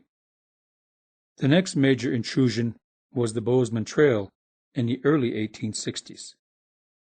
A man named John Bozeman marked the trail from what is now south-central Wyoming along the foothills of the Bighorn Mountains northward. This was the southwestern edge of Oglala Lakota territory. The trail eventually went beyond the Yellowstone River and west to what is now central Montana, ending at the gold fields near the present town of Virginia City. Bozeman marked the trail by pounding wooden stakes into the ground.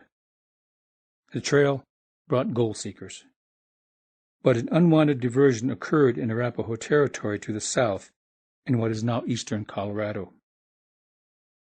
A Cheyenne and Arapaho camp along Sand Creek was attacked in late November of 1864 by Colorado militia. In command was Colonel John Chivington, a Methodist minister. The 700 soldiers killed over 200 people, in spite of the fact that the Cheyenne and Arapaho leaders flew both a flag of truce and an American flag, having been told to do so to invoke government protection. Many of the dead were horribly mutilated by the militia, who wore body parts on their uniforms as they paraded victoriously through Denver. The Cheyenne and Arapaho called for revenge, and Lakota warriors responded. Crazy Horse of the Oglala and his renowned uncle Spotted Tail of the Sichangu were among them. Though they successfully attacked the settlement at Julesburg in the Moon of Popping Trees, January, as well as many outlying ranches, the campaign slowed because whites in the region avoided contact with the formidable forces put into the field by the Cheyenne, Arapaho, and Lakota. Still enraged, the combined force moved north at the invitation of the Lakota, and a large gathering of the three nations wintered in the Powder River country, what is now central and north-central Wyoming. The ensuing winter and spring was one of solidifying the Lakota-Cheyenne-Arapaho alliance.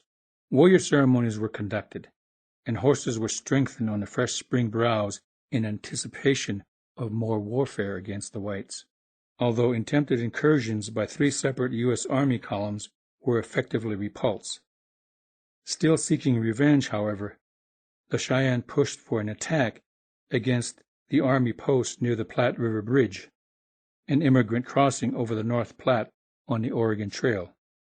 Plans were made, and a large force headed south in the middle of summer. Overall, the fighting at and around the Platte River crossing was not a resounding success. A significant ambush was spoiled by over-anxious young warriors, and the Cheyenne lost a significant war leader, not to mention that the soldiers acquitted themselves well against a larger force. The only success was earned by the Cheyenne against the column of soldiers escorting a supply train, called the Battle of Red Buttes. After regrouping in the Powder River country, the three-nation gathering concluded. Most of the Cheyenne and Arapaho returned south to their own territory, and the Lakota turned their attention to the Bozeman Trail. In late summer, a large column of soldiers entered the Powder River region after stopping off at Fort Laramie. Word was out quickly that the soldiers were brought in to build forts. The Lakota were outraged because the new column had arrived before negotiations seeking permission to build the forts had been concluded. The column was a regiment of the 18th Infantry under the command of Colonel Henry Carrington, comprised of some 700 men, about 1,000 head of cattle, and over 200 wagons pulled by mules. They built 2 forts within a span of months. The first, Reno, was only a refurbishment of one near a dry fork of the Powder River. The second, Philip Kearny, was built from the ground up further north along the Bozeman Trail, halfway between the present towns of Buffalo and Sheridan, Wyoming. A third, C.F. Smith, was eventually built along the Bighorn to the north, near what is now Hardin, Montana. The Lakota concentrated on the second of the outposts, Fort Philip Kearny. Days after the soldiers first arrived and bivouacked on Buffalo Creek, called Piney by the soldiers, and before the fort was built, the Lakota attacked and captured nearly 200 horses and mules. Other attacks followed, though not many casualties were inflicted against the soldiers. After the fort was finished, the Lakota became especially frustrated because the soldiers could not be drawn out to fight. They carried out raids against the travelers on the Bozeman Trail, many of whom stopped off at the fort. When wood-cutting and haying details were sent out from the fort, the Lakota attacked them. That was generally the pattern of activity until that winter. More soldiers arrived early in the winter of 1866. Notable among them was one Captain William Fetterman, who was openly disdainful about natives and their fighting ability. He was known to have boasted that with 80 good men, he could ride through the Sioux Nation. Early in December, a patrol was attacked, but only 2 soldiers were killed. 2 weeks later, the Lakota nearly succeeded in an ambush, but over-anxious young warriors attacked prematurely, and the soldiers escaped. 2 days later, however, they tried again. The foolishness of one. On the bitterly cold morning of December 21st, the wood supply wagons emerged from the fort, heading for the Pinery, a few miles west of the fort. Within sight of the fort's lookouts, the wagons were attacked.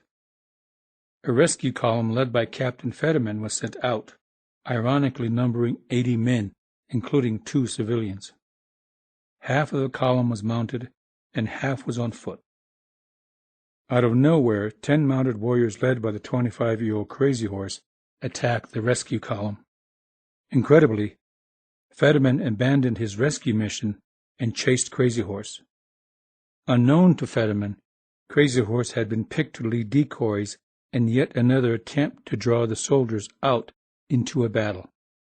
Fetterman had swallowed the ruse. Crazy Horse and his decoys led Fetterman across frozen, snow-covered ground, taunting the soldiers with a show of superb horsemanship and exchanging gunfire with the pursuing soldiers. The chase proceeded northward for over 4 miles until it reached Lodge Trail Ridge. Fetterman halted briefly, but only because he had been ordered not to proceed beyond Lodge Trail Ridge. But the taunting warriors drew him off the ridge and then led him even further north, interestingly, along the Bozeman Trail itself. At the bottom of a long, gradual slope, Crazy Horse and his decoys, who amazingly had suffered no casualties, rode a crisscross pattern. At that signal, at least 500 warriors, predominantly Lakota, with some northern Cheyenne and a few northern Arapaho, rose from the banks and gullies on either side of the ridge and attacked. The battle was joined, and though the soldiers fought fiercely as they attempted to retrace the trail back to the fort, all were killed in less than an hour. Historians call it the Fetterman Massacre, but Lakota, Cheyenne, and Arapaho participants said the soldiers fought well and exacted high casualties. Because the Cheyenne seer had foreseen a victory over 100 soldiers, the Lakota called it the Battle of the 100 in the Hand. A consequence of that battle was Carrington's removal as the commander of Fort Philip Kearny. New rifles and more peace talkers. The soldiers posted at the forts had the opportunity to avenge Fetterman, however. Several months later, a large force of Cheyenne attacked a civilian detail putting up hay near Fort C.F. Smith. They and their escort of 20 soldiers successfully defended themselves, owing largely to new rifles. Their old muzzle-loading, single-shot Springfield rifles had been replaced with breech-loaders, which could be reloaded and fired much faster. The next day, nearly 80 miles to the south, that intense skirmish was replayed with much the same results. 32 soldiers came under attack at a wood-cutting camp several miles west of Fort Philip Kearny. The soldiers took cover in a circle of detached wagon boxes and grimly defended themselves. The Lakota, expecting the customary pause in firing as soldiers reloaded muzzle-loading rifles, were surprised when there was no break in the firing. Mounted and foot charges proved more harmful for the attackers. The first attack had begun in the morning, and the battle ended at noon. A detachment from the fort arrived with a howitzer, and the Lakota wisely withdrew. Other factors, aside from guns and bullets, were at work far from the battles along the Bozeman Trail, factors that would bring an end to the conflict. A 7-member peace commission was appointed, which included General William Sherman and General William Harney. Harney, of course, was infamous to the Lakota after his sneak attack on Little Thunder's camp on the Blue Water in 1855. The commission traveled to the northern plains and to their first meeting at North Platte, Nebraska. There they got an earful of complaints and the ultimatum that whites would have to get out of Lakota country. Sherman, of course, rejected that notion and advised the Lakota to select a suitable place for a reservation and learn how to farm. After that display of paternalistic attitude, only one Lakota leader showed up for the next meeting 2 months later. When the commission opened their session at Fort Laramie, no representatives of the Lakota were present. General Harney considered that to be unforgivable insolence and wondered how many troops would be necessary to launch a punitive campaign against the Lakota. The following spring of 1868, the peace commissioners returned to Fort Laramie and offered a treaty. It was signed by representatives of the Sicangu, Ogallala, and Manikanju Lakota, and by the Ihanktuan Lakota, as well as the Arapaho. The treaty ended the conflict along the Bozeman Trail, also known as Red Cloud's War. He was, at the time, a significant military leader among the Lakota. He had been chosen by the U.S. Army and the peace commissioners as their treaty chief. But the treaty had also put limits on the Lakota world. The Lakota had accepted a reservation that amounted to the entire western half of the present state of South Dakota. They were also given hunting rights in portions of what are now North Dakota, eastern Wyoming, and northern Nebraska. Those areas were referred to as ceded territory. But of course the clause read, so long as buffalo may range in sufficient numbers to justify the chase. A clause open to interpretation was one thing, actual numbers of buffalo still in Lakota territory would be another. After the forts along the Bozeman Trail were abandoned, Red Cloud accepted the U.S. government's offer of his own agency and moved to Camp Robinson, in what is now northwestern Nebraska. Spotted Tail, the Sicangu Lakota headman, also took up residence on his own agency. In one fell swoop, the United States effectively managed to neutralize 2 of the most influential Lakota leaders of the 19th century, using the power of persuasion. The government promised to take care of them for the rest of their lives and let them run their agencies as they saw fit, within the government's rules, of course. Years later, the government built a house for each chief after they moved north to what are now the Pine Ridge and Rosebud reservations. On the other side of the issue, both leaders decided that further resistance of any kind against the more numerous whites was futile. Both, after all, had traveled to Washington, D.C., and had seen firsthand the apparent power of the United States, embodied in the unimaginably large cities and a population resembling a field of anthills. Furthermore, they reasoned, some control over their own lives was better than none at all. As Red Cloud and Spotted Tail saw it, the Lakota nation had lost control over its own destiny. But by succumbing to life on the agency, each of them had aided that loss of control. Because they were influential men, thousands of people followed them to those agencies, including a significant number of warriors. The Iron Road, a fortune in hides and gold, again. In reality, Red Cloud did not win the war for the Bozeman Trail. The United States saw an easier access to the gold fields of Montana. A railroad line along the Yellowstone River to the north seemed more logical and less contentious. But the apparent abandonment of the Bozeman Trail did not mean that whites moved out of Lakota territory entirely. A few military outposts remained. Fort Laramie, of course, as well as the new posts of Fort Fetterman, near present-day Douglas, Wyoming, and Fort Casper, near the Platte River crossing at present-day Casper, Wyoming. And as the Lakota learned early on, where there were soldiers, civilians followed and stayed. But there was a greater concern. The buffalo had dwindled noticeably in number.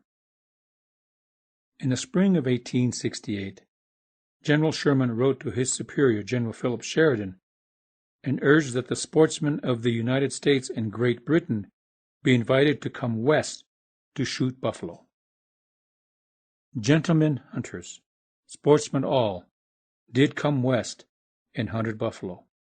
Rifle muzzles pointing out both sides of railroad passenger cars were not an unusual sight. Trains would slow at the sight of even a single animal within rifle range. By the early 1870s, Lakota hunters had to travel far beyond usual buffalo migratory trails to find any. They had no way of knowing, of course, that buffalo hides had become extremely popular in New England for everything, including furniture upholstery, saddles, shoes, and harness. Individual hides fetched nearly $4 each. Buffalo hides became a way for a man to pursue his fortune, so killing buffalo became piecework. A reasonably good marksman with a .50 caliber rifle could kill 50 or more in one day. There were fantastic claims of individual hunters bringing down 120 or more in one day. Of course, only the hides were taken, leaving the rest of the carcass to rot. But buffalo hides were not the only possibilities for fortunes to be made. Rumors of gold in the Black Hills had been circulating. 10 companies of the United States 7th Cavalry, under the command of Lieutenant Colonel George Custer, was sent to the Black Hills from Fort Abraham Lincoln in early July of 1874. The expedition was relatively short in duration, only 2 months.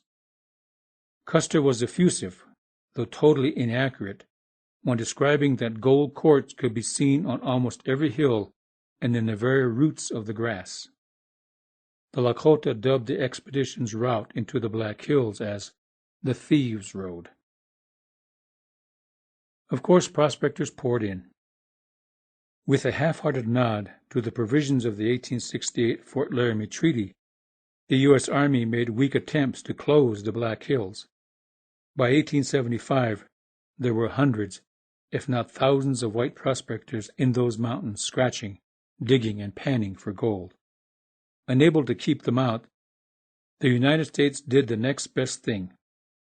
It attempted to revise the Fort Laramie Treaty and buy the Black Hills outright.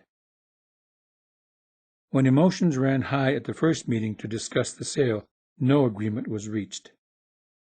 A tense standoff with guns pointed on both sides of the cultural aisle had shaken the treaty commissioners. Consequently, they left the region entirely. From a distance, they opined that it was utterly necessary to teach the Lakota a lesson. The basis for that threat was, in their perspective, that the Lakota had made no attempts to abide by the 1868 treaty. Strangely, however, sometime later the U.S. government waived an agreement they purported to have reached with certain Lakota leaders. They failed to disclose that they had threatened a few old men, past their prime as influential leaders, and coerced them to sign a document that agreed to the redrawing of the western boundary of the Great Sioux Reservation. the new boundary line was moved east of the Black Hills. The United States was obviously not going to force white prospectors out of the Black Hills and leave the land and the gold to the Lakota. Gold was obviously of no use to the Lakota, so it was logical to take the land one way or another.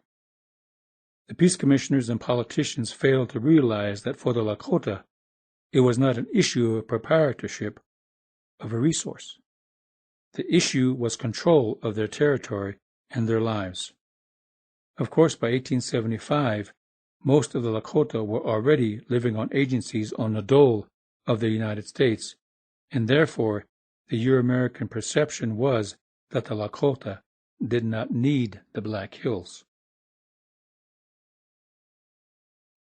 An ultimatum and a message. No two people at the time were more painfully aware that most Lakota were living on agencies under the control of the whites than Sitting Bull and Crazy Horse. They and their people were still living the nomadic hunting life, though they had to contend with few resources and persistent white encroachment. Two different messages were sent, almost concurrently, from different leaders within months of one another. But the response to each would bring their causes together in such a way as to bring tragic results, immediately for one side and eventually for the other. Late in 1875, President Ulysses Grant issued an ultimatum aimed at all native tribes in the West, but specifically intended for the Lakota. All free-roaming tribes were to report to a reservation by January 31, 1876, or risk being considered hostile and become subject to apprehension by government troops. Early in 1876, Sitting Bull issued a call for the Lakota to gather in order to consider solutions for the continuing encroachment of white people. If Sitting Bull was aware of the U.S. government's ultimatum, it was not obvious. Grant certainly did not know about Sitting Bull's message.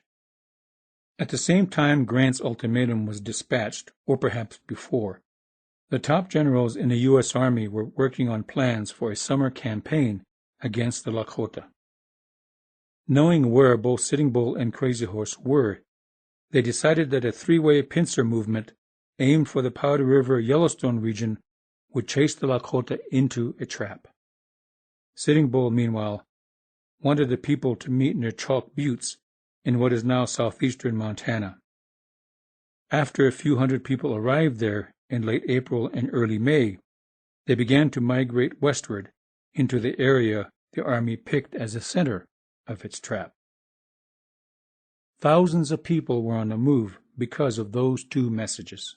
In one case, the weight of authority caused men in blue uniforms to pursue the duty they were given. How they might have felt individually about its purpose or worthiness was secondary to following orders.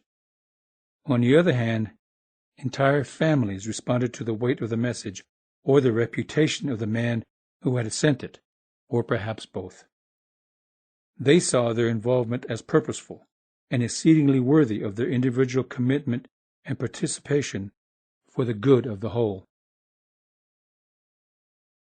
Trails, a trial, and errors. Before the first groups of Lakota met Sitting Bull at Chalk Buttes, one part of the trap intended to ensnare him had already been on the move. Brigadier General George Crook left Fort Fetterman on or about March 1st with 12 companies, 2 infantry, and 10 cavalry. They were more or less on a scouting expedition. Crook proceeded north along the Old Bozeman Trail. After waiting out a blizzard, continued to the Tongue River, which was within a few days' march of the Yellowstone River. When no Indians were found, the column turned east toward the Powder River. 3 companies of cavalry under Colonel J. Reynolds found horse tracks and followed them to an encampment along the Powder. Reynolds attacked at daybreak, assuming the camp was Lakota. In reality, it was Two Moons Cheyenne on their way to the agency. With them were a few Lakota families led by He Dog, Crazy Horse's closest friend. Though the initial attack was successful, the Cheyenne and Lakota fighters retaliated and recovered many of the horses the cavalry had taken. They gained the high ground and managed to pin Reynolds down, forcing him to retreat. Unrelenting, the Cheyenne and Lakota pursued Reynolds for nearly a day before turning back. Because of Reynolds' attack, both Two Moons and He Dog changed their minds about going into the agency, resolving instead to join Crazy Horse. And Crook subsequently brought charges against Reynolds, primarily because 2 dead soldiers were left in the field, and perhaps a wounded man as well. Though Colonel Reynolds defended himself vigorously, he and 2 of his company commanders were found guilty. Reynolds was suspended for a year. At about that time, Sitting Bull and a few Lakota bands with him initially arrived at Ash Creek, a few miles southeast of the Little Bighorn River, the second part of the trap. The eastern column departed from Fort Abraham Lincoln on May 17. In command was Major General Alfred Terry. With him, of course, was the 7th Cavalry commanded by Lieutenant Colonel George Custer.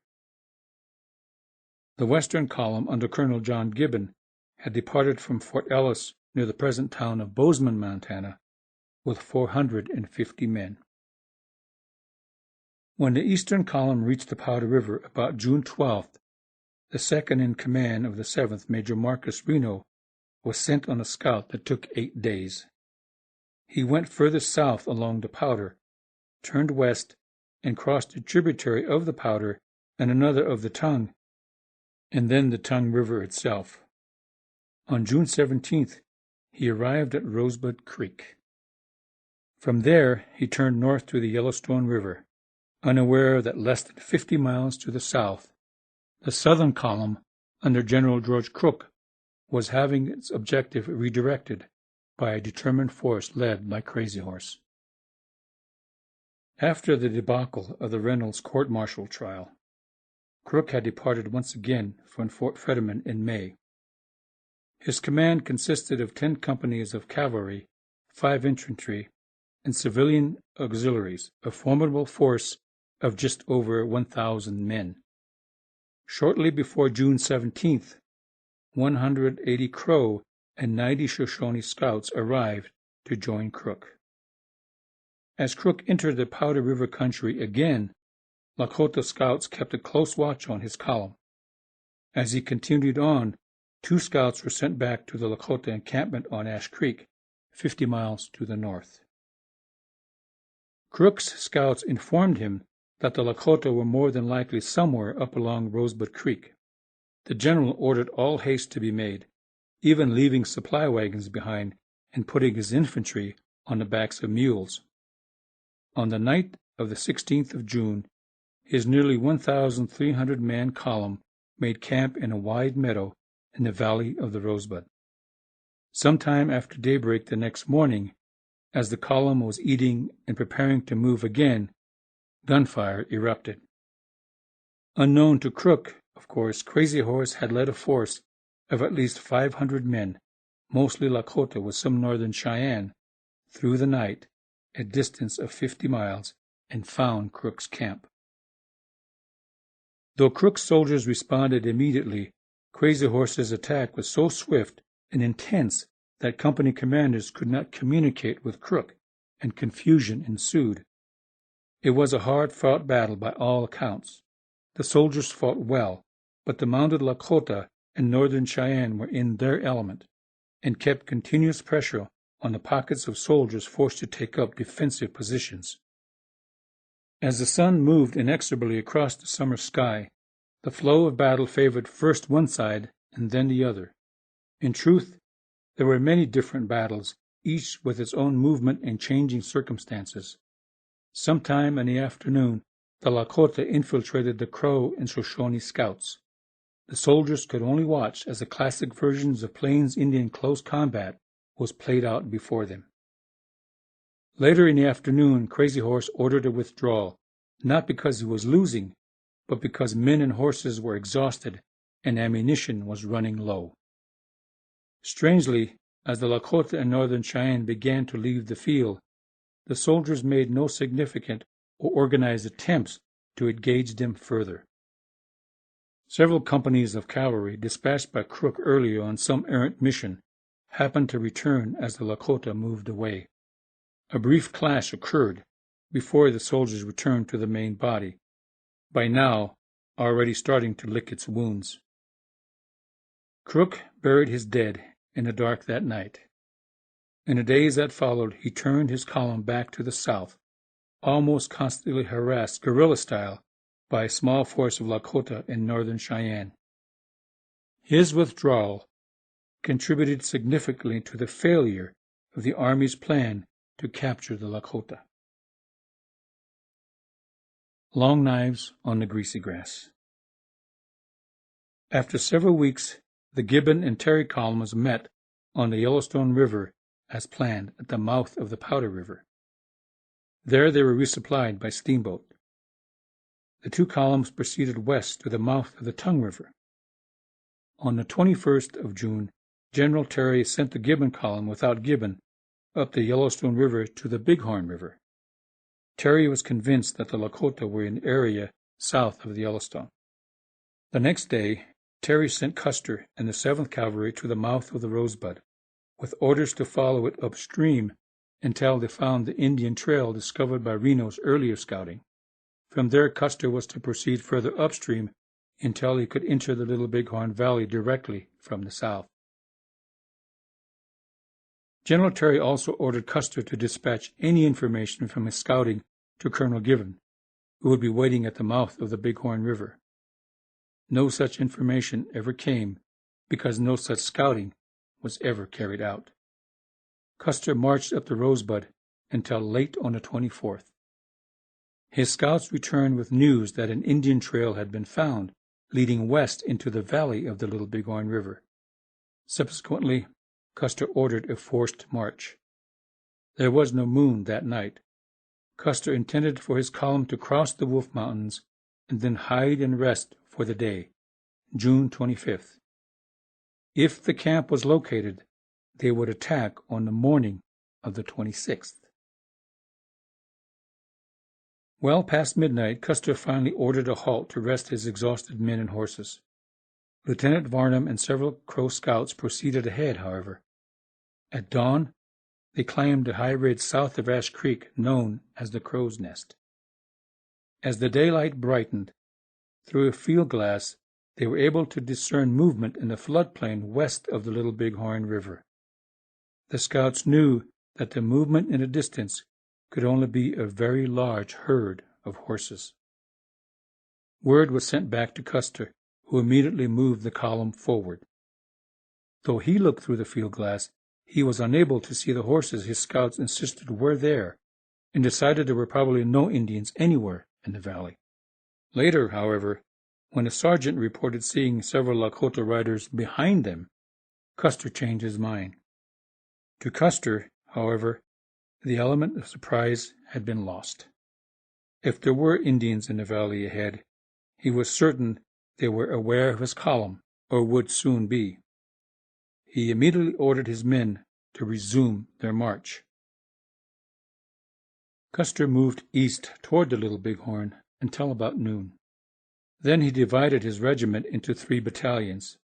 3 companies, H, K, and D, were assigned to Captain Frederick Benteen, the senior captain in the regiment and a frequent critic of his commanding officer. The 2nd Battalion, Companies A, G, and M, were given to Major Marcus Reno, who also had his differences with Custer. 5 companies, C, E, F, I, and L, composed the 3rd Battalion under Custer's direct command. Company C was commanded by younger brother Captain Thomas Custer, and L by Captain James Calhoun, his brother-in-law. The youngest of the Custer brothers, 17-year-old Boston, was also along, so too a nephew, Armstrong Reed. B Company was assigned to guard the pack train, and was essentially a 4th column after it had fallen behind. Custer ordered Benteen to take his battalion southeast from Ash, now Reno Creek, to a line of bluffs several miles away and attack any Indians he might find. If he found any, he was ordered to inform Custer immediately. As Benteen departed, the Custer and Reno battalions followed Ash Creek west toward the Little Bighorn, Reno on the south bank and Custer on the north. The pack train, with its 130 men, was also on the north side, but started to lag well behind. Near the south fork of Ash Creek, Custer gave Reno orders to proceed further west, cross the Little Bighorn, find the camp if it was there, and attack. Captain Keogh, commander of I Company, and Custer's adjutant, Lieutenant W. W. Cook, accompanied Reno to the crossing before they turned back. Somewhere after Reno's departure, Custer turned northward toward a line of ridges rising up from the eastern banks of the Little Bighorn River. At that moment, Major General Alfred Terry and Colonel John Gibbon were waiting on the Yellowstone, Terry at the mouth of the Bighorn River and Gibbon at Tulloch's Creek, which flowed into the Bighorn. They were waiting for a message from Lieutenant Colonel George Custer that would apprise them of the reconnaissance of the lower part of Tulloch's Creek. Also at that moment, General George Crook was not too far south from the site of the battle he had fought 8 days earlier. His men were hunting and fishing in the Bighorn Mountains. Reno, of course, crossed the Little Bighorn south of its confluence with Ash Creek and wheeled right onto a broad floodplain. From there he took his column of tired men and horses northward toward the southern end of the largest single encampment of Lakota ever seen on the northern plains. Chapter 12. The Aftermath Begins. For the entire month of July, the Army columns in the field from the Yellowstone River south did little or nothing effectively. Crook had been camped at Goose Creek only a few miles from the site of the Rosebud battle. Finally, on August 5th, he started north toward the Rosebud, having been joined by none other than Buffalo Bill Cody. On August 8th, Major General Terry also started up the Rosebud. Crook and Terry met without seeing a single Lakota. 2 weeks later, the combined force of nearly 2,800 soldiers separated. Terry reached the Yellowstone and turned east. Crook also headed generally east, once again disdaining the use of supply wagons, carrying his food and ammunition on pack mules. At one point, he struggled through relentless rain that fell for days, and his horses succumbed to exhaustion, and some even died. Food rations also gave out, forcing the soldiers to eat horse meat. Yet the column trudged on until it crossed into what is now North Dakota, on a line north of the Black Hills. There, turning south, Crook then crossed into what is now South Dakota. North of the Black Hills, at Slim Buttes, Crook found a target of opportunity and attacked the encampment of the Lakota headman American Horse. That was the only success recorded by the U.S. Army for the summer campaign, called the Yellowstone Expedition. The Powder River Expedition began in November. It was not as long or involved as the summer campaign had been, but it was more effective. Colonel Nelson Miles, new to the situation and the territory, and General Crook were spurred on by a white public unhappy about Custer's demise. Crook, determined to succeed, recruited and used dozens of Lakota and Cheyenne scouts. On November 25th, Colonel Randall Mackenzie, under Crook's command, discovered Dull Knife Cheyenne Camp, northwest of the present town of Kaycee, Wyoming, and attacked it on a bitterly cold morning. The soldiers destroyed the village, but many of the Cheyenne escaped north to join Crazy Horse on the Tongue River. Soon after, in early January of 1877, Miles' troops located Crazy Horse's encampment and attacked it. Crazy Horse and his warriors fought a series of running battles in the snow and cold, which enabled their women and children to escape. Still, the attack was a tactical victory for Miles because much of the Lakota's already meager winter supplies were destroyed, though Miles could not find Crazy Horse after that. Crazy Horse and his followers endured a cold, hungry winter, bothered by the certainty that good weather would enable the soldiers to step up their attacks. He knew the consequences would be dire. Able-bodied fighting men with Crazy Horse numbered less than 130, and ammunition was scarce. A month after Crazy Horse's fight with Miles, Sitting Bull and his followers fled to Canada, so Crazy Horse and his people were now alone. Crook, now at Camp Robinson, extended an olive branch to his former foe.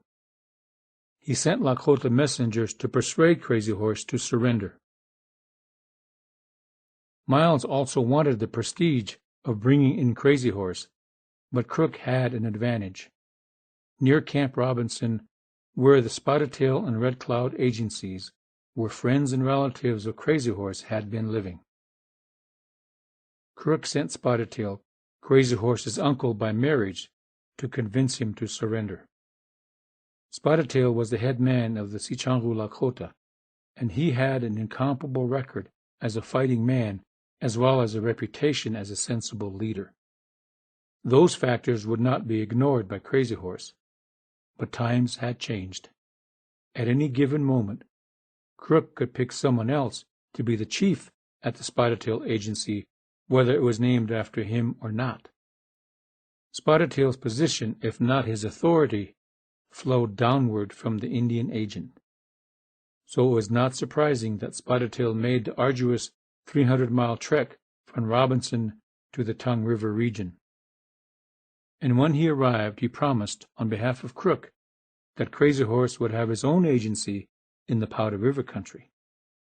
But in fact, several delegations made the long trek from Camp Robinson to the Tongue River area, taking basically the same promise from Crook.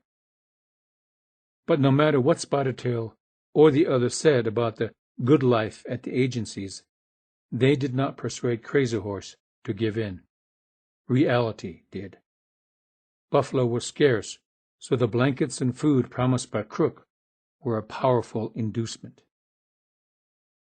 There were no other viable options.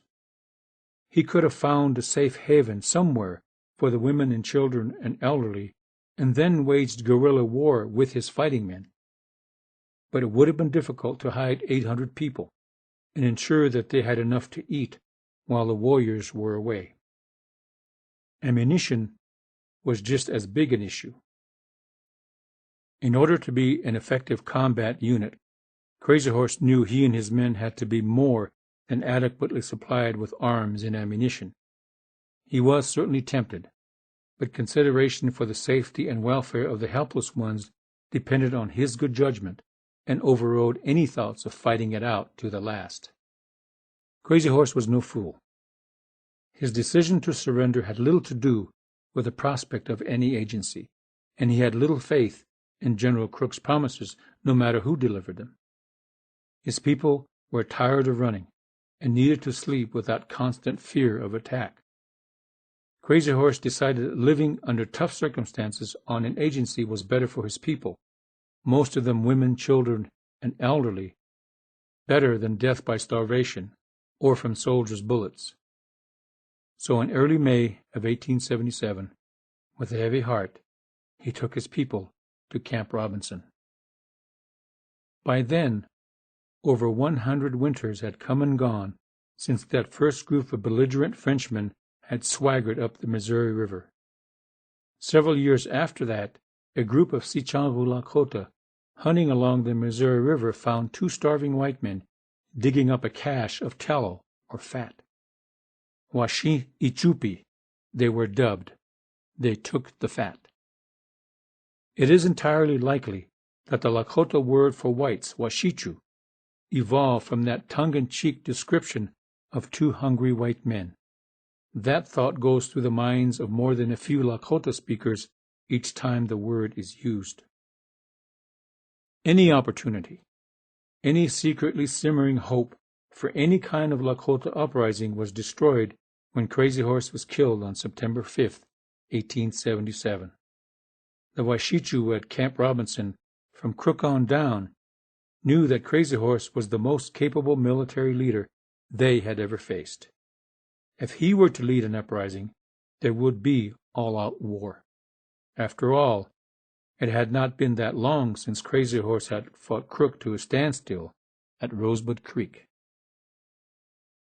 So when a surly interpreter mistranslated Crazy Horse's words at a critical juncture, intentionally or unintentionally, paranoia overwhelmed reason. Crazy Horse's arrest was ordered, and a plan to ship him to the dry Tortugas off the Florida coast went into high gear. But he would never see the inside of a Florida prison. He physically resisted the attempt to incarcerate him. In the ensuing chaos and confusion, a soldier with a bayonet stabbed him through both kidneys. Though Sitting Bull returned from Canada in 1881, he was an older man and too cautious to be the threat he once had been. There would be one last desperate attempt by the Lakota to fight back, but with Crazy Horse gone and Sitting Bull ineffectual, the Washichu found themselves in full and total control. Chapter 13. Into the Shadows. Lakota resistance to white encroachment essentially ended when Crazy Horse handed over his rifle to an Army officer at Camp Robinson in May of 1877. Though there were minor outbursts over the next few years, the last angry armed resistance would flare up briefly at Wounded Knee Creek in the latter part of December of 1890. From September of 1877 to early 1890, a shadow fell heavily on the land, quelling the Lakota spirit like rain dousing a campfire. Even history seems to have turned its back on those years, as very little is said or written about the years from 1877 to 1889. For those years, the hopes, dreams, and vitality of our Lakota ancestors was probably at the lowest it has ever been. But the earth kept spinning during those years, and things did happen. Jealousy and suspicion. Unrest had been simmering on the Red Cloud and Spotted Tail agencies for several years. No Lakota could have imagined how life would be living under the control of the whites, and nothing prepared anyone for the reality of it.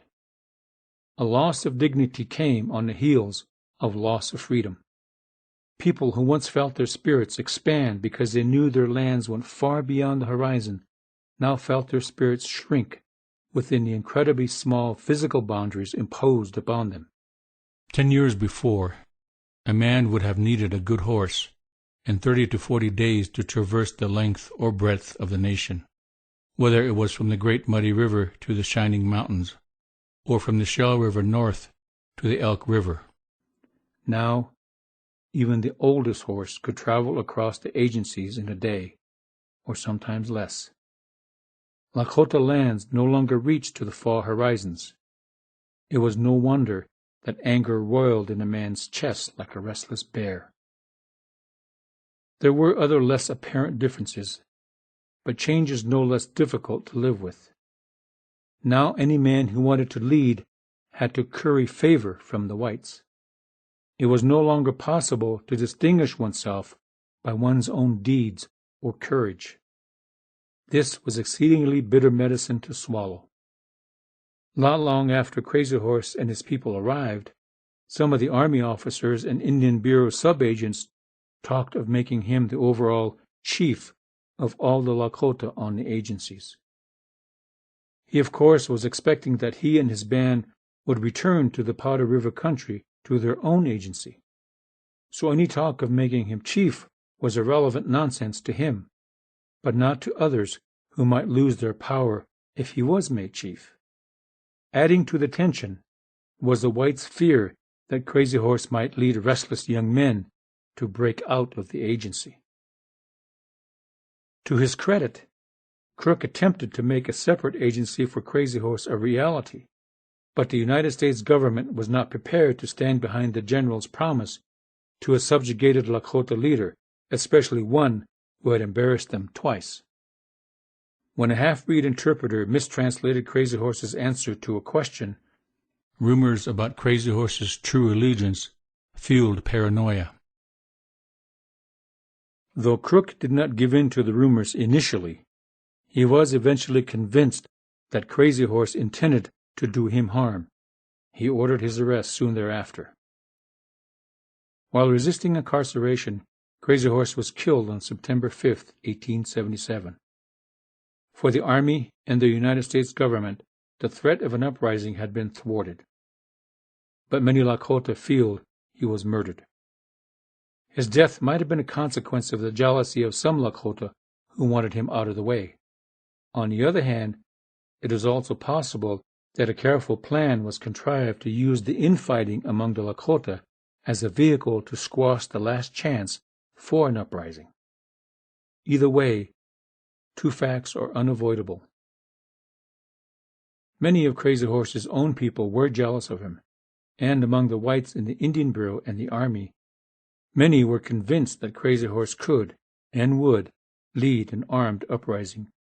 To them, sending him away to a prison off the Florida coast was a logical response.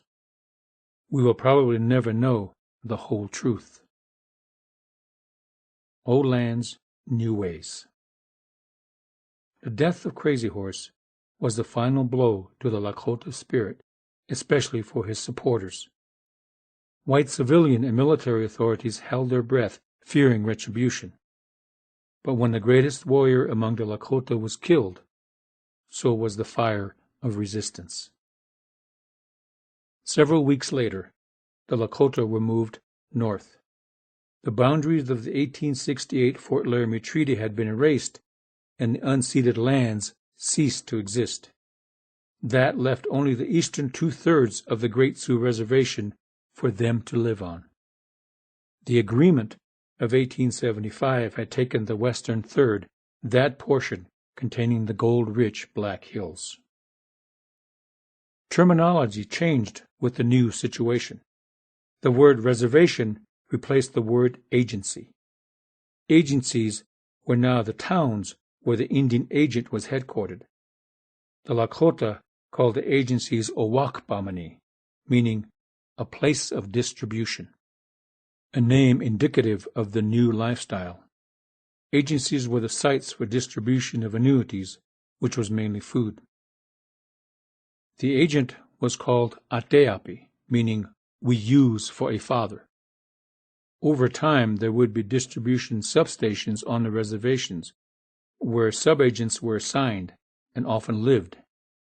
In English, they were boss farmers, because it was their responsibility to teach nomadic hunters how to farm.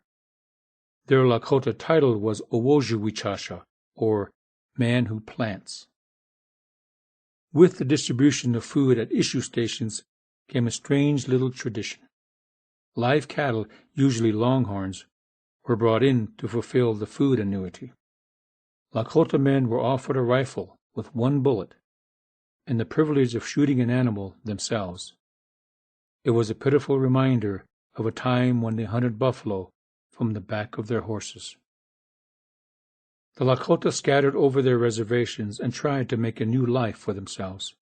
Even though they walked over familiar landscapes where the seasons came and went, rivers flowed, and the sun still rose and set as it always had, there was no way to shake off the reality of change. The whites had prevailed, and surviving among them, and in spite of them, was the new reality. But there were more difficult changes to be faced. A policy of assimilation hit with full force. Short hair and tight shoes. A number of Lakota children were unwillingly taken from their families. The purveyors of assimilation turned a deaf ear and a cold heart to cries of protest, determined that killing the Indian and saving the man was in the best interest of everyone involved. One notable parent allowed several of his children to be taken east to the newly established Carlisle Industrial School for Indians in Carlisle, Pennsylvania. Spotted Tail of the Sicangu had long advocated that the Lakota should change their ways, and he was willing to put his children in the forefront. But though he might have acquiesced to the idea of a white man's education, he apparently did not like their methodology. During a visit to Carlisle, he was angered over the heavy-handed treatment his children described. Their hair had been cut severely short, and many other children complained that the leather shoes they were given were too stiff and tight. They were made to stand in line and march in line, and they were physically punished for speaking their native languages. Spotted Tail took his children home over the objections of the school superintendent, Captain Henry Pratt. But not all the native children at Carlisle or any other boarding school would be as fortunate as Spotted Tail's children. Many had to endure years away from home and family, as well as the strict and regimented lifestyle enforced at those institutions. Administrators, teachers, and dormitory matrons carried out the policy in a process of assimilation with impunity. Carlisle was funded and operated by the United States government, and it realized that the job of civilizing so many native children would be extremely costly. Churches were enlisted to help, and many were only too glad to lend a hand. The prospect of converting so many souls to Christianity was appealing. The government granted sections of tribal land, a section is 640 acres, on which parochial boarding schools could be built and operated. Not only that, but those schools were given the authority to take native children from their homes if their parents did not willingly let them attend school. All in all, the process of assimilation was intended to destroy native cultures by stopping its growth in the young. The premise was based on how America thought of itself, articulated by Judge Elmer Dundy's opinion in his decision in Standing Bear v. Crook in 1879, part of which stated, "On one side, we have the remnants of a once numerous and powerful, but now weak, insignificant, unlettered, and generally despised race. On the other, we have the representatives of one of the most powerful, most enlightened, and most Christianized nations of modern times." Since America thought so well of itself, it was only logical that all weak, insignificant, unlettered, and generally despised people should be forced to fit the mold. Therefore, it was worth inflicting physical and emotional pain on native children. Spotted Tail, of course, had a different take on the issue. He saw education as a way for his children to live more easily in the white man's world. He was wise enough to realize that the rules of survival had changed, and he wanted Lakota children to survive. Adjusting to a different lifestyle was necessary. Having to give up the core of one's identity to do it, in Spotted Tail's view, was not necessary. The Last Hunt. To smooth Spotted Tail's ruffled feathers, the Indian Bureau built a large frame house for him on a low bluff near Rosebud Agency. This raised the ire of one of his opponents and harshest critics, Crow Dog, who already believed that Spotted Tail was selling Lakota land to the railroads. In November of 1881, Crow Dog shot and killed Spotted Tail. With his death ended one of the longest tenures of leadership among any of the Lakota bands. Crow Dog was arrested, tried, and convicted, although the Spotted Tail and Crow Dog families agreed on a payment to settle the issues. Later, the U.S. Supreme Court overturned the conviction because the court lacked jurisdiction over Crow Dog. Though there were other leaders among the Lakota, such as Swift Bear, none had Spotted Tail's stature with the Indian agent, so the Sicangu no longer had the ear of the U.S. government. The same year Spotted Tail was killed, Sitting Bull returned from Canada. After the government incarcerated him and a few followers at Fort Randall, in what is now southeast South Dakota, he inexplicably joined Buffalo Bill's Wild West show for one season. Then he took up residence along the Grand River, on the Standing Rock Reservation in present-day north-central South Dakota and south-central North Dakota. In 1883, a herd of several hundred buffalo were discovered north of the Black Hills, probably survivors of one of the last concentrated hunts by white hide hunters. Sitting Bull and his people found the herd south of the Grand River and killed them all. Understandably, buffalo meat was much preferable to the lean longhorns provided by the Indian Bureau. But in a strange twist of irony, the Lakota probably wiped out the last large wild herd on the northern plains. As the years went by, Sitting Bull was more and more inclined to stay on the reservation, eventually pointedly staying away from the reservation's agency headquarters at Fort Yates. By now, the Great Sioux Reservation had lost its 1868 configuration, and the geographic identities of several smaller reservations emerged, much as we know them today. The Ogallala and Sicangu reservations were adjacent to each other just north of the current border between Nebraska and South Dakota. They were now called the Pine Ridge and Rosebud Sioux, respectively. In the northeastern portion of what was once the Great Sioux Reservation were the other 5 bands. The Manikanju were on the Cheyenne River Reservation west of the current state capital and west of the Missouri River. North adjacent to them were the Hunkpapa on the Standing Rock Reservation, with nearly half of its boundaries into the current state of North Dakota. Interspersed on both reservations were the smaller bands of Itazipa Chola, Oohenupe, and Sihasapa. 3 crucial events occurred in the late 1880s that would dramatically affect the Lakota. One would have an immediate impact and consequences, and the fallout from the other 2 is still with us today. The first occurred in 1887, when the United States Congress passed the Dawes or Allotment Act, also called the Homestead Act.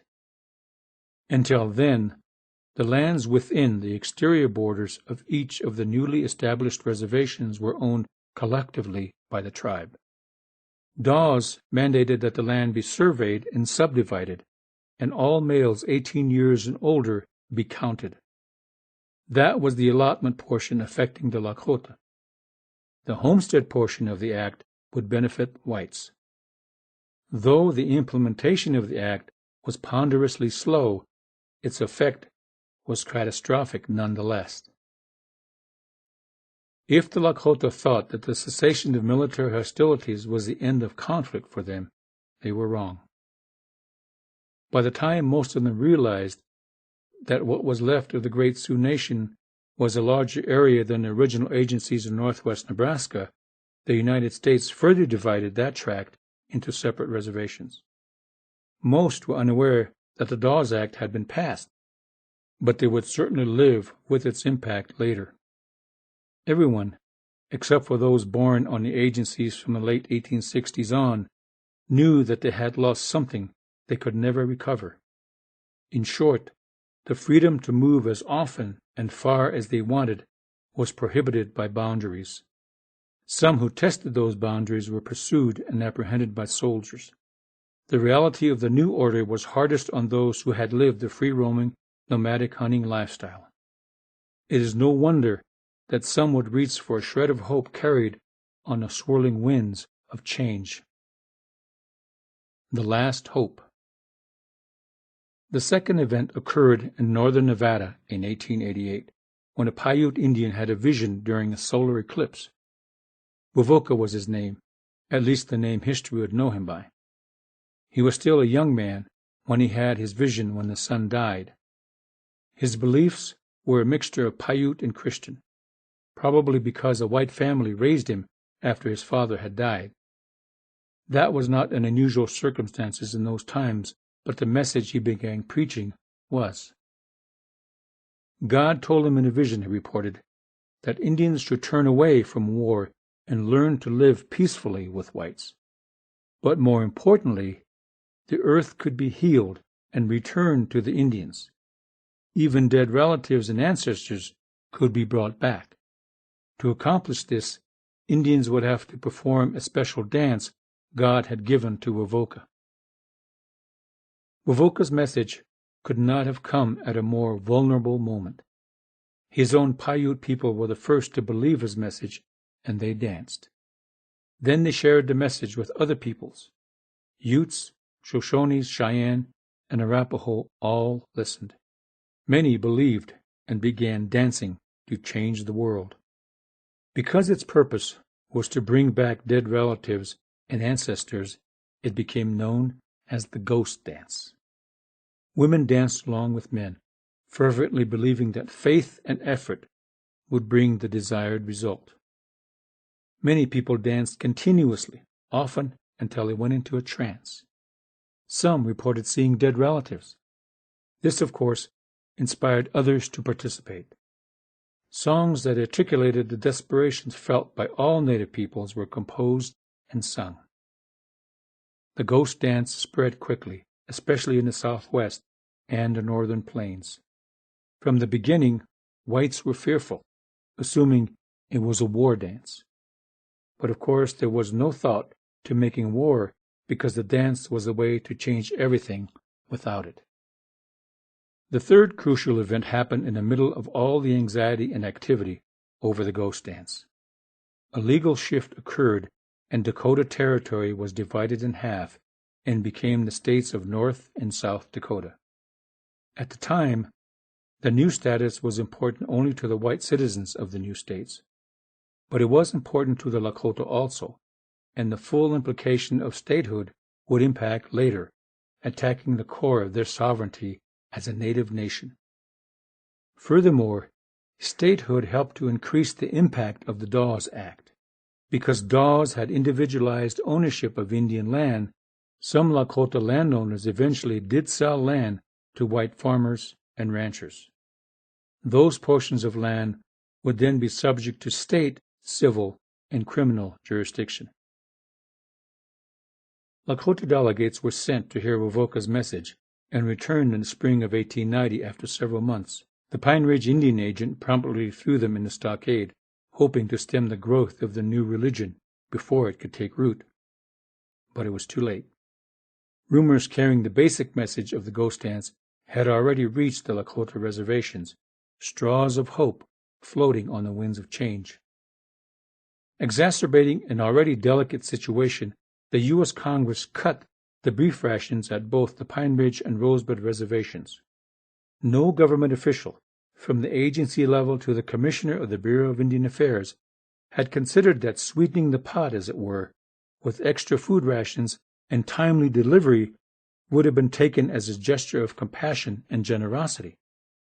To make matters worse, a drought gripped the land, and localized epidemics of whooping cough, influenza, and measles killed people, adding to the misery. So the Lakota flocked to the ghost dance. Driven by desperation and defiance, the Lakota, especially on the Pine Ridge Reservation, performed the dance openly. But it was known that hundreds, if not thousands, of Lakota on 4 reservations were involved in the movement. The movement was escalating, with many people performing the dance out of sight of any whites. In a classic act of self-preservation, the Indian agent at Pine Ridge resigned in October, solving his problem by removing himself from it. Keeping its record of ineptitude quite intact, the government appointed a replacement by the name of Daniel Royer, clearly a political appointment. Royer could not have been less suited for the position. Shortly after he took the job, he declared the situation out of control. It was out of his control, to be sure. Somewhere in the process, Agent Royer must have heard that some of the ghost dancers added a twist unique to the Lakota. They made and wore ghost shirts during the dance, believing them to be protection against bullets. No uprisings were being planned. The ghost shirts were protection in the event Indian police or soldiers attacked the dancers. Learning about the ghost shirts, whites on or near the reservations relayed their fears of a military uprising to the U.S. government. Why would ghost dancers wear bulletproof shirts unless they had plans to attack someone? Long knives and iron breasts. By now, Agent Warrior was sending daily telegrams requesting federal troops. Their presence in great numbers, he advised, was the only solution to the growing problem. Someone listened to the panic-stricken agent, who had been named Koshkalaka Lakota Kawichakbe, or Young Man Afraid of Lakota, by the Lakota. Young Man Afraid of Lakota got his wish. The U.S. government transferred jurisdiction of the reservations from the Department of the Interior to the Department of War. Within a matter of days, nearly 3,000 troops were in the field, most of them in and around Pine Ridge. One of the units was the 7th United States Cavalry, now under the command of Colonel James Forsyth. If the intent and the purpose of the military was to restore order to the so-called unrest on the reservations, they failed, instigating fear instead, fear of them. Ghost dancers from the Pine Ridge and Rosebud reservations fled in droves to the Badlands, a region of eroded landscapes adjacent to the northwest corner of the Pine Ridge Reservation. The Badlands was a maze of canyons and plateaus, a perfect hiding place. In short order, over 1,000 people were hiding out there. The Army, of course, declared them to be hostiles. Troop presence in such strength chased the ghost dancing underground, especially on the Pine Ridge and Rosebud reservations. To military authorities dealing in tangibles, no obvious dancing meant that it had been significantly curtailed or stopped. On the Standing Rock and Cheyenne River reservations, where there were fewer troops, people were still dancing openly, especially at the camp of an old headman named Bigfoot, a Manikaju. At this juncture, the Indian Bureau turned over a list of names of troublemakers to the Army to be arrested, individuals that, in the government's view, that had been the cause of all their troubles. Less than 20 names combined were turned in by the Indian agents of Rosebud, Standing Rock, and Cheyenne River. Agent Warrior of the Pine Ridge Agency turned in more than 50 names, a conservative estimate in his words.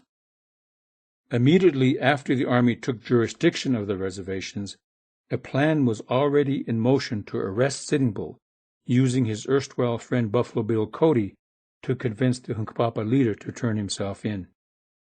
The Army assumed that Sitting Bull was heavily involved with the ghost dance and therefore a dangerous influence. Agent James McLaughlin at Standing Rock, however, put a stop to that grandiose plan.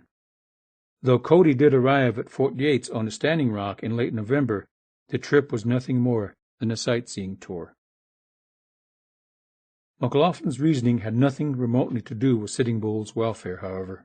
He wanted his own Indian police, Hunkpapa and Manikaju Lakota, who had been trained as such, to make the arrest. The agent felt that Indian police would arouse less suspicion than soldiers.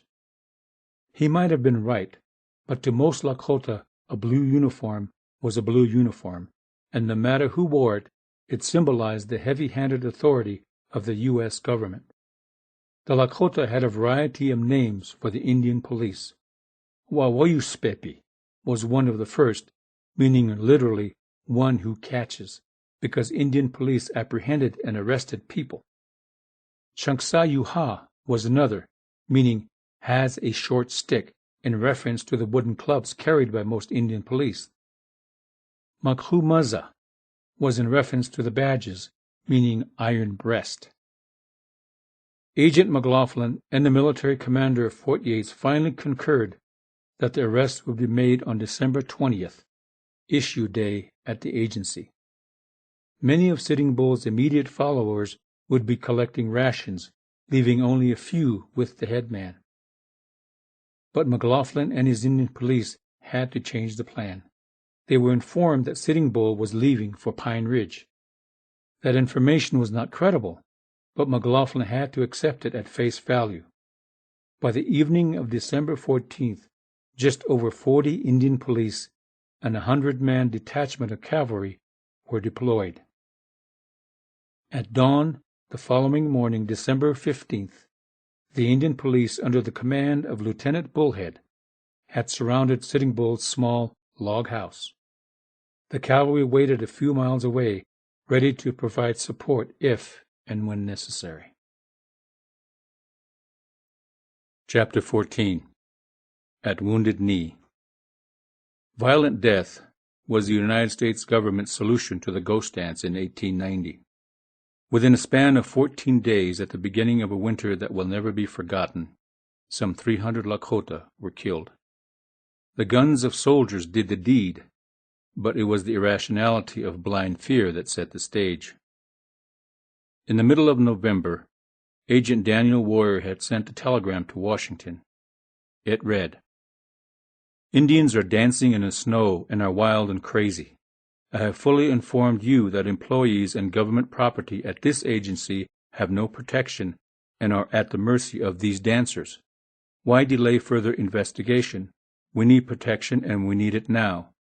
The leaders should be arrested and confined in some military post until the matter is quieted, and this should be done at once." Sitting Bull. Indian policemen had been a fact of life on many reservations throughout the West. Whites viewed them as progressive, but the reaction was mixed in the Lakota communities. Men like Sitting Bull were suspicious of any Lakota who worked for the whites. Lieutenant Henry Bullhead was one of those policemen, and he was a Hunkpapa Lakota. Lieutenant Bullhead and his police contingent of just over 40 men approached Sitting Bull's compound at dawn.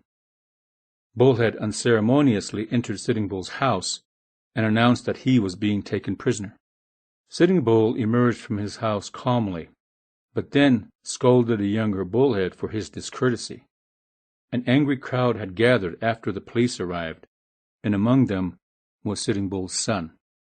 The young man, only 17 years old, berated his father for allowing the situation to occur. The sight of their beloved leader in the custody of anyone in a blue uniform was unacceptable to many in the crowd. Threats were shouted. As the police tried to push their way through, Sitting Bull called out. Someone in the crowd fired a gun, striking Lieutenant Bullhead. As he was falling, Bullhead shot Sitting Bull. Sergeant Red Tomahawk, walking behind both of them, shot the sagging and already mortally wounded Sitting Bull through the back of the head. An exchange of gunfire and a vicious hand-to-hand melee ensued. Though the Sitting Bull supporters outnumbered the police, they were outgunned. If not for light artillery fire from the troops a short distance from the camp, the police contingent might have all been killed. As it was, 6 policemen were killed or wounded. Sitting Bull, his young son, and 6 others from his camp were killed. Agent McLaughlin's Lakota police, as catalyst for the government, eliminated Sitting Bull, the object of McLaughlin's fear and loathing. McLaughlin had described Sitting Bull as the leading apostle of this latest Indian absurdity. Though Sitting Bull had not fully endorsed the ghost dance, neither did he completely dismiss it. He saw it for what it was, a gesture of desperation and a phase that would eventually pass. But the misunderstandings continued. General Nelson Miles had responded to Agent Royer's request and ordered troops to Pine Ridge, thinking that a show of overwhelming force would prevent conflict. Consequently, many of the ghost dancers fled to the Badlands, certain that the presence of so many troops could mean nothing good. Though Miles may have sincerely thought that a show of force would be sufficient to avoid bloodshed, his desire to avoid conflict did not coincide with the methodology. He was thinking like a soldier, with power at his beck and call, not a peacemaker trying to use reason. Word of Sitting Bull's death spread, and the immediate conclusion among most Lakota was murder. 13 years earlier, the same government had plans to seize Crazy Horse and send him to the Dry Tortugas off the Florida Keys. To most Lakota, the consequences of the U.S. government's attempts to arrest and apprehend Crazy Horse in 1877 and Sitting Bull in 1890 were frighteningly similar. the two most influential and powerful Lakota leaders of the 19th century dying violently at the hands of U.S. soldiers and agency police could not be dismissed as coincidence. Tragically, the death of Sitting Bull and several of his people on December 15th was only the beginning. Bigfoot. Other arrests were planned, with paranoia doing the planning. The next likely troublemaker, according to the U.S. government, was an old headman named Bigfoot, a Manikanju. He was encamped along the Cheyenne River and under the watchful eye of Lieutenant Colonel E.V. Sumner and one company of the 7th Cavalry. A few dozen people fleeing from Sitting Bull's camp joined Bigfoot, destitute and still in shock over the death of their leader. Bigfoot himself was ill, but the newcomers were Sitting Bull's people, and that was enough for Sumner to suspect Bigfoot of some kind of mischief. Sumner sent a request for reinforcements and informed Bigfoot that he and his people would be escorted under arrest to the agency at Fort Yates. Before more troops arrived, however, Bigfoot and his ragged band of mostly women and children bolted for the safety of the Badlands, at little less than 100 miles to the south. The last thing on Bigfoot's mind was any kind of armed resistance. He was trying desperately to hide his people from the soldiers. There was no reason for any Lakota to trust the soldiers, especially after the death of Sitting Bull. Furthermore, thousands of troops had been on and around the reservations for weeks. Many of them were pushing in from the north and west of the Badlands, forcing out the Lakota hiding there south toward Pine Ridge.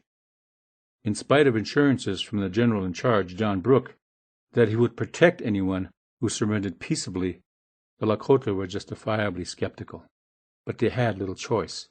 They were ill-equipped for winter and poorly armed. When Bigfoot entered the Badlands, he found no one. He had no way of knowing, of course, that many of the beleaguered ghost dancers had given up the dance and turned themselves in at Pine Ridge. The possible consequences from the increasing presence of Army troops was too frightening. By now, Bigfoot's illness had progressed to full-blown pneumonia. Sanctuary at Pine Ridge, under whatever protection the old headman Red Cloud could offer, seemed the only course available. But it was not to be. Wounded Knee Creek. On December 28th, Bigfoot, now lying on drag poles behind a horse because he was too ill to ride or walk, was told that 4 companies of the 7th U.S. Cavalry had caught up with him. The commander, Major Whitside, demanded unconditional surrender, and Bigfoot did not argue. He and his people were then escorted to a small settlement of sorts near Wounded Knee Creek, 15 miles east of the Pine Ridge Agency. There, 4 more companies and the overall commander of the 7th, Colonel Forsyth, also arrived. The 8 companies, plus a few scouts, numbered nearly 500 men. They had with them 4 Hotchkiss guns, which were state-of-the-art rapid-fire light artillery that fired 2-inch high-explosive shells. Bigfoot and his followers encamped south of a low plateau. They numbered approximately 350 cold, hungry, and tired people. On the plateau above them were the Hotchkiss guns. Colonel Forsyth sent a small stove for Bigfoot's tent, along with his regimental surgeon to give whatever aid he could to the ailing man. At the same time, he positioned his soldiers around Bigfoot's camp to keep order. The next morning, the men of Bigfoot's contingent gathered north of the camp. Forsyth wasted no time in instructing them to surrender their weapons. But the first groups tossed down only a few antiquated guns. This was not quite the level of cooperation Forsyth wanted. Bigfoot's people were outnumbered overall by their captors. But the men, the fighters, were outnumbered a staggering 5-1. That fact alone made the Lakota nervous and apprehensive. Now the odds against them would increase even more because the soldiers wanted Lakota weapons. What would happen after the Lakota surrendered their weapons was anybody's guess, and no one among the Lakota was convinced that the white flag of truce flying in their camp meant anything to the soldiers. 14 days had passed since Sitting Bull had been killed.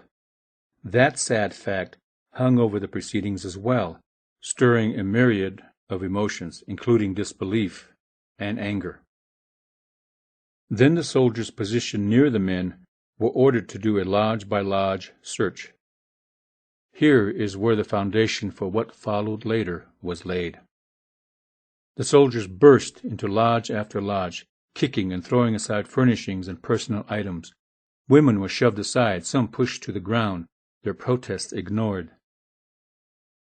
The further the search progressed among the lodges, the worse the situation became. Women and children called out to their husbands and fathers, whose agitation escalated into anger with each shout and scream from the village. Had the soldiers tempered their approach and conducted themselves with restraint, the women would still have been unhappy with the search, but a slow and deliberate manner would not have ignited the Lakota's anxiety into smoldering anger. After all, the soldiers were in control of the situation, and they had the tactical advantage with superior numbers and more weapons. For that matter, Colonel Forsyth, who demonstrated a capability for kindness by his gesture to Bigfoot the night before, could have halted the search and instructed his soldiers not to be so heavy-handed. But he did not, and soon the opportunity to calm the situation passed. Cries of protest and anguish continued until the invasive search was completed. In the end, fewer than 50 weapons were collected. By now, the Lakota men were on the razor's edge of anger. A medicine man reminded some of them they were wearing ghost shirts that would protect them from the soldiers' bullets. Forsyth or any of the soldiers close by could not understand the man's words. The exact single incident that finally incited gunfire has been long debated.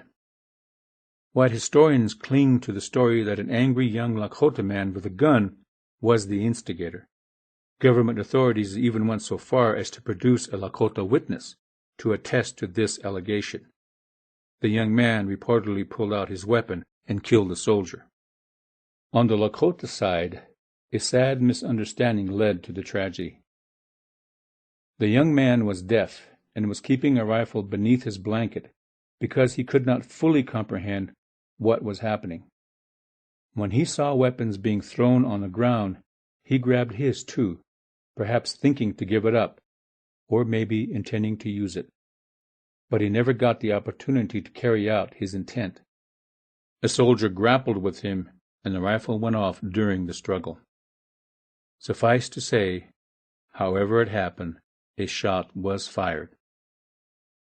Upon hearing the shot, the soldiers opened fire with their .50 caliber rifles at point-blank range.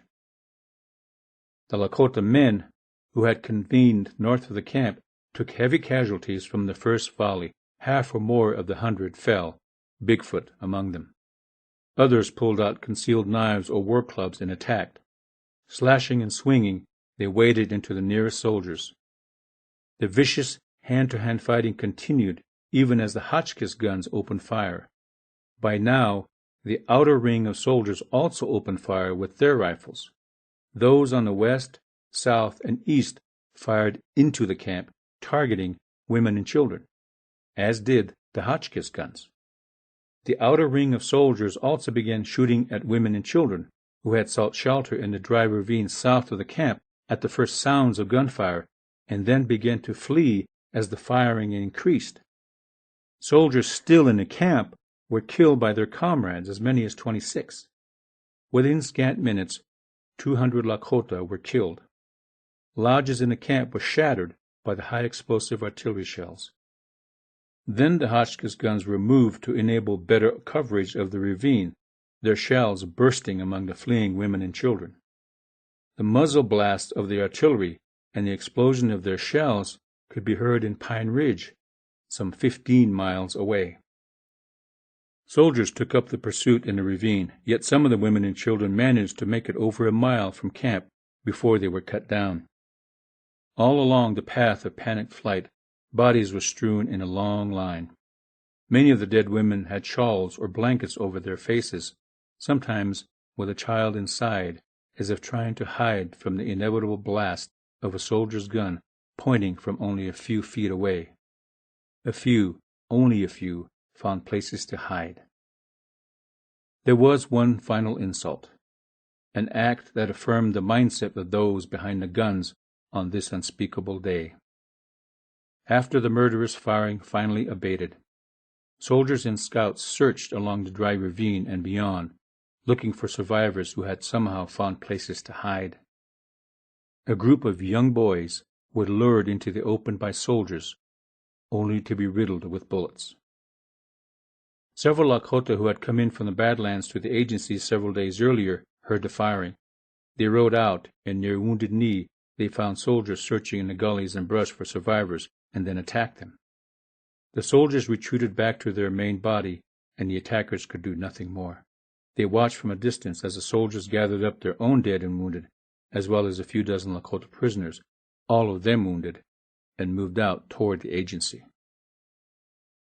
No one counted the Lakota dead, but the number was likely near 300, and mostly women and children. The bodies were frozen by a blizzard that rolled in several hours after the guns had fallen silent. A burial detachment was sent out on January 1st, 1891. Civilians were paid $2 per body. A long trench was dug in the cold ground, and frozen bodies were unceremoniously pushed or rolled in. Some, those wearing ghost shirts or dresses, had been stripped naked.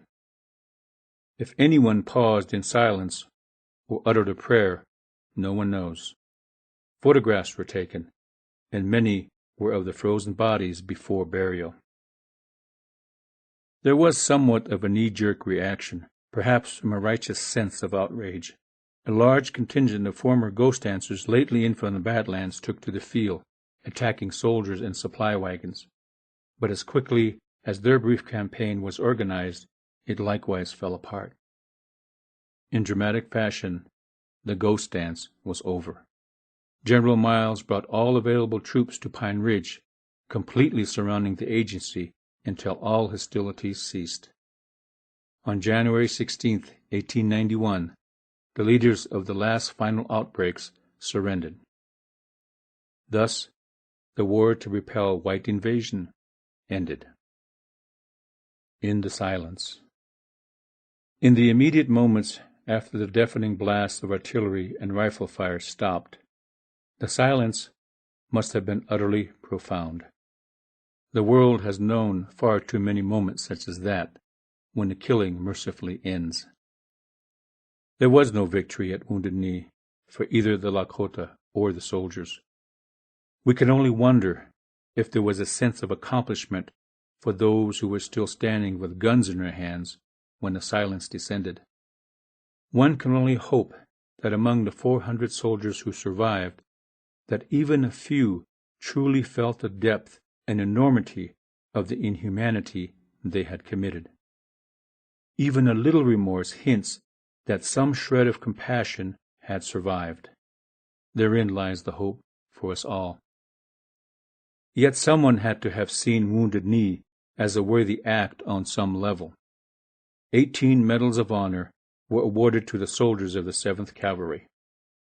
How can anyone be decorated for bravery or for commitment to duty when killing defenseless women and children? Dakaway. Why? That question will always echo with the hollowness of anguish. Now and then, someone whispers that Captains Edgerly, Godfrey, Moylan, Wallace, and Varnum had been at the Little Bighorn 14 years earlier. They had to have remembered and described the sting of that defeat. And there, in that ragtag village along Wounded Knee Creek, were people of the nation that had so soundly whipped them. Surely the thought of revenge had to have been rekindled by someone wearing a uniform. Nothing can change what happened at Wounded Knee. Nothing can change that turbulent history, or bring back Sitting Bull, or satisfactorily explain why it happened the way it did. So we should all weep, no matter if our ancestors wore uniforms or fled for their lives on that day. And when the weeping ends, and in the silence that follows, we must vow never to forget, no matter how painful. For it is in the remembering that we may find an answer, one that may prevent Wounded Knee from happening again. Chapter 15. Possibilities. The seeds of change for the Lakota were deeply implanted early in the 18th century with the contentious journey of the Delaverendrye party up the Missouri River. Over the following decades, the Missouri became an important passage for commerce. Initial contacts between whites and natives along the river were friendly for the most part. But if there had been conflict and early resistance, our history would be much the same. The only consequence of early resistance would have been to impede the arrival of whites for only a few decades more. The die had been irrevocably cast because the members of a race that had inundated the lands and overwhelmed the native peoples east of the Mississippi River had laid eyes on this new and vast frontier. They could not see the entire length and breadth of it, obviously, but they did not need to. Theirs was a far more inclusive glimpse. They saw possibilities. A different road. Wounded Knee was a devastating blow to the spirit of the Lakota people. There were no more significant armed clashes. If there were any further thoughts of resistance, they were spoken in cautious whispers. The U.S. military had demonstrated how far it was willing and able to go to subjugate the Lakota. Some second-guessing understandably occurred. Interspersed liberally in those conversations was the phrase "ktat-ka," meaning essentially, if only. Hechunkumpi ktat-ka, if only we had done it that way. It was part of the grieving process. No matter the clarity of hindsight, the harsh reality of life in 1891 could not be avoided. The self-confident stare of a people who watched the Delaverendrye and the wagons on the Holy Road had turned blank. Now they gazed forlornly into meager fires and empty pots. There was nothing to do but mourn the old days and face each day and survive it. That was the immediate and constant challenge. Survival now required the patience to endure inactivity. In the old days, the women would comment in passing that the food containers were nearly empty. In response, the men would take up their weapons to hunt. Now the women said nothing, because it was the whims and the policies of the United States government that filled the food containers or kept them empty. Hunting now amounted to standing in line on issue day for meager rations. Survival was dependent on adaptability. The ability to change and adapt was one reason the first groups of Lakota were able to survive and thrive on the plains. After Wounded Knee, it seemed there was little choice but to change, and in a hurry. But as a matter of fact, some change had already been happening.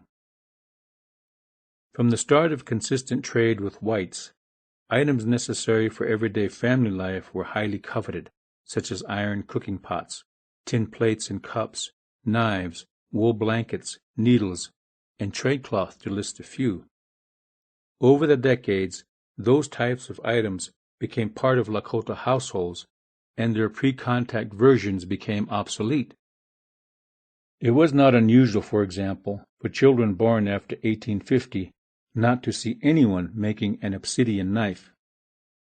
After 2 generations, the knowledge to make stone knives still existed, but the skill and ability to do so began to diminish because no one made them consistently. The handing down of those kinds of skills did not just wither away unnoticed, however. It was a process by choice, not by coercion. By the early 1880s, most Lakota were making clothing out of cloth, especially calico or muslin, and were wearing white-manufactured clothing. It was convenient, but also necessary because the traditional raw materials, elk, deer, bison, and antelope hides, were no longer readily available. Cloth dresses and shirts were cut to traditional patterns, however, and for a time both men's and women's leggings were made from trade cloth and wool blankets. By 1890, that trend diminished and Euro-American clothing was worn more and more. Understandably, however, it is much easier to adopt the things of another culture. While our ancestors liked, wanted, and used clothing, tools, utensils, firearms, oil lamps, they could not take on the ways of the whites as easily. While some cultural icons were easily discarded, such as stone arrowheads, the Lakota hung on to one of the strongest symbols of their culture and lifestyle, the tepestola, or pointed dwelling, the teepee. The people who had given in to the agencies in the late 1800s initially gave up their guns and horses, but not their dwellings. They did not have to, and probably saved the Indian Bureau hundreds of thousands of dollars because they did not have to construct houses. Consequently, the teepee became an unavoidable necessity. The government had built a large frame house for Spotted Tail near the Rosebud Agency, but he preferred the open air and the amenities of the teepee. And Sitting Bull, who slept in a log house on the Standing Rock Reservation, also much preferred the teepee. The teepee enabled the Lakota to remain mobile, even in those last difficult months leading to Wounded Knee. If nothing else, they had shelter for the night, even if there was no meat in a kettle. Mobility was also still very important. With teepees, they could run from trouble and easily take their shelter with them. By the 1880s, more and more teepees were made of canvas because buffalo hides simply were not available for the repair or for new teepee coverings. Also on the scene were canvas wall tents acquired in trade. They were convenient to mobility as well. But in spite of their loyalty to the teepee, by the early 1800s, the Lakota were beginning to live in log cabins, and by the middle of that decade, they proliferated on all the reservations. After Wounded Knee, however, defeated people gazed over the far horizons only to recall better times and old trails they could no longer follow. Now their longest treks were to the agency issue houses. There they had to follow the new rituals of survival. But physical survival was not the only issue. Now they had to learn to live like white people. So many changes so quickly, coerced or not, put the survival of the Lakota culture in question.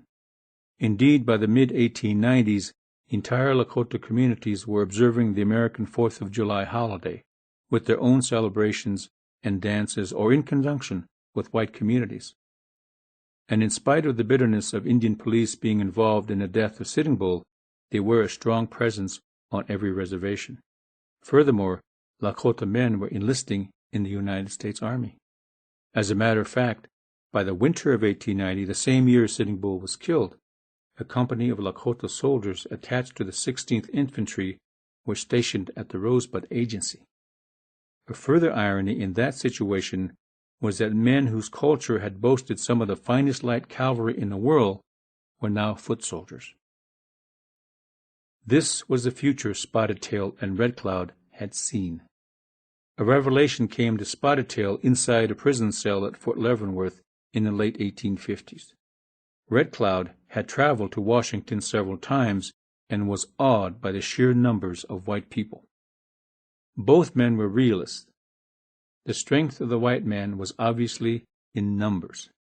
There were more of them, and they had more weapons. Consequently, and probably reluctantly, each of them realized that sooner or later, the Lakota would have to learn to live like whites. Washichus like the whites, was the phrase. Indian agents, other government officials, and missionaries who heard the translation of those words were quick to laud Spotted Tail and Red Cloud for their wisdom. They were not aware that both men meant precisely what they said. To both of them, living like whites did not mean becoming white. Both were afraid that living like white people would sooner or later take from the Lakota the essence of being Lakota, and forces were already at work to that end. By the mid-1800s, the reservation system in southern Dakota Territory, present-day South Dakota, was well established.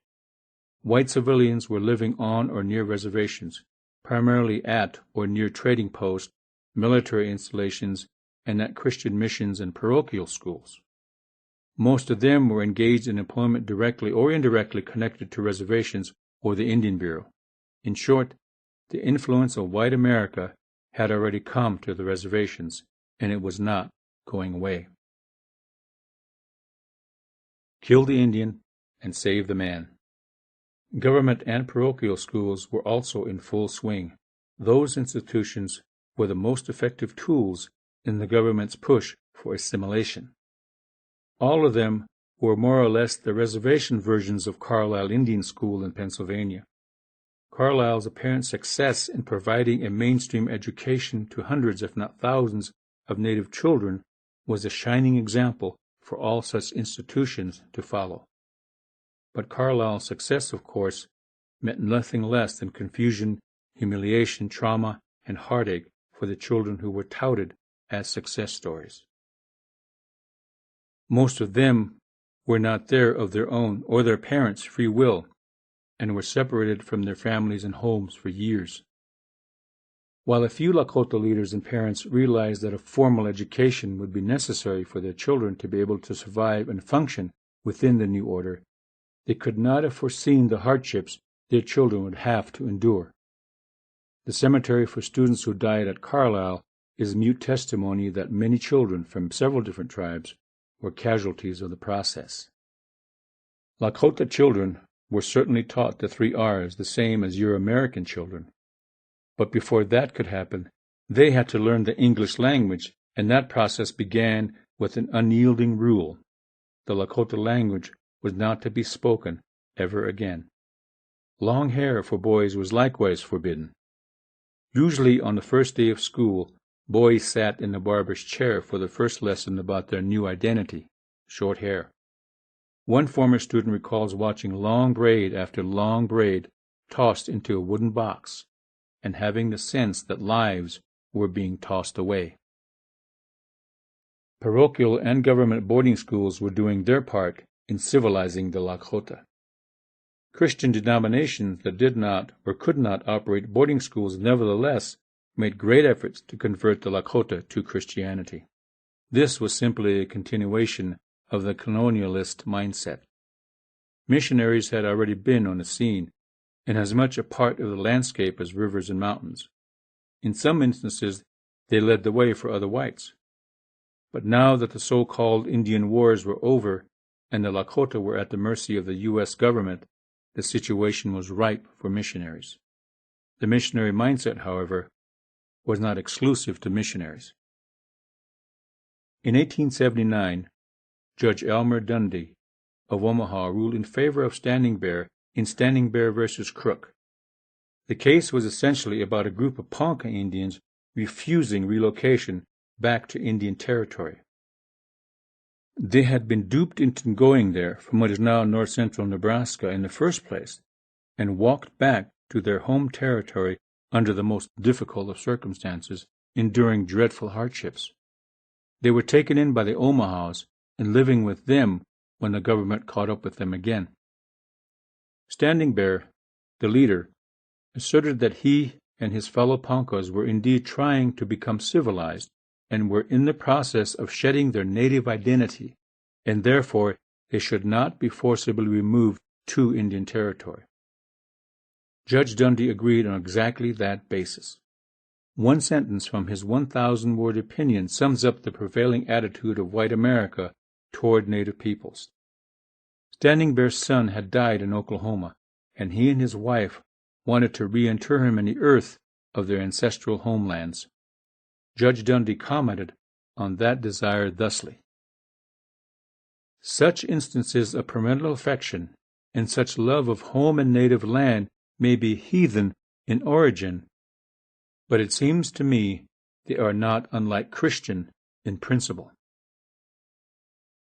They were heathens, of course, in the eyes of Christians because they did not acknowledge or accept the Christian God. The indigenous peoples of North America were labeled as such from the beginning of European contact, and therefore the process of converting natives to Christianity had been a never-ending task.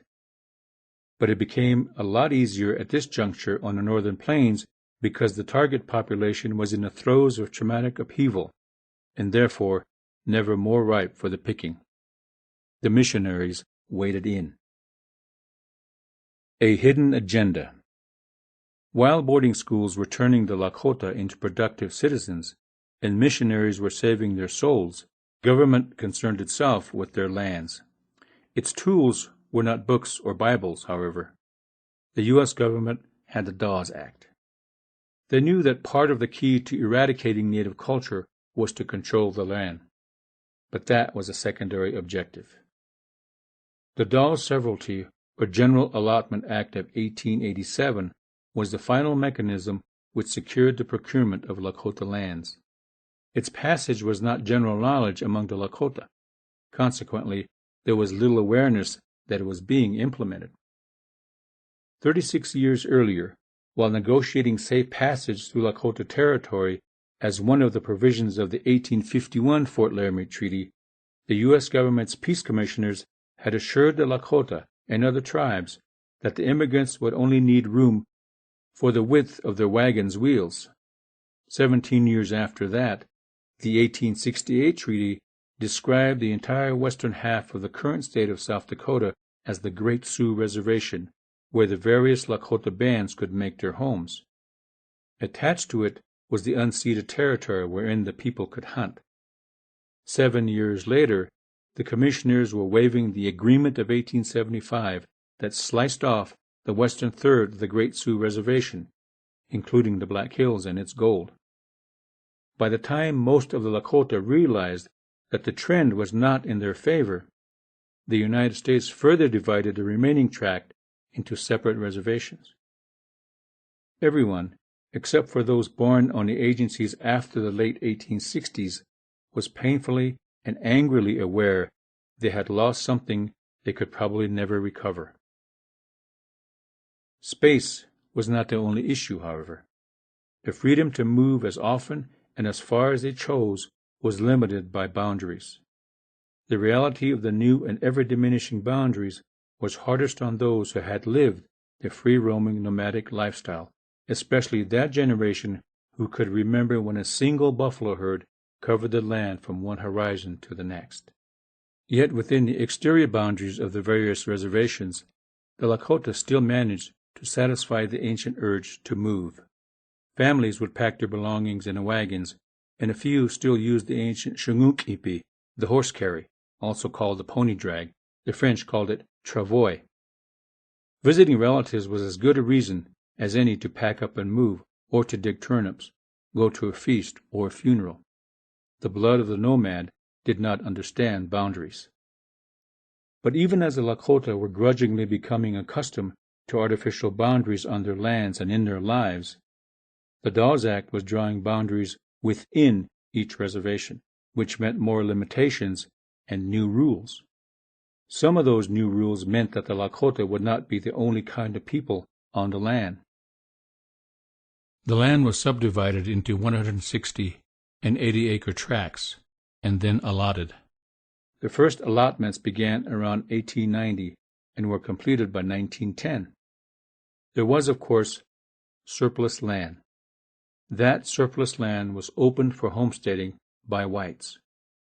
42 years after the Fort Laramie Treaty promised that the Great Sioux Reservation and the unceded lands attached to it would belong to the Lakota in perpetuity, whites were claiming ownership by homesteading land within reservation borders. White homesteading of reservation lands is characterized differently by two separate viewpoints.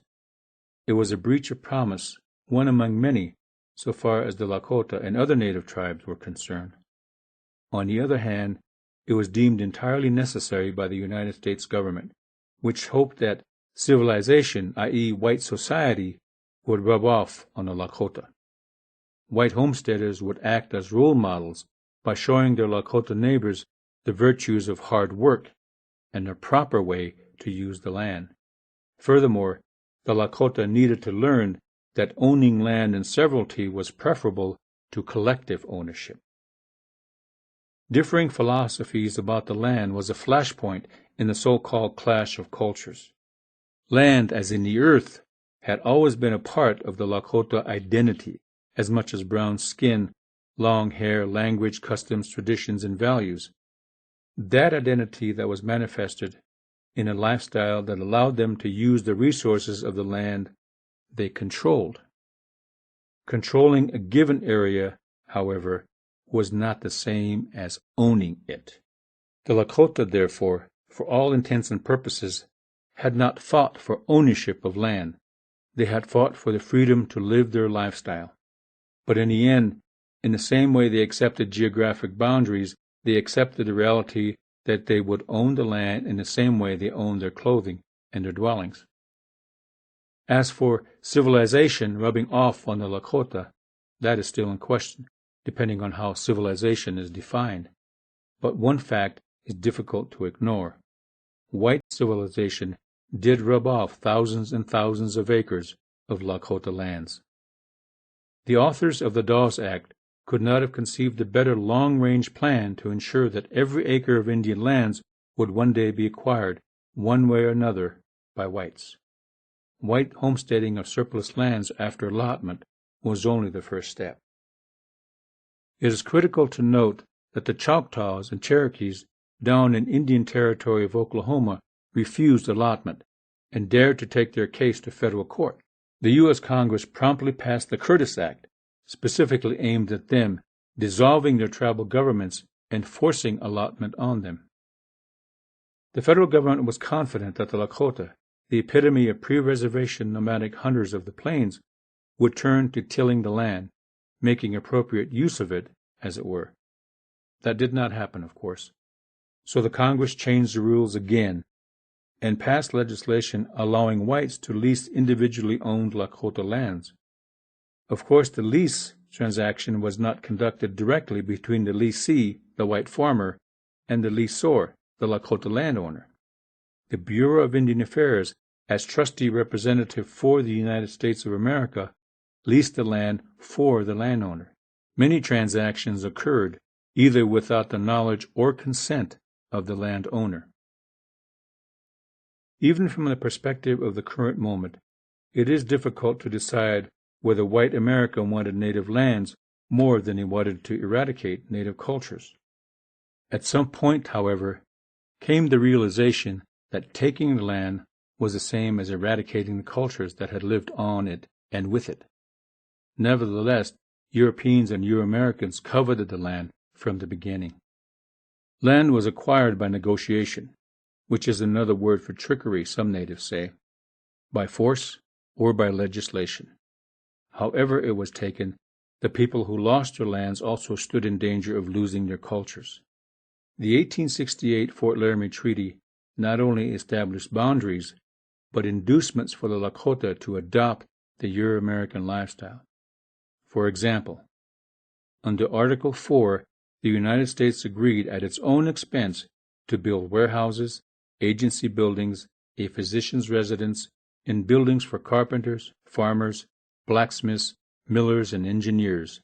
A schoolhouse or a mission building would be built if enough children could be induced to attend school. Article 6 offered an individual allotment not to exceed 320 acres for any head of a family who decided to be a farmer.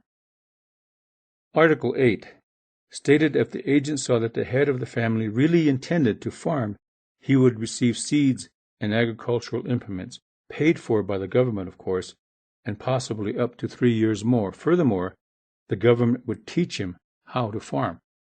Article 14 offered an outright reward of $500 for up to 10 people who grew the most valuable crops each year for 3 years running. Allotment took direct aim at Lakota identity as well.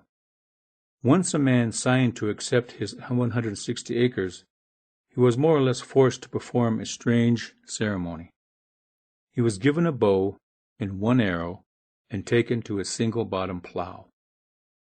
He was then instructed to shoot the arrow into the distance, throw it down, and grab the handles of the plow. The symbolism of casting aside the bow for the plow was obvious. He was casting aside his old identity for a new one. The hunter-warrior was now to be a farmer. But there was more than symbolism to the Dawes Severalty Act. Theodore Roosevelt succinctly summed up Congress's true sentiment when he said that the act was a vast pulverizing engine to break up the tribal mass. Congress intended for the transition of native lands from communal ownership to individual ownership to compel natives to become fully participating members of American society, to the detriment of his own. That consequence was exactly what Congress had in mind.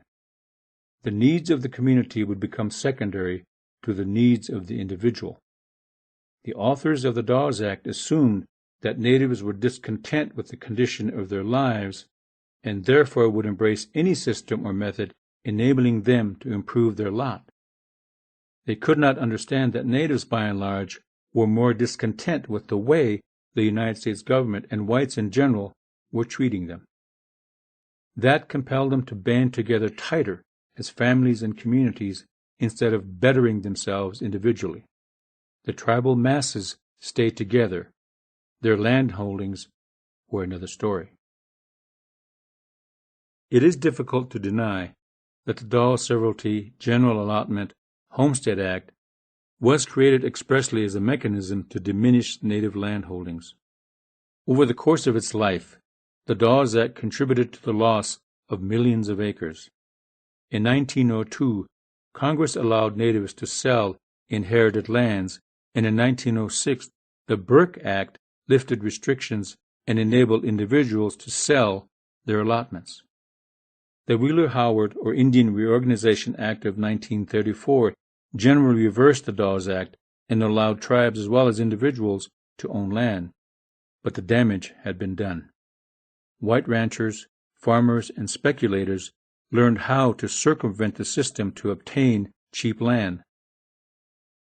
The trusteeship status of the Bureau of Indian Affairs was to have safeguarded the interest of individual natives and tribes, but the complicity, if not outright corruption, of officials at the agency levels made a mockery of the Bureau's role as an advocate. Furthermore, the Dawes Act continues to achieve its true purpose. In 1977, the Supreme Court of the United States reduced the exterior boundaries of the Rosebud Sioux tribe of South Dakota. The tribe attempted to circumvent the state's move to redraw the boundaries in Rosebud Sioux tribe versus Knipe, but lost at every level of the federal court system. In the end, the Supreme Court agreed with the state's contention that 4 of the 5 counties within the original exterior borders were no longer part of the reservation. That position was based on the fact that non-Lakota people owned more land within those counties than the tribe or individual tribal members combined. The percentage was approximately 60% non-Indian ownership to 40% Indian. The loss of that land base began when the first white homesteader squatted on his 160 acres under the provisions of the Dawes Act and saw possibilities. Chapter 16. New Ways, New Words. Shortly after the turn of the 19th century, a Lakota man was about to go to the agency trading post for a few supplies.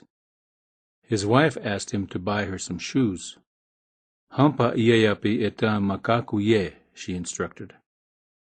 On his way home from the trading post, the man went by the local dump and found a pair of women's shoes that had been discarded. Needless to say, his wife was not happy when he gave her someone else's cast-offs. "But," he defended himself, "I did exactly what you asked me to do." Indeed he had. The man's wife had said, "Bring me home some found shoes." The key word was ieyapi, which means something found.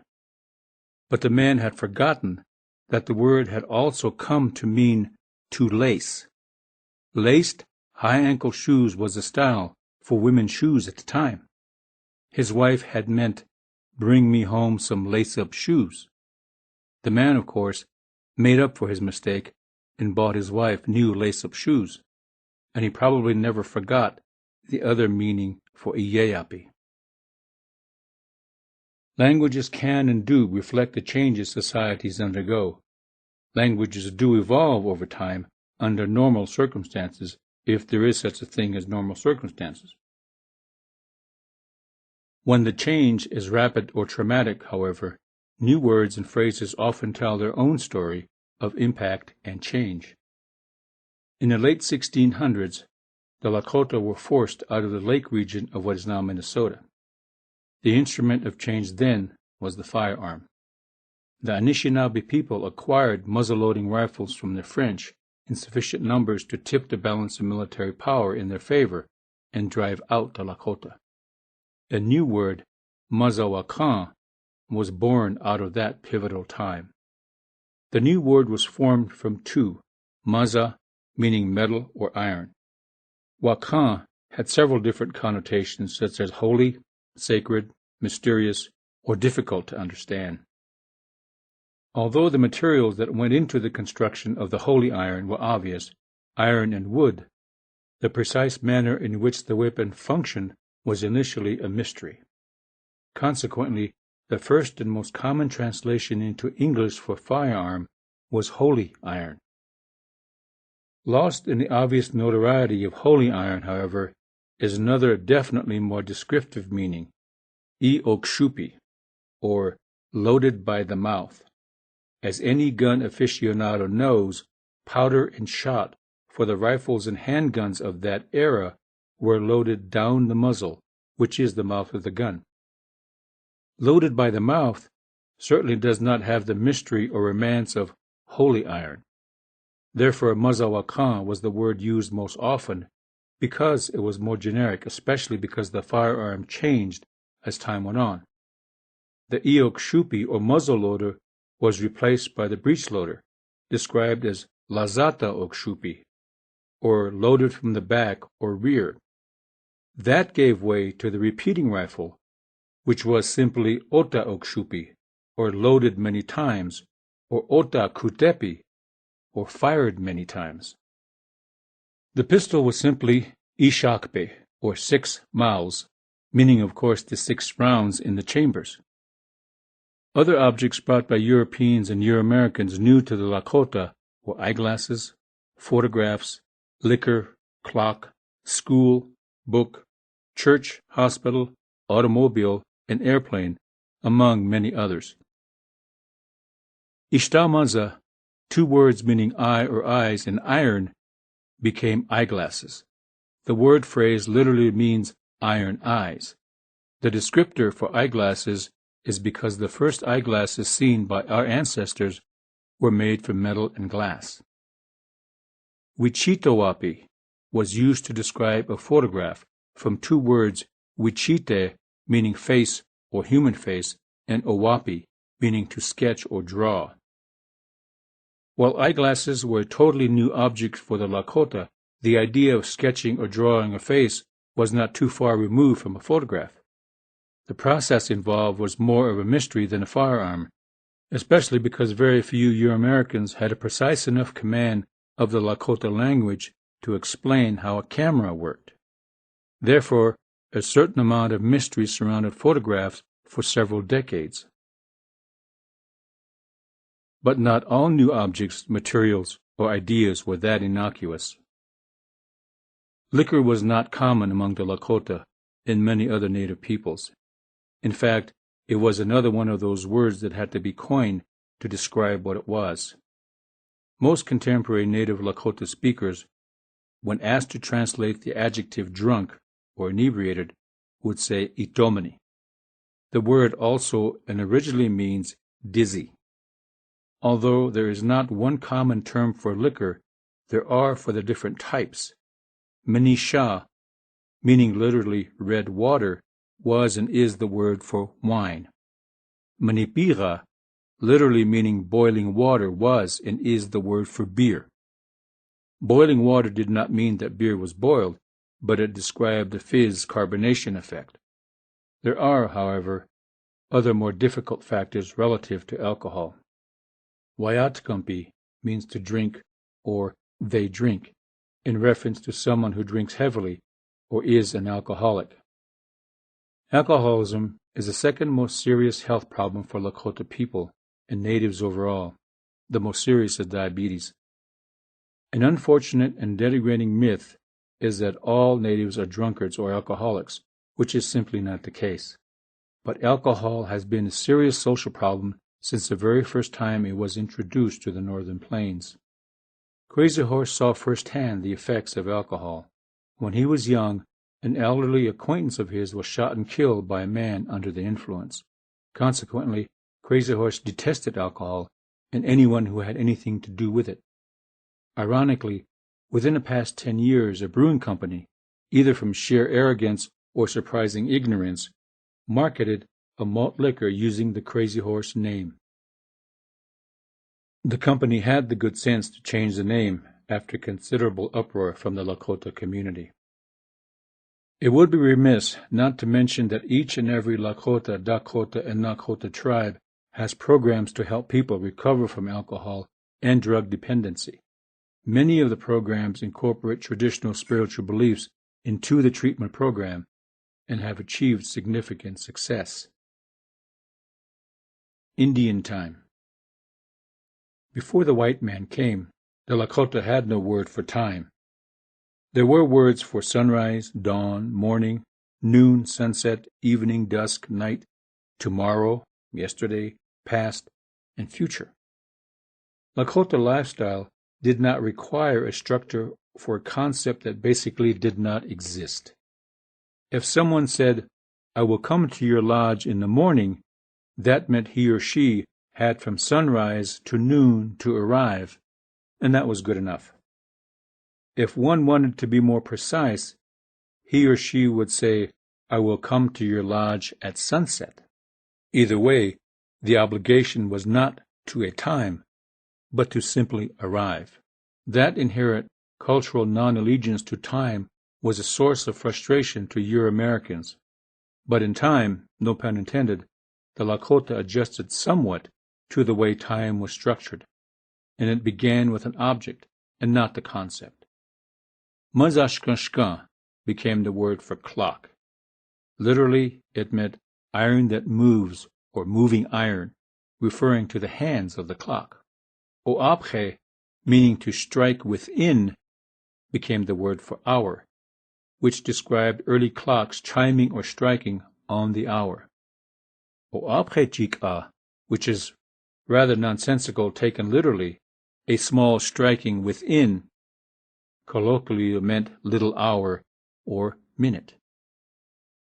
Since the Lakota did not worry about measuring or delineating time, being on time or keeping an appointment did not mean the same as it did to whites.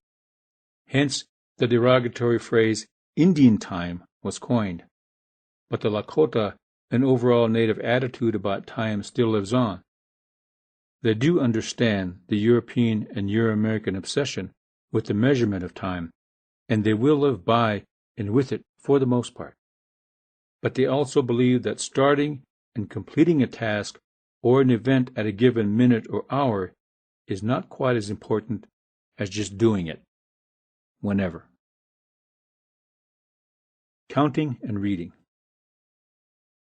While measuring time was not a requirement in pre-reservation Lakota society, there was an educational process, but that process was not separate from the family or community, and there was not a separate place where children were taught.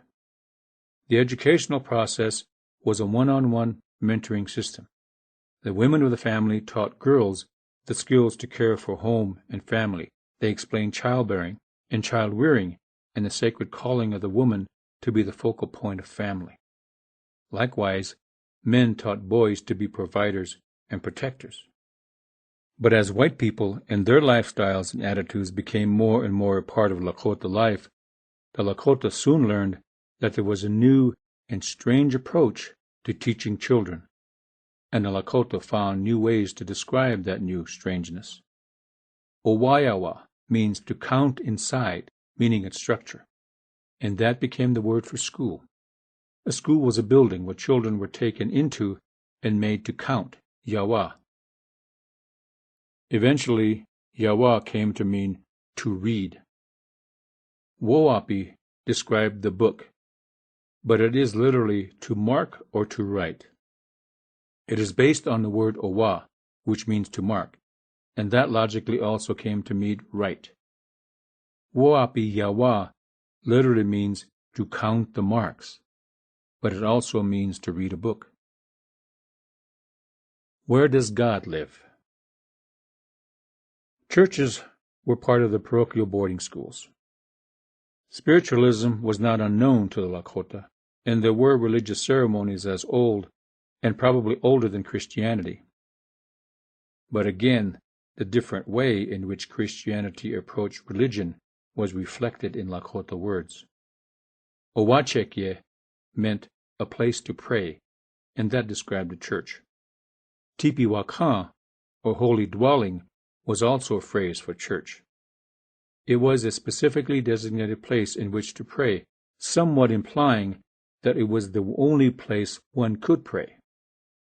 Prayer was part of the everyday life of the Lakota long before the arrival of Christianity, and prayers could be said or offered anywhere. The idea that God lived only in a certain place or could only be approached from a certain specific location was foreign to Lakota people. To them, God lives in all things and hears our prayers from anywhere they are prayed.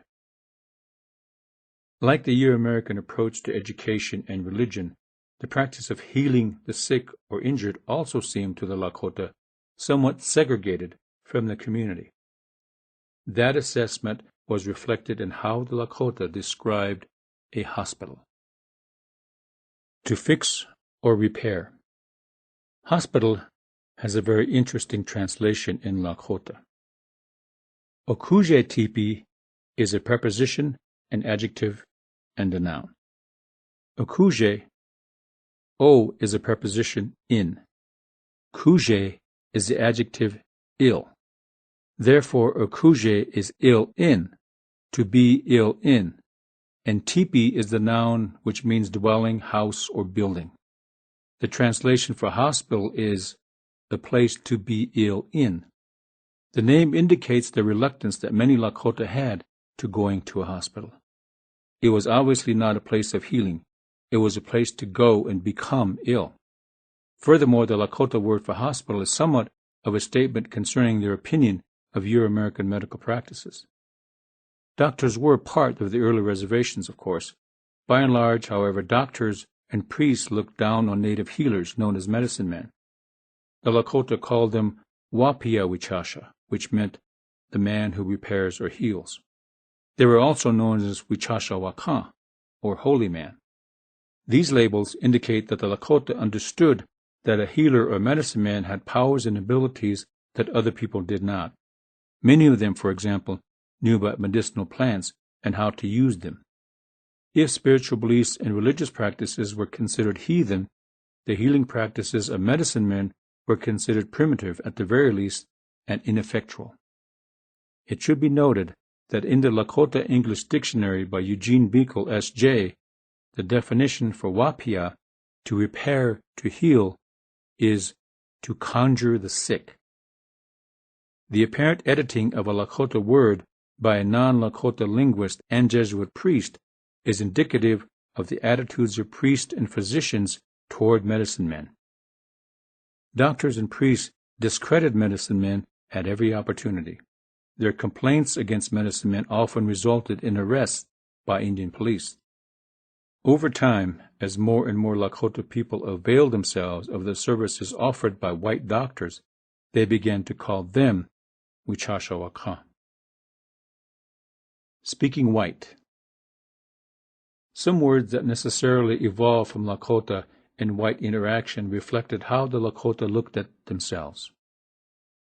One of the most discussed and debated words among Lakota speakers is Ieska, meaning speaks white. An Ieska was anyone who spoke English.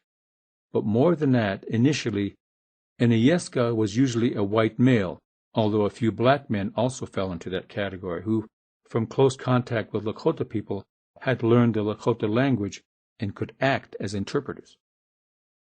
But it could also describe a Lakota who had learned to speak English. Therefore, the word basically describes a language skill or ability. Ieska, however, attained a somewhat derogatory connotation when it was used to mean someone of mixed racial parentage, or a mixed blood. That label was used by those who were or considered themselves to be pure or full-blood Lakota to describe anyone who had any amount of white blood. Full-bloods considered themselves to be more traditional Lakota than mixed-bloods, who were thought to be more white in their thinking or values because of their white blood. It is, all in all, a very divisive debate. Fortunately, most Lakota know that cultural foundation comes from the knowledge and values of a family's influence, regardless of the extent of Lakota or white blood. Chairs, shoes, and calendars. Some existing Lakota words took on a slightly different meaning. The two best examples are Oakanke and Hampa. Oakanke is a chair, or to sit on. It is now more frequently translated as backrest, which describes the only chair the Lakota used, the lattice of willow wads attached to a tripod of stout poles. This piece of furniture stood on the floor, and the user sat on it on the floor. When the European four-legged chair arrived on the scene, Oakanke was used to describe it. Over time, someone made a differentiation between the willow chair and the four-legged chair, calling the willow chair a backrest. Hampa, or moccasin, was subject to the same demotion, if you will. After European shoes came onto the scene, Hampa became the word for shoe. Hampa Ixchea became the word for moccasin, and it meant common or lesser shoe, implying, of course, that the moccasin was inferior. Another aspect of our culture that changed to fit the new Euro-American order was our 13-month calendar based on the cycles of the moon. A month was 26 to 29 days, and the names for each month was descriptive of a significant environmental event or consequence. For example, the third month of the year was known as Ishtawichaya Zampi, or month when eyes are hurting, also known as the month of snow blindness. Ewi Yawapi should not, however, be confused with Waniatu Yawapi, which is counting the winters, or they count the winters. The more well-known term is winter count. A winter count was a family or community record, a combination of pictures and information committed to memory.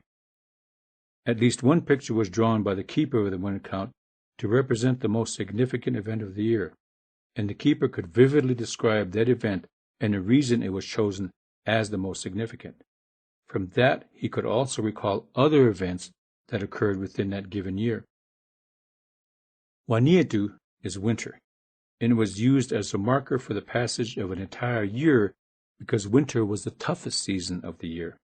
It was a matter of some distinction for an elder to say, Wanietu wikshemna mashakawi, or I am 70 winters, because it also meant that he or she had survived that many winters.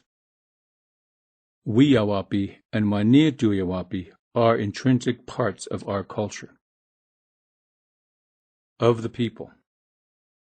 Among many native tribes, the common name usually was some form of the people. Our names are based on something different.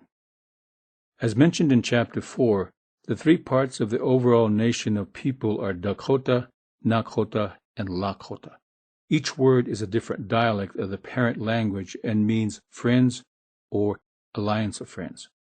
Variations of the word preceded each and were the basis for those names because of their meanings. Olakokichiapi means to treat one another as friends and to make peace with one another. Olakolwichaya means to care about.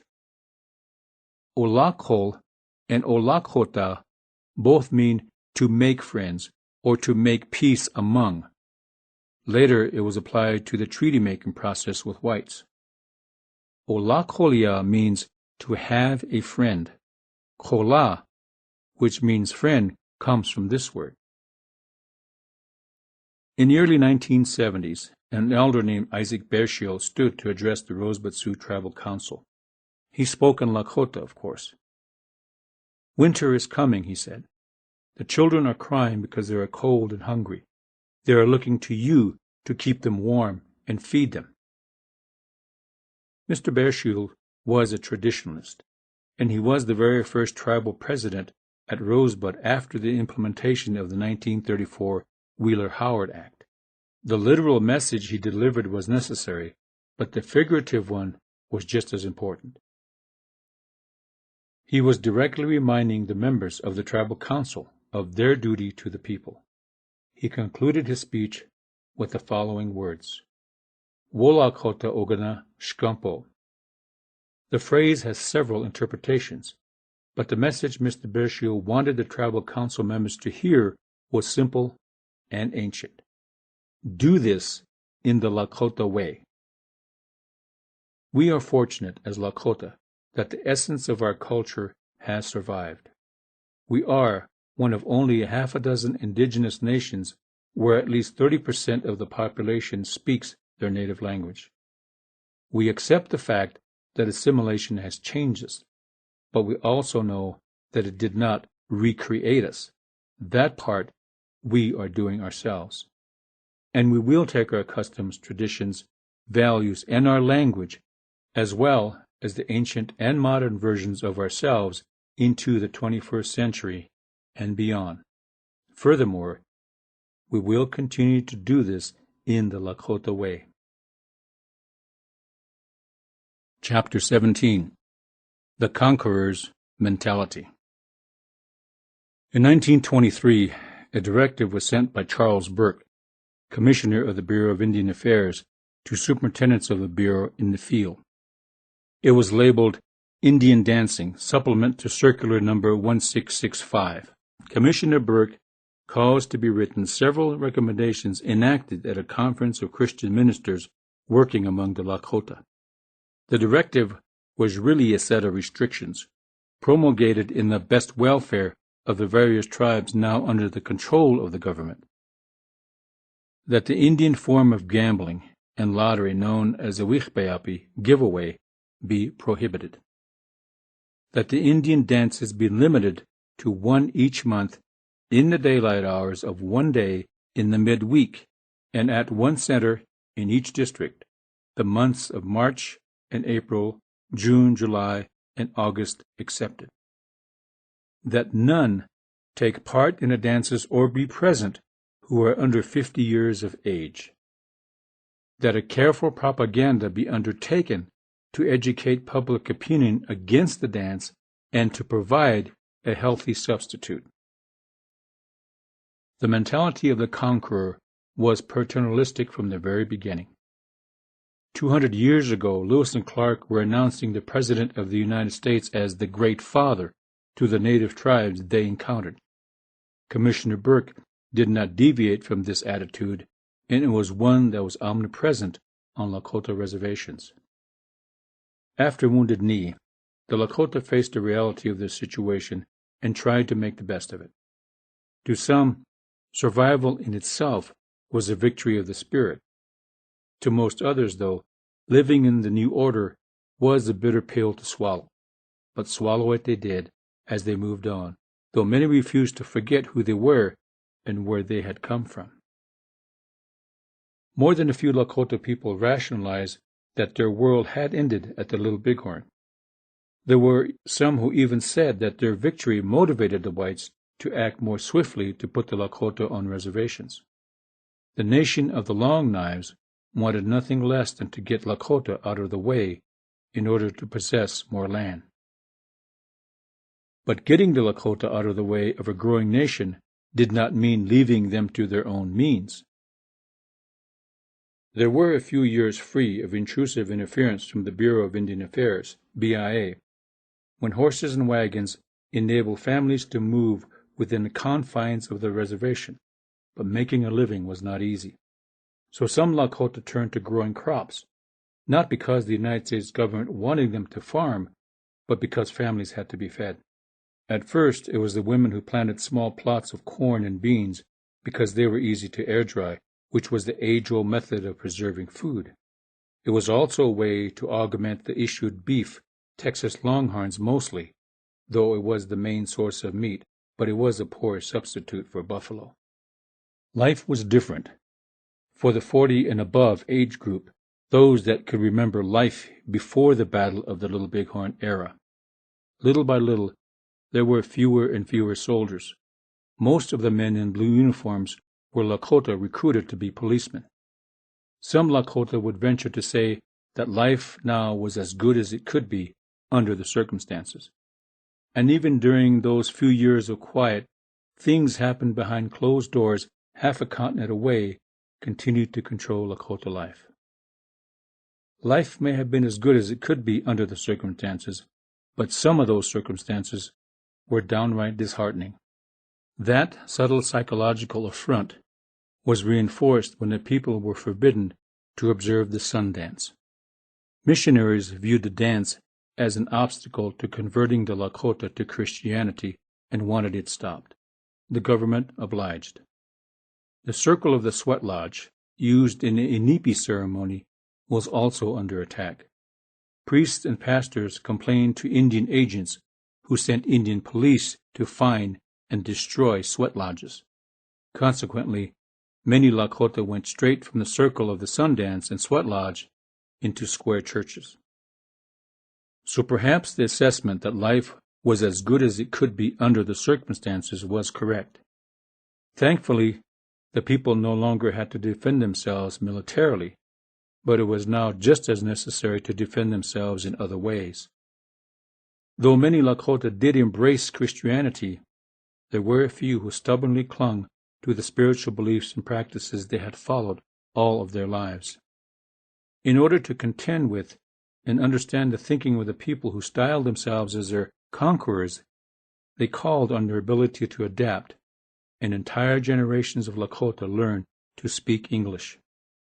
They also somehow wanted to circumvent the impact of boarding schools on their children and grandchildren.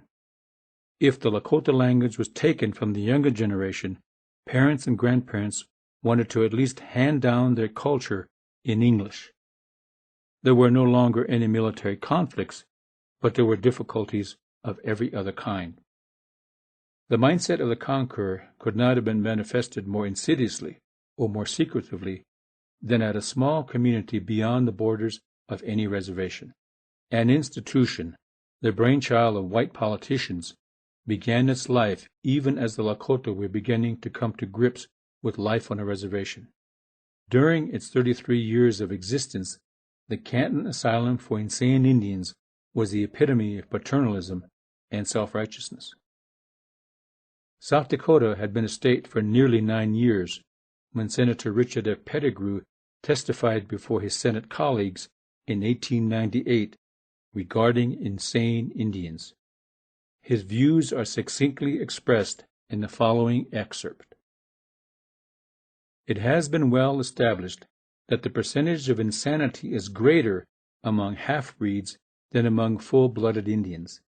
That is explained by the theory of crossbreeding that has a tendency to weaken the race. For this reason, it is confidently expected by those who have made a study of these conditions that the rate of insanity will greatly increase as our civilization develops. The peculiar mental affliction of the Indians make it impractical to treat them in connection with white patients. Association with their ancient enemy has, it is said, a harrowing effect upon them. Also, it has been demonstrated by experience that the various state asylums for the treatment of the insane are not kindly disposed to receiving Indian patients. It was a two-pronged attack. Congressman Oscar Gifford testified in the House of Representatives with the following words of wisdom. The necessity for an asylum for the treatment of insane Indians has become a special interest to the people of South Dakota because of their proximity to the reservations of all the western states. The value of favorable surroundings recognized in the treatment of insane whites has been entirely ignored in the case of the redskin, with their insane growing more neglected, violent, and unmanageable. We are asking for the means to apply on the same basis the treatment for the Indian people that is applied to his white brother. In 1899, the United States Congress authorized the establishment of the Canton Asylum for Insane Indians to be built near the small town of Canton in eastern South Dakota. Later, it became known as the Hiawatha Asylum. An initial appropriation of $45,000 was for the construction of the facility and the purchase of 100 acres. The land purchase was arranged by Congressman Gifford, a former mayor of Canton. After construction was completed in 1902, Oscar Gifford became the asylum's first superintendent. On December 31st of that year, the first patient was admitted. He died several months later during an epileptic seizure. The Canton Asylum was the administrative and operational responsibility of the Bureau of Indian Affairs for obvious reasons. The BIA had jurisdiction over the half-breeds, whose rate of insanity was apparently growing by leaps and bounds and becoming violent and unmanageable as well. These goings-on were, of course, not common knowledge on the reservations in South Dakota, but they were something of an economic boon to the Canton area. Every year, for 33 years, the asylum received tens of thousands of dollars in funding. Superintendent Gifford was forced to resign in 1908 amidst rumors and complaints of patient neglect and abuse. He was replaced by Dr. Harry Hummer, a psychiatrist who had been on staff at St. Elizabeth's Mental Hospital in Washington, D.C. Several employees later charged that Dr. Hummer also mistreated patients. A federal investigator was called in, and he concluded that Hummer is ill-tempered but doing an adequate job. Reports of patient abuse and mistreatment continued to leak out, including rapes of female inmates. One of several subsequent investigations stated that most of the patients were not mentally ill. Many of them, however, were considered troublemakers by the BIA, such as medicine men, people who resisted reservation life, or students who could not or would not fit into boarding schools, and so on.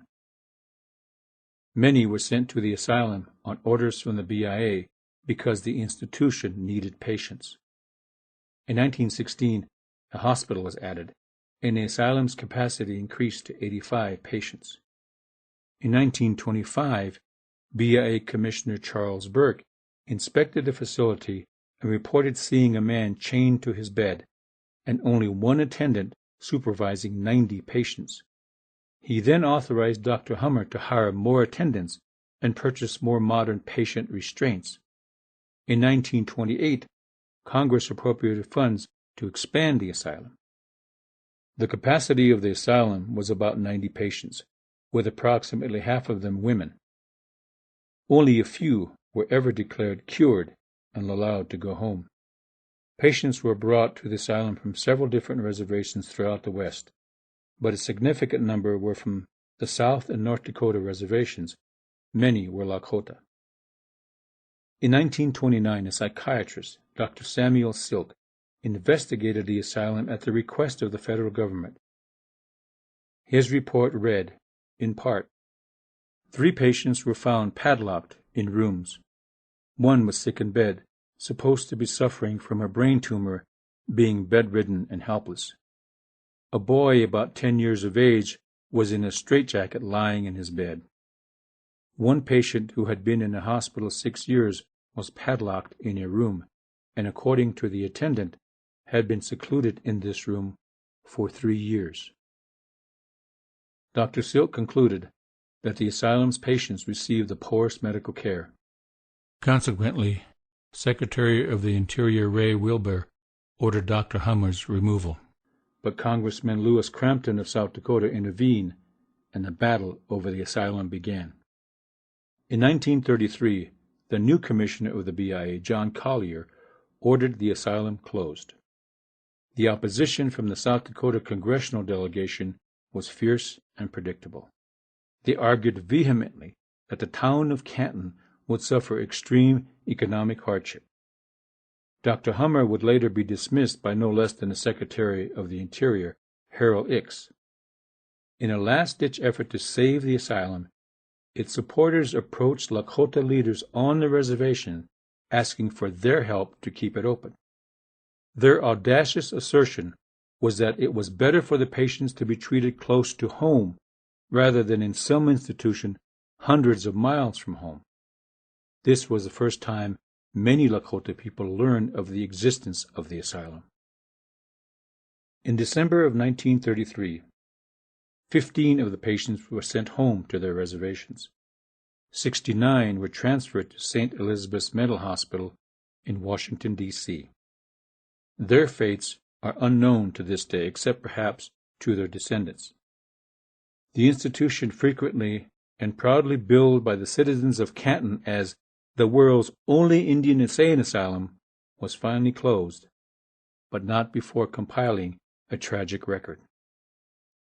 From 1902 to 1933, 374 Indians from 60 different tribes were listed as patients. 121 of them died there. Their individually unmarked graves still remain, located now between the 5th and 6th fairways of the Hiawatha Golf Course. In 1946, the federal government sold the land and buildings to the city of Canton for $1. Though a wooden fence now surrounds the 121 graves, it cannot protect them from the frequent errant ball that lands inside. Some golfers take the free drop, which is the rule for the course. Others still play the ball where it lies, often from atop a grave. The mentality of the conqueror remains alive and well. In the midst of the Canton Asylum's existence, World War I occurred. Interestingly, several of the patients sent to the institution were shell-shocked Native veterans who had served in Europe. In fact, approximately 8,000 Native men served during the First World War. Many would later remark that they had fought as mercenaries for the United States of America. They were technically correct, since none of them were citizens at the time. That would change. The United States Congress passed the Indian Citizenship Act in 1924, grandiosely declaring it was the nation's appreciation for the military service of natives during the First World War. As it turned out, Congress did not put the question of citizenship to the various tribes before it enacted the legislation. If it had, many of them would have debated the issue long and hard before rendering a decision. Among the Lakota, there were still many who had lived during the post-Little Bighorn era, and they had vivid memories of Wounded Knee, memories that stirred deep mistrust of the United States government and of white society. And other tribes had their compelling reasons for not trusting the United States. So it is safe to say that some, if not many, of the tribes would have rejected U.S. citizenship. In any case, just as the homestead provisions in the 1887 Dawes Severalty Act eroded the Lakota land base, the Citizenship Act has weakened the sovereignty of tribal nations. But even as the legal status of the Lakota and other tribes was placed on shaky ground, another aspect of our ancient traditions was weakened by the passage of yet another act in 1934. This time, wisdom itself was under attack. In 1934 came the Wheeler-Howard or Indian Reorganization Act, IRA.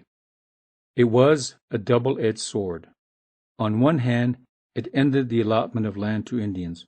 On the other hand, it did nothing to circumvent the loss of land to homesteaders. By then, white homesteaders had taken root on all the reservations. The moral path would have been to end and repeal the homestead provisions, pay the homesteaders fair market value for their land, and arrange an escort to the reservation boundary. On a seemingly appropriate side, the act gave native tribes the right to own land collectively and provided for self-government. The commissioner of the BIA, John Collier, was the chief proponent of Indian reorganization and he probably had the best interests of Indians at heart. However, he could not have been aware that his good intentions regarding tribal self-government effectively undermine, over time, an age-old Lakota resource, the wisdom of elders. In the pre-reservation era, the wisdom of elders was a critical guiding influence in Lakota life, whether it was sought within the family fold or by the community as a whole. Every village or community had a council of elderly men, often referred to as Wicha Omnichie, or a gathering of complete men, meaning that each man had accomplished much and had acquired wisdom. Individually, the men on the council were called Woglaka Wichasha, or the man who speaks, meaning that they spoke for all the people. Their gatherings were mostly informal, but nonetheless there existed a strict code for how meetings were conducted. By 1934, the function of the Wicha Omnichie had all but faded as a consistent factor in Lakota life, and was on its way to becoming as much a part of the past as the bison were. So when the Wheeler-Howard Act was explained to the Lakota, it received mixed reactions and skepticism, because it would certainly speed the demise of the Wicha Omnichie. The Wheeler-Howard Act not only provided tribes with the opportunity to govern themselves, but it also provided a model, a government based on a constitution, also provided, with executive, legislative, and judicial branches. White society was still trying to recreate the Lakota in its own image. Most tribes took advantage of the Wheeler-Howard opportunity with a wait-and-see attitude. At the very least, there was the appearance of self-government, and many Lakota saw that as a good first step. But when tribal governments finally began to function, it was obvious that the game was being played according to someone else's rules. A few tribes rejected Wheeler-Howard outright and formed their own government on a different model, but for most tribes, there were few other options.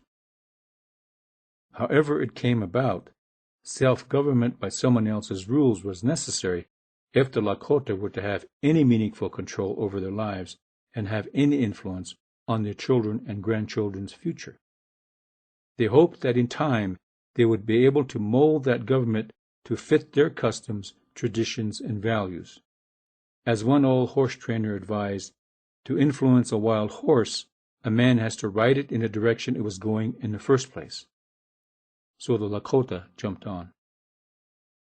In retrospect, the first generation of Lakota on the reservation had to take advantage of the only game in town. But in many ways, it is still a work in progress. When the first elected tribal councils began to function, most members were older and mature men with life experiences to draw upon. But as the years went by, younger and younger men stood for election and won seats on the councils. Wisdom, the way in which it had been applied in the pre-reservation days, was becoming less of a factor. In pre-reservation days, politics was never the most important factor, because the inherent right of individual free choice was an effective system of checks and balances. A leader was selected by the community based on common sense, but that leader, aware of the power of individual choice, was careful not to overstep his boundaries because he knew that the people could stop following him as easily as they had chosen him. But that changed with the implementation of Wheeler-Howard and the adaptation of Euro-American politics and the inception of elected tribal councils. With the IRA councils, the qualifications to stand for election were a minimum age, usually 25, and residence within the district or community. Later, a record absent of felonies became a qualification as well. Tribes virtually had no choice. If they did not form governments under the auspices of Wheeler-Howard or something similar, the federal government could apply pressure until tribes complied. If they did not, the BIA simply maintained control. Although the BIA never really relinquished control, even after the inception of IRA councils. In pre-reservation times, the members of a village council, of even a small village, had hundreds of years of combined experience. In the first shaky years of IRA councils, older men were selected, but that was not to be the trend. Long gone were the days when men were selected to lead based on their achievements and character. Early years on the reservations prior to 1900 opened the door for a new way to rise to leadership, currying favor with the Indian agent. In that new process, skillful politicians had the advantage. Those who could understand English had a higher advantage, but not as good as those who could understand as well as speak the language of the conqueror. In short, the Lakota rolled with the flow. There were exceptions, of course, Sitting Bull among them. He was the leader recognized by his people, the Hunkpapa Lakota, without an appointment by the Indian Bureau as paper chief. He was not popular with the Standing Rock agent because he disdained contact with government officials. There should have been more Sitting Bulls. Rolling with the flow again after 1934 meant that politics, rather than common sense and achievement, got people elected to tribal councils. A young man who met the minimum age requirement and was elected had an equal voice with a fellow council member twice his age. In a perfect world, wisdom rises to the top, but to some younger men, sitting on a tribal council was a heady experience, and then, as now, staying on the council became a priority. Therefore, no matter how often or how eloquently the voice of wisdom spoke, there were enough younger men who learned the game of politics, it did not hesitate to add their voices to the din. In that din, the voices of wisdom were lost. The flow of a new age weakened them considerably. Over the years, there has been debate about the legal impacts and ramifications of any number of congressional acts, such as Wheeler Howard. Books have been written pro and con on the social and legal consequences of that and other legislation. Native and non-native scholars have weighed in on whatever issue or topic they choose to expound on. Yet there is very little on the cultural impact of the Dawes Severalty Act, the Indian Citizenship Act, or the Wheeler Howard Act. Since the BIA is not likely to convene a conference on the cultural impact of congressional legislation, it is critical that Native peoples and groups find ways to do so themselves. One of the first and continuing topics of discussion should be the wisdom of elders. Theirs are the voices that should be heard, and theirs are the insights that should be sought, whether they sit on any council or not. The Lakota still must face important issues: land and sovereignty, housing, education, health care, and gaming, for example. Without a doubt, there are important issues that must continue to remain in the focus of awareness of all Native peoples if they are to survive. There will be those, both Native and white, that will argue that the good old days are long gone. The Lakota no longer live in teepees and no longer hunt buffalo, and the current system of tribal government is in tune with the times. Perhaps the implication is that since the Lakota have experienced external changes, they should change internally as well. In other words, they should forget where they came from, the past. But an essential part of the past was the wisdom of elders. Too much has already been forgotten. The necessity of wisdom should not be in that category. If the Lakota roll with the flow, as it were, and forget where they came from in the process, many feel that it would be an insult to their ancestors. It would be forgetting what those ancestors had to do in order to survive as culturally intact as possible, and to pass on what had survived to the next generation. And it is the sacred duty of each generation to do the same. Those who are Lakota culturally, no matter the thickness or thinness of ancestral blood, do understand the value of wisdom. Many were raised by an extended family where grandparents were the epitome of all the values they taught. More importantly, those grandparents were wise. They had earned that wisdom by living and enduring, and it is still the deepest resource the modern Lakota have to draw on. Therefore, in spite of the fact that Lakota people do not live in teepees anymore or hunt buffalo from the back of a horse, and perhaps because of those realities, they should not allow someone else's rules or will to deny that invaluable resource. Furthermore, they should not deny it to themselves. Chapter 18. The 20th Century. Fighting Indian Fighters.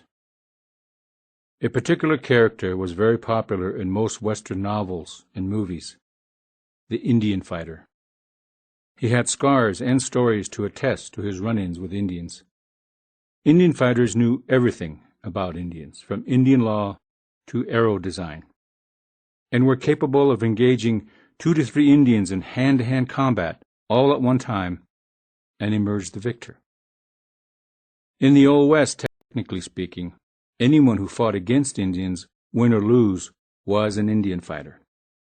On the other hand, there were Indians who fought whites, but for whatever reason, the label white man fighter never caught on in movies and novels. Indian fighters, as it turned out, never really went away. They had simply laid low for several decades. They re-emerged in the 1940s and 50s. Instead of rifles, pistols, or sabers, their weapons were programs and policies aimed at solving the Indian problem. There were problems in Indian country: inadequate health care, loss of land, school dropout, substandard housing, and racial discrimination, to list a few. Indians blamed the United States government and white society in general. The other side generally cited the basis for the Indian problem to a lack of a work ethic, overlooking the fact that jobs were scarce on Indian reservations. One of the frequently proposed solutions was to bring Native people into the white mainstream, rationalizing that it was time for them to divest themselves of the federal dole and make it on their own, like everyone else. This would involve legislation that would terminate reservations. That would free up millions of acres of land, something that Native tribes and nations did not want. The attitude of termination would help form the United States Indian policy for the decades of the 1950s and 60s. A series of governmental resolutions would reach deep into the lives of Native people.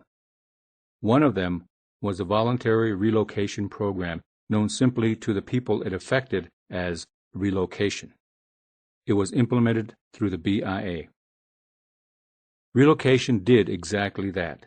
It relocated Native people from their reservations to large cities such as Minneapolis, Denver, Los Angeles, Cleveland, and Chicago. The object was to put Natives in the urban setting where jobs were plentiful, and Native families would have the opportunity to fit into the mainstream of American life. Part of the consequence, however, was confusion and culture shock. The Lakota had their share of families who were literally on the reservation one day and in a big city the next. Most were reluctant to leave home, and their uncertainty was exacerbated by false promises about the living conditions in their destination cities. Many families stayed in the new environment for only a few days before they headed home, although others tried to make the situation work. Proponents and administrators of the program, as well as the participants, did not take into consideration the adverse psychological impact of the radical change in environment.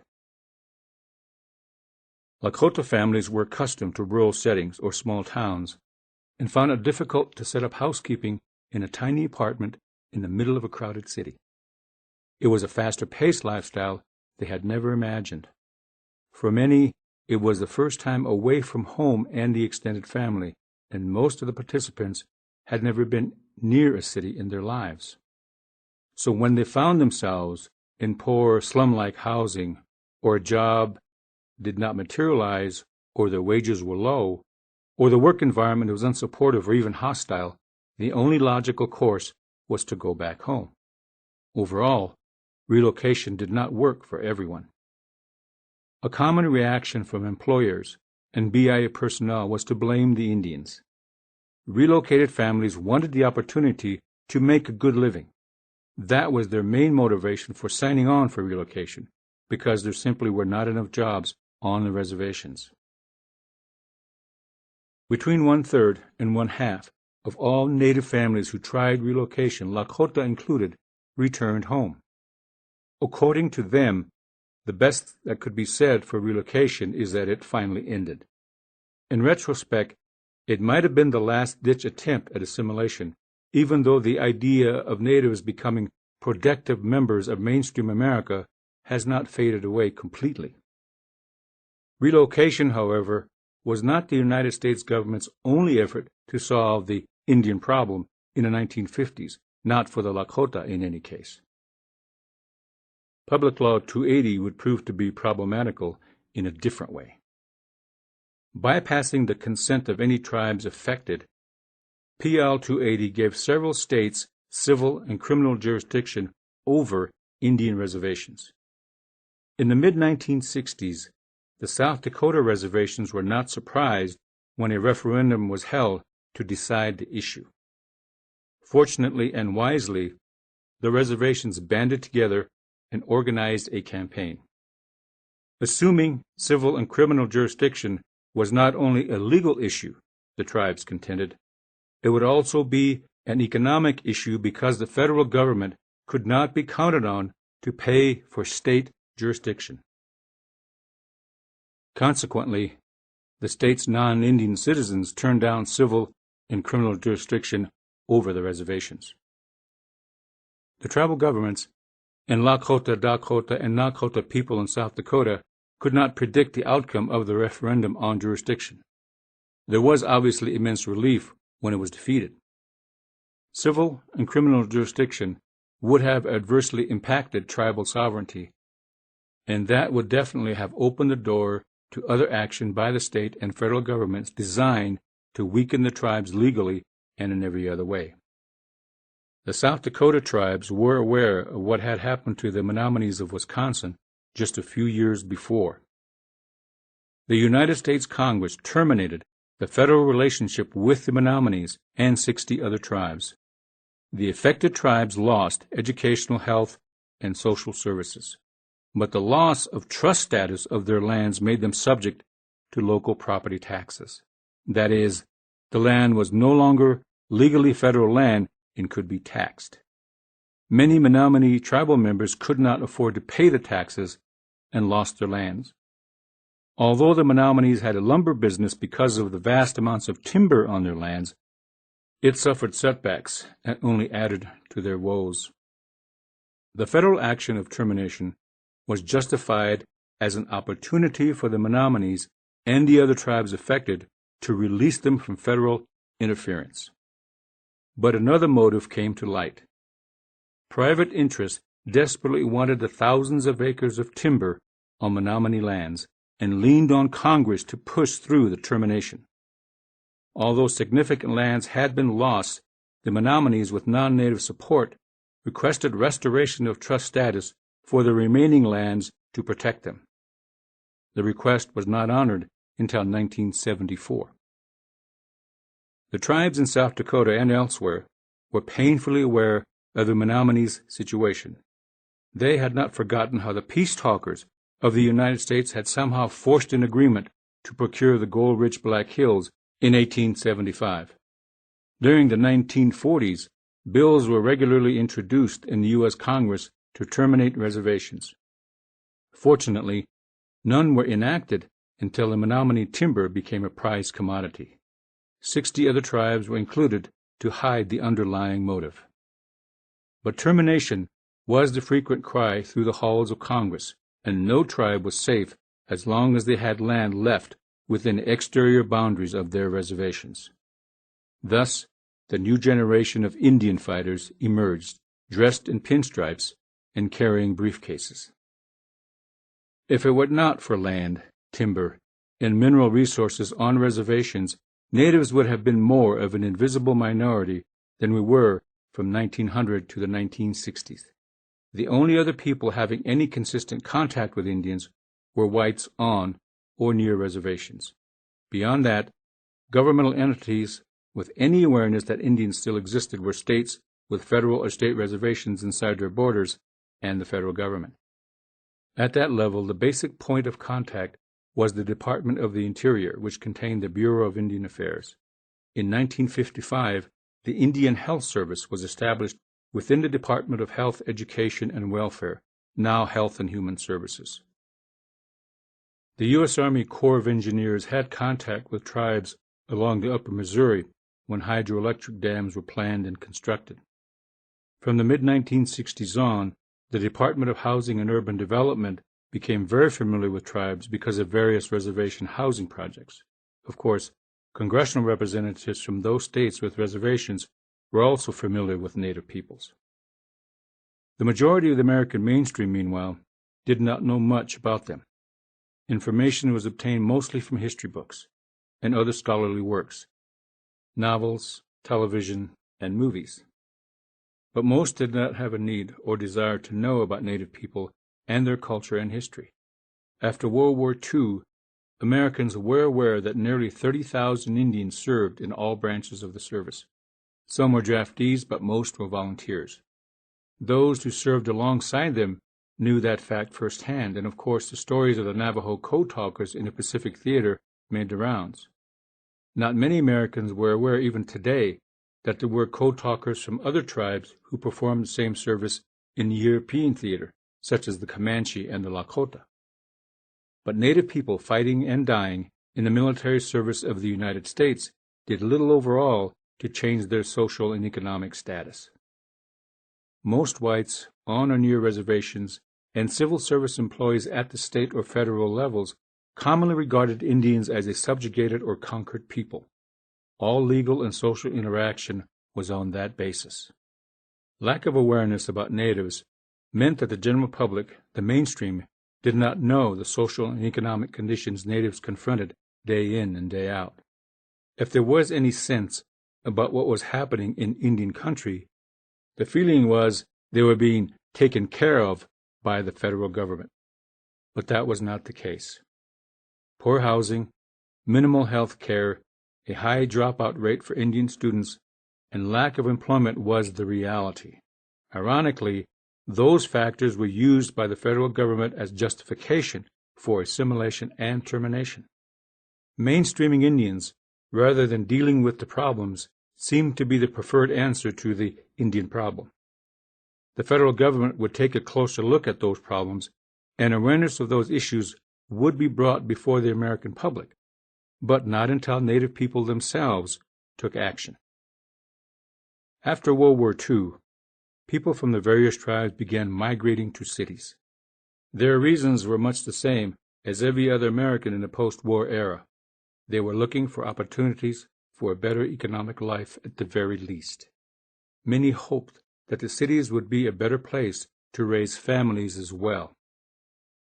The relocation program had lived up to its name and sent more, so by the 1960s most large cities had pockets of Native communities. Unfortunately for many urban natives, the economic and social realities of cities forced them into the same kinds of hardships faced by their relatives on the reservations, inadequate or no health care, poor housing, and racism, among others.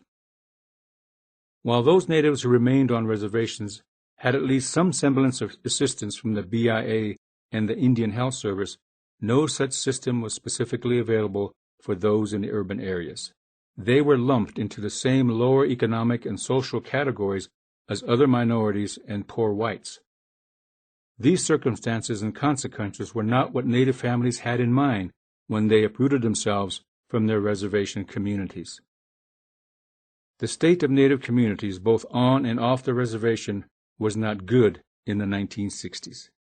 An entire nation was facing several touchy social issues in the early part of the decade, partially over civil rights and partially over the Vietnam conflict. Civil rights had been an issue for Native people long before it boiled over nationally for African Americans. A few elected Native leaders on the reservations tried to address social and economic issues, but their complaints fell on deaf ears in a government that still chose to adopt a paternal stance where anything associated with Native people was concerned. Urban natives were complaining as well, but out of their dissatisfaction grew what was regarded by many mainstream Americans as a new mindset for natives: activism. The new activism had a name: the American Indian Movement.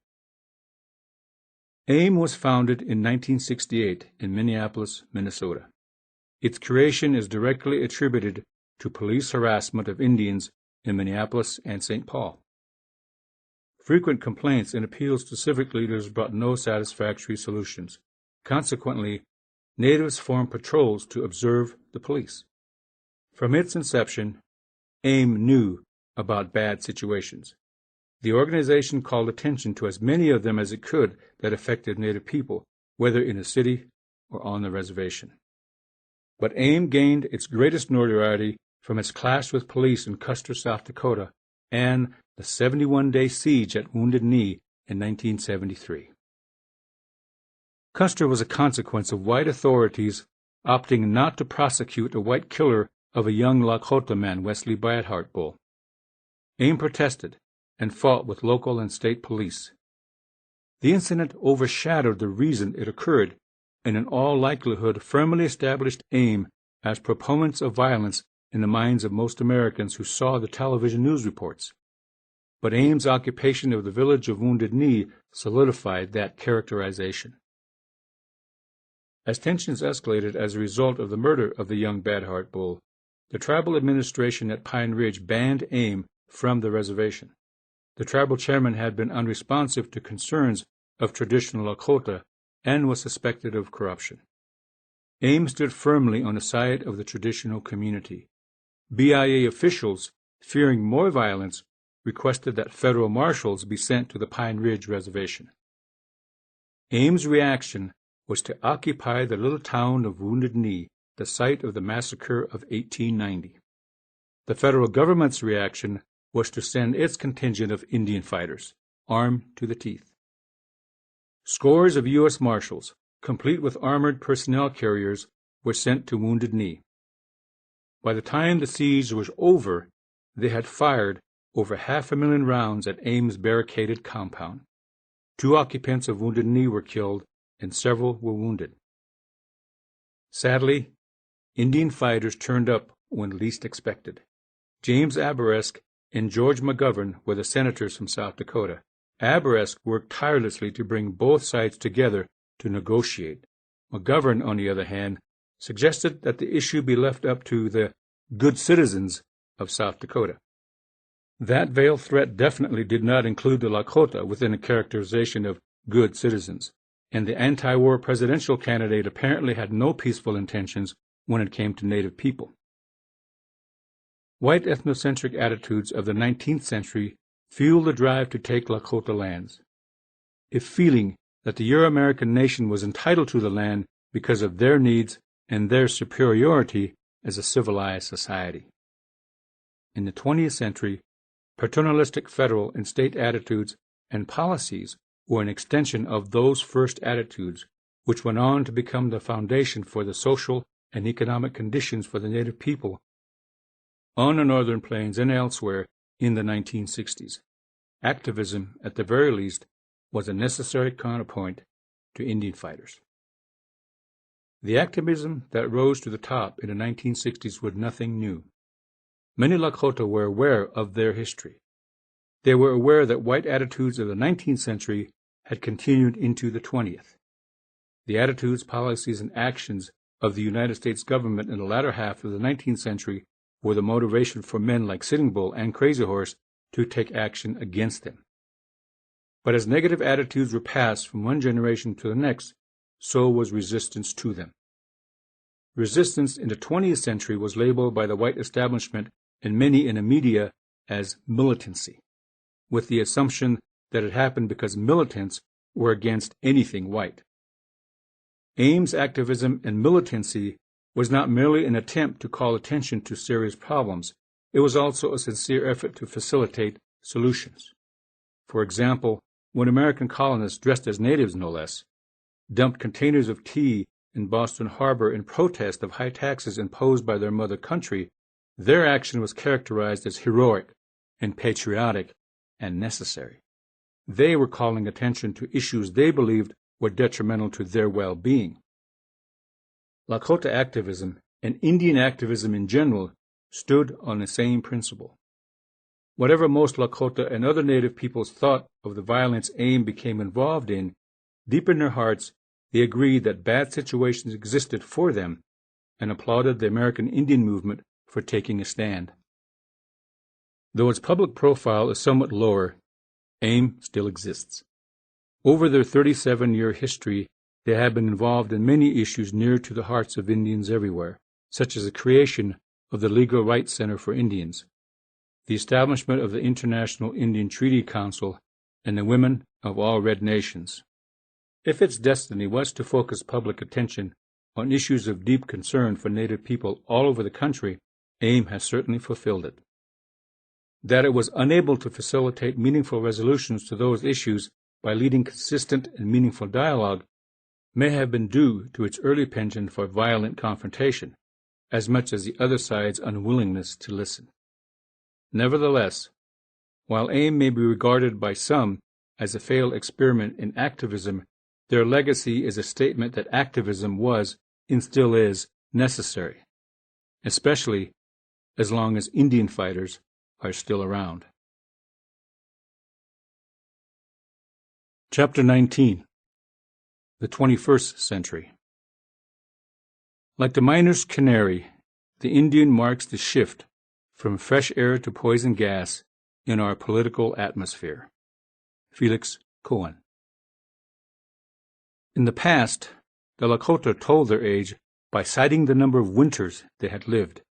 Waniete Wikshemana Shakoi Wani, or I have lived 70 winters, for example. Winter was and is the toughest season of the year on the northern plains. It is still common for Lakota speakers to tell their age in this way. The turn of a new century is a critically significant milestone. In a real sense, it means that the Lakota have made it through another winter, one over 100 years long, and fraught with challenges. And as the first few years of the 21st century slide by, many Lakota face it with the determination not to forget what they have experienced and endured to have arrived at this point in time. It is a determination born of the hard-won sense of identity that has survived that long winter of challenge after challenge. They have not forgotten who they are, and that is arguably the most important individual and societal strength with which to face challenges.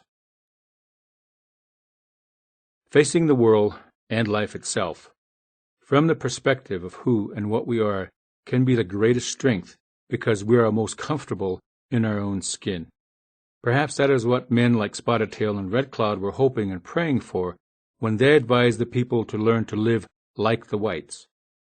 Their message was misunderstood by some, but they were trying to say that living like white people did not necessarily mean becoming white, and in not becoming white, it would be possible to remain Lakota as much as possible. On the other hand, Sitting Bull and Crazy Horse fought hard to keep the Lakota nation free and intact, but in the end, they wanted what Spotted Tail and Red Cloud wanted, for the Lakota nation to endure somehow. The Lakota have endured, but not without some losses. The Lakota language is still spoken by about 30% of all their population, a factor which less than 10 of the 480 or so ethnically identifiable Native tribes in the United States can attest to. And much of their traditions, customs, beliefs, and values still remain. Lakota lifestyle has changed, though, because the buffalo are gone. The hunter-warrior society is gone. There are no more communal buffalo chases, and it has been necessary to find other ways to survive. Casinos seem to be a way for Lakota tribes to cash in, but unfortunately, the degree of largesse is dependent on the number of people who walk through the doors of a casino to gamble. Tribes in sparsely populated rural areas have a thin profit margin, if at all. Furthermore, if the states and the federal government have their way, casinos will be regulated, taxed, and surcharged out of existence in a scenario not unlike white hide hunters decimating the buffalo herds. But like other native tribes, the Lakota are survivors, and they have the ability to adapt without changing the core essence of who and what they are. If that ability is taught to each succeeding generation, there will always be Lakota people in the world. But it will be necessary to adapt to different kinds of enemies. There was a time when the Crow, occasionally the Blackfeet, Shoshone, Arikaraw, and the Pawnee were Lakota enemies. The Lakota met them on the field of battle, and the rules of engagement were simple. Whoever fought the hardest and with the most skill was the victor. Success or victory did not always depend on body count, however. More often, it was the recovery of horses or captives, or the satisfaction of revenge. But whatever the objective, there was always one underlying element. Fighting men on all sides endeavored to display courage under duress. And there was one other factor. None of those enemies were a direct threat to our very existence and way of life. That came with the long knives. There was some discussion among the Lakota in the early days of contact with whites regarding what those new people really were. They seemed to be the same species, but the similarities ended there. Although the De La Vérendrye party in the 1720s and the Lewis and Clark explorers in 1804 only passed through the Lakota territory, they revealed the basis for most, if not all, the eventual difficulties with whites: ethnocentrism. That made them a direct threat to Lakota existence. The Lakota people and other native peoples on the northern plains were not incapable of ethnocentrism. The Crow people did not like the Lakota, and the Lakota did not like them, for example. When it was necessary, each tribe fought hard to keep the other out of their territories, and sometimes exacted terrible revenge against one another. In the long history of Lakota-Crow conflict, neither side was always victorious against the other, but each to the other was like the whetstone that sharpens the blade. Each side had to remain strong in order to contend with the other, and consequently, there was mutual respect between enemies. Enemies such as the Crow and the Shoshone were considered worthy adversaries, and sometimes they were characterized as tricky or sneaky, but rarely were they characterized as having no honor. On the other hand, it was difficult to categorize the white man because he was in so many ways outside the context of how the Lakota defined their existence and their world. Therefore, there was no small debate over whether or not the white man was an enemy in the same class as the Crow, Shoshone, 50s and 60s. Lakota high school students on the verge of graduating were encouraged to attend trade schools instead of college. Many followed this advice and found a way to make a living as carpenters, heavy equipment operators, cooks, electricians, and automobile mechanics. However, the basic rationale used by white teachers and counselors at public and government and parochial schools for dispensing this type of career guidance was that Indians were good with their hands. The implication was, of course, that Lakota students were not as good with their minds. Although the Lakota population in the state of South Dakota is a fraction less than 10% of the total, there are just over 900 Lakota inmates in the state penitentiary out of a total of 3,500, or about 26%, as of early 2006. Throughout the state, Lakota citizens expect extra scrutiny from law enforcement officers, as well as less than courteous or professional treatment. A few years ago, the Commissioner of Indian Affairs for the state of South Dakota, a Lakota appointed by the governor, was stopped and questioned by officers as he jogged in a public city park. In the early 1980s, the city fathers of Aberdeen revealed their attitudes about Indian money. The Bureau of Indian Affairs in the Department of the Interior and the Indian Health Service in the Department of Health and Human Services have had their regional offices in Aberdeen for decades.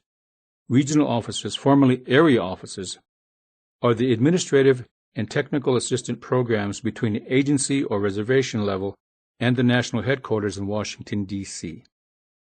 Each employs hundreds of people, which means a payroll in the millions of dollars annually spent in the city and immediate area, not to mention the ancillary services that both the BIA and the IHS buy and pay for.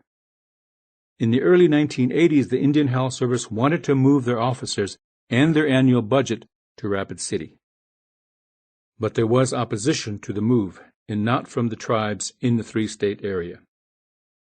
Political leaders and concerned citizens gathered all the support they could find to keep the Indian Health Service in Aberdeen.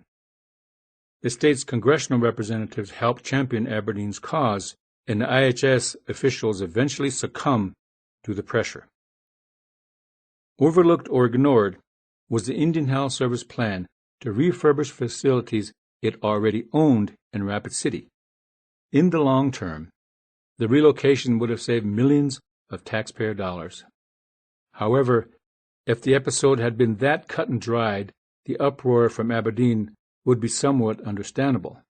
After all, no one wants to lose millions of dollars from the local economy.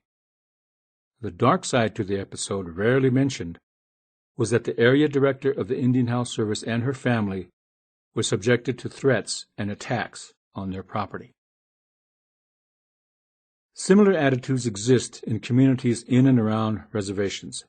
The Bureau of Indian Affairs functions at the reservation levels, maintaining administrative as well as operational personnel. Annual budgets range from a few million and higher. The Indian Health Service likewise maintains clinics and hospitals on the reservations. Their budgets are similar. The greater percentage of the disposable income of those civil service employees is spent in the area, so businesses on or near reservations benefit, especially those that provide essential products and services such as automobile dealerships, food markets, gasoline stations, propane and heating oil, and utility companies. Tribal governments also provide programs and services to their tribal members and have dozens and sometimes hundreds of employees. Furthermore, tribes, the Indian Health Service, and the Bureau of Indian Affairs at the reservation level buy products and services from local vendors as well. In short, funding because of tribal members pours millions of dollars into businesses on or near reservations, but most of those businesses are owned by people who are not native. Change can only come if the individuals or groups that perpetuate such incidents stop themselves, and if the society they are a part of no longer condones such actions and attitudes. However the Lakota perceive themselves, and however the rest of America perceive them, we are all here in the 21st century. The Lakota today are known more commonly as the Pine Ridge Sioux, Rosebud Sioux, Cheyenne River Sioux, Standing Rock Sioux, Crow Creek Sioux, and Lower Brule Sioux.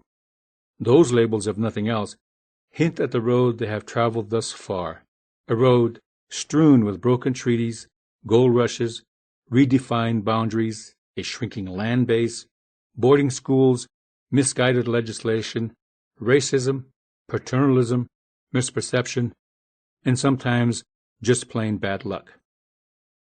But as one old Lakota man suggested in the early 1960s, we probably brought it on ourselves when we showed up for the 1851 Fort Laramie Treaty Council.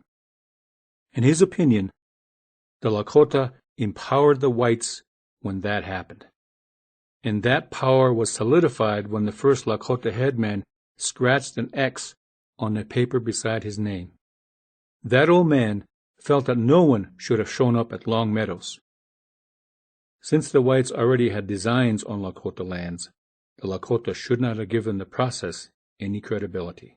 In his estimation, his Lakota ancestors were too polite. The overwhelming majority of Lakota today either have a non-Lakota surname or family names are spoken and written in English. While it is laudable that at least 30% speak Lakota, the other part of that reality is that about 7% do not. And although the legislative bodies for tribal governments are called councils, there ends the similarity to what councils were in pre-reservation days. As a matter of fact, since 1934 and the Indian Reorganization Act, tribal councils have been conducting business under the authority of the United States government, and not because they are empowered as a function of Lakota society as they once were. As a Lakota attorney once said, self-government by permission is not self-government at all. All in all, this is part of the way things are for the Lakota today, and they accept it. Winter has a way of calling.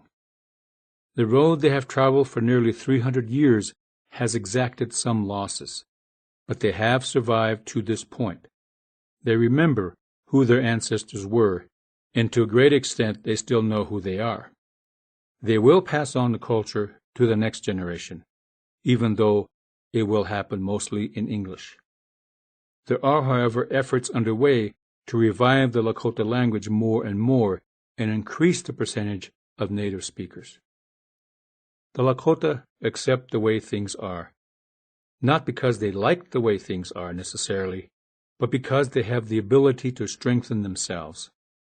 It is entirely possible that Lakota tribal councils will again be the repositories of wisdom rather than hotbeds of factional politics. It is entirely possible that in a few generations, 70% of the Lakota population will be speaking Lakota. As a people and as a nation, the Lakota have survived many winters and will survive many more. But they will pause frequently to remember the lessons learned in that process of survival. There is one, perhaps no more or no less important than any other, but it is a lesson they will endeavor to keep uppermost in their minds and firmly in their hearts. It is a lesson for all people, all societies, and all nations. When an enemy throws the worst it can at us, we must meet it with the best we have. Epilogue. The Victor's Road. The Battle of the Little Bighorn has long been regarded as a pivotal event, often the pivotal event in the history of the Lakota, Dakota, and Nakota people, not to mention the Northern Cheyenne and Northern Arapaho. But to regard it as the primary cause for the consequences suffered by its victors at the hands of the United States government is wrong. According to the ultimatum issued by the United States, all Lakota and Northern Cheyenne people were to report to reservations by January 31st, 1876. President Ulysses Grant and his advisers, primarily Generals Sherman and Sheridan, knew full well that the order would be ignored. That did not matter to them. What did matter was that the ultimatum gave them the legal authority to launch a pacification campaign. The ultimatum was ignored, although not because the Lakota were defying the authority of the United States. Most of the Lakota people were not aware of it. And although leaders such as Sitting Bull and Crazy Horse eventually got the drift of it, primarily through the rumors passed on by Lakota already on reservations, it meant nothing to them. In their reality, the Long Knives had no authority over them that needed to be defied. However, we now see the state of the situation at that moment. Sitting Bull and Crazy Horse and their followers regarded themselves as free people with the right to live as they chose. If the Battle of the Little Bighorn had been a victory for the United States 7th Cavalry, it would have been an expected part of the pacification campaign, and if Custer had split his forces in that scenario and won, he probably would have been called a genius. But in real life, he split his command and lost.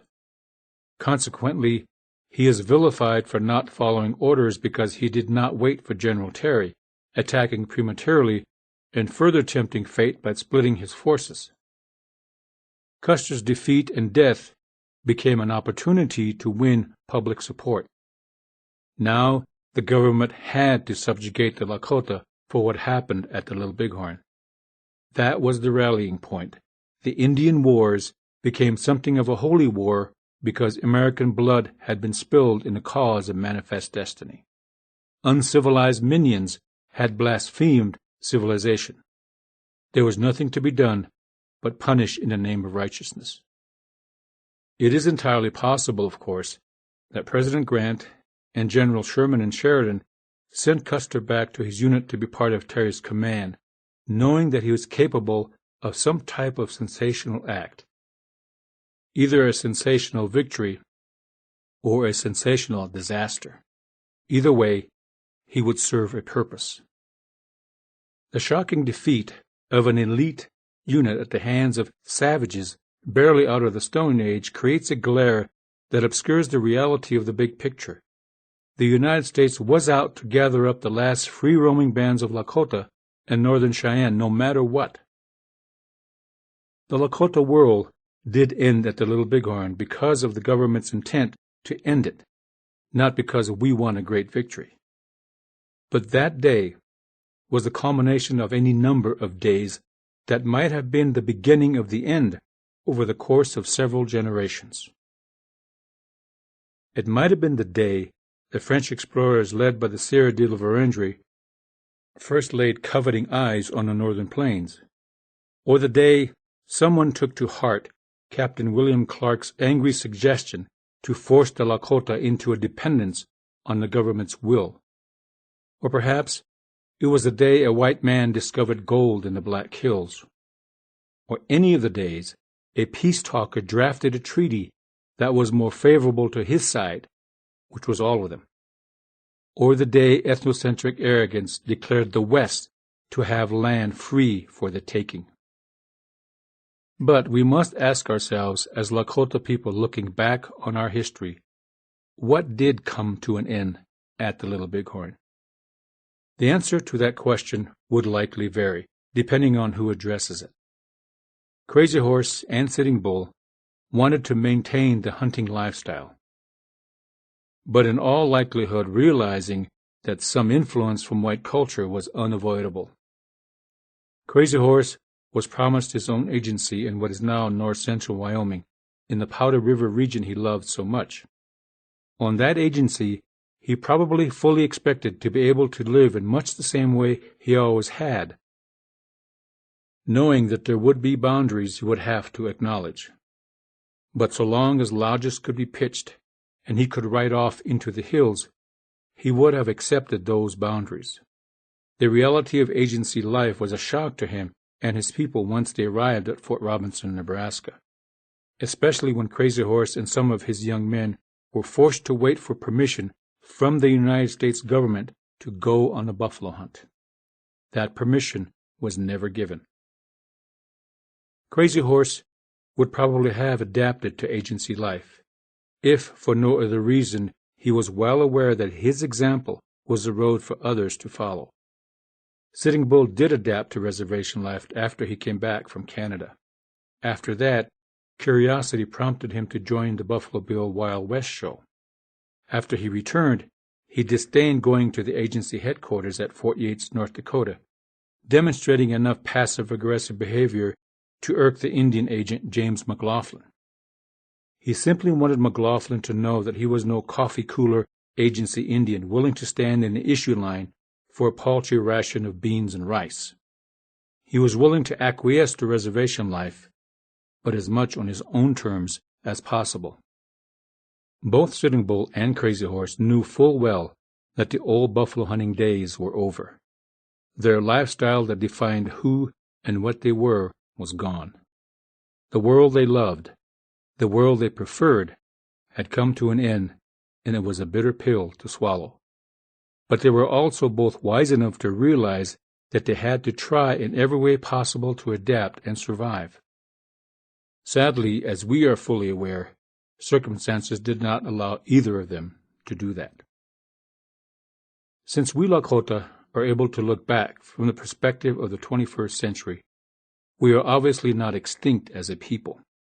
We modern Lakota have not lived the buffalo hunting lifestyle. As much as some of us, or perhaps many of us, know of it, we have not been there. We only know intellectually what was lost. We only know intellectually what our ancestors had to endure in order to adapt to a new lifestyle. But we should be fully aware that we are the manifestation of that change. We are here because our grandparents, great-grandparents, and great-great-grandparents faced and endured forced change with their strength, the virtues and beliefs that had sustained them as Lakota people. They endured the end of their world to ensure that there would be a Lakota nation to emerge from that trauma. The Battle of the Little Bighorn was not the reason our world came to an end, but it did reaffirm to us that we were a strong nation capable of defending ourselves. We and our Northern Cheyenne friends were the victors at Little Bighorn. Non-Indian historians will admit that, but in the same breath remind us that we did lose the war. Among us, there is a notion that the war is not over. Someday, perhaps, we will celebrate another victory, but not a victory won by fighting men with rifles and bows and arrows. Someday we will celebrate a victory of the spirit, because the forces that sent armies to herd our ancestors onto reservations could not destroy the essence of our culture. A celebration has been observed for 130 years and counting. Although those who dance in celebration today may not know the exact reason it started. When word of the victory at the Little Bighorn reached the Red Cloud and Spotted Tail agencies, there was a mixture of dread and rejoicing. Many people were afraid that retribution would fall first and most heavily on the Lakota living on the agencies. Yet there was also a sense of pride. The Sichangu Lakota organized a small victory celebration later in the autumn, away from the prying eyes of Indian police and soldiers. However, the following year, after they had relocated to the north in their ancestral homeland west of the Missouri River, they decided to celebrate again. So they danced to honor their warriors who had been in the battle. Someone produced a tattered flag, probably a cavalry guidon captured at the battle. It was a symbol of that victory, so a warrior was selected to carry it as he led the dance. That celebration still occurs, but it is now known as the Rosebud Sioux Tribal Fair and Powwow. Many of the Sichangu Lakota or Rosebud Sioux, as well as other native peoples and non-Indians who attend the fair regularly, likely do not know that they are a part of the longest continuous commemoration of a single event. Nonetheless, the celebration is at 130 years and counting. At the Rosebud Fair, as well as at many other Lakota celebrations and powwows, there is a recurring ceremony. Lakota military veterans lead the grand entry at the opening of each day or evening's dancing. They carry the American flag and tribal flags into the dance arena. Many Native veterans from various tribes are proud of their service in the military branches of our country. That is one reason they carry the American flag. But there is another reason. A flag was captured at the Battle of the Little Bighorn, in fact, several flags. Among them are company guidons and the 1876 version of the American flag. At a victory dance after the battle, those captured flags were carried by warriors who had fought and defeated the soldiers. Sometime later, at celebrations across Lakota country, American flags were carried and displayed, but not as a symbol of pride for the nation it represented. It was displayed as a trophy of war, a reminder of victory. Most importantly, it was displayed to honor the men who had fought and died in that victory. It would be somewhat anticlimactic for Little Bighorn to be nothing more than a place or a battle. Nothing happens without purpose, whether it is obvious or we decide to give something a purpose and meaning. Little Bighorn was a turning point for us historically and culturally. Life not only changed, it got tougher. Black Elk, a friend and contemporary to Crazy Horse, summed it up this way. The Washichus have put us in these square boxes, and our power is gone, and we are dying. for the power is not in us anymore. You can look at our boys and see how it is with us. When we were living by the power of the circle in the way we should, boys were men at 12 or 13, but now it takes them very much longer to mature. Well, it is as it is. We are prisoners of war while we are waiting here. But there is another world. Black Elk spoke of the harsh reality of life on the reservation and its effects. But he also saw that the circumstances the Lakota were in, no matter how difficult, and because they were difficult, would help them find or make something better. We should always remember Little Bighorn as a significant part of our history. And we should always celebrate the victory our ancestors achieved there. Their victory was a source of strength and inspiration as the victors found themselves in a turmoil of change. They remembered they could be strong and taught their sons and daughters that strength could be manifested in many different ways. Strength flowed, therefore, from one generation to the next, and survival became victory. But each generation has to honor the one before. After the turn of the 20th century, canvas teepees pitched next to log houses was a common sight on Lakota reservations. It represented a tug of war that was becoming more and more of an issue. One old Lakota man explained his unwillingness to give up the round teepee. In that dwelling, he asserted, the white man's devil could not catch him in a corner. By 1890, the log house was not new to the Lakota.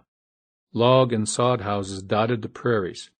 Frame houses were the usual domicile in towns and settlements. Square houses and buildings were blatantly foreign to the Lakota people who built them, used them, and lived in them. The old Lakota man's remark may have been made in jest, but he did voice a very real fear. It was not the white man's devil he was afraid of, however. He was afraid of the white man himself. Strangely enough, however, even under the most trying or awkward of circumstances, people from different backgrounds somehow find ways to connect. Friendships develop between white and Lakota individuals and families, frequently lasting a lifetime. In one small town, in the northern part of the Rosebud Reservation, a white man took the trouble to learn to speak Lakota. Consequently, he was quite popular because he could converse to some extent and had many friends in the Lakota community. If nothing else, he became a symbol, a hope, that not all white people were alike. He was not the only one by any means, but people like him were few and far in between. But at the collective level, the white man's devil did come into play.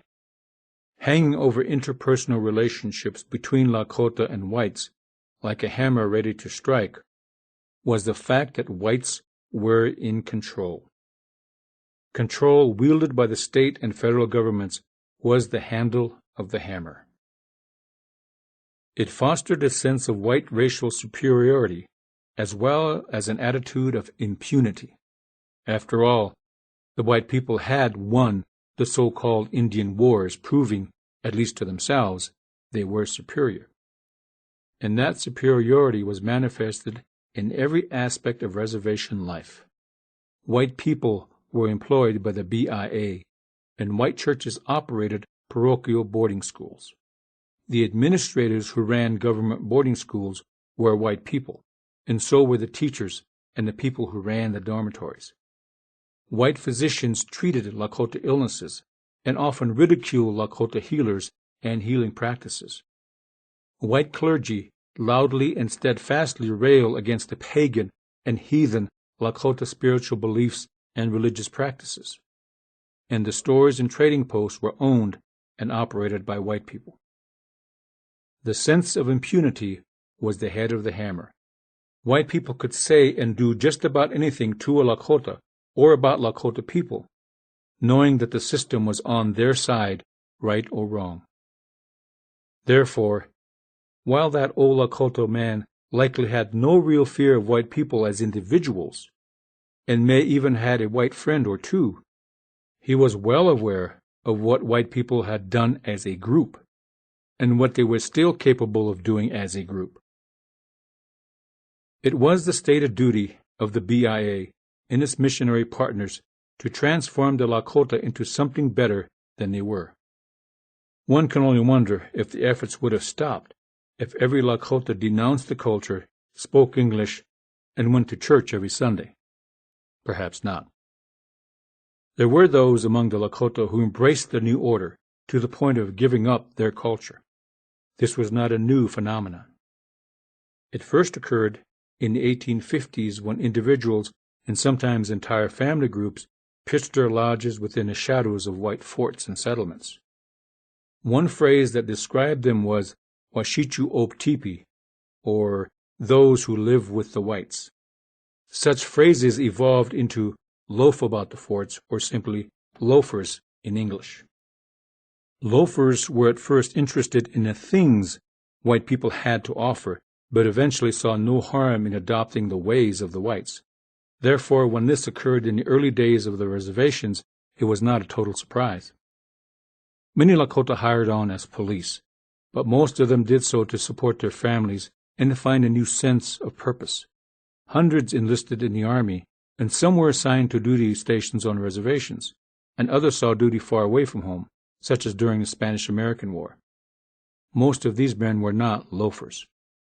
Though their military service took them to places they never knew existed, most of them did not forsake their cultural identities for the sake of employment or adventure. In fact, to most Lakota, living like whites did not mean having to forsake their culture. Living like white people was necessary to survive and make a living within the reality of how things were.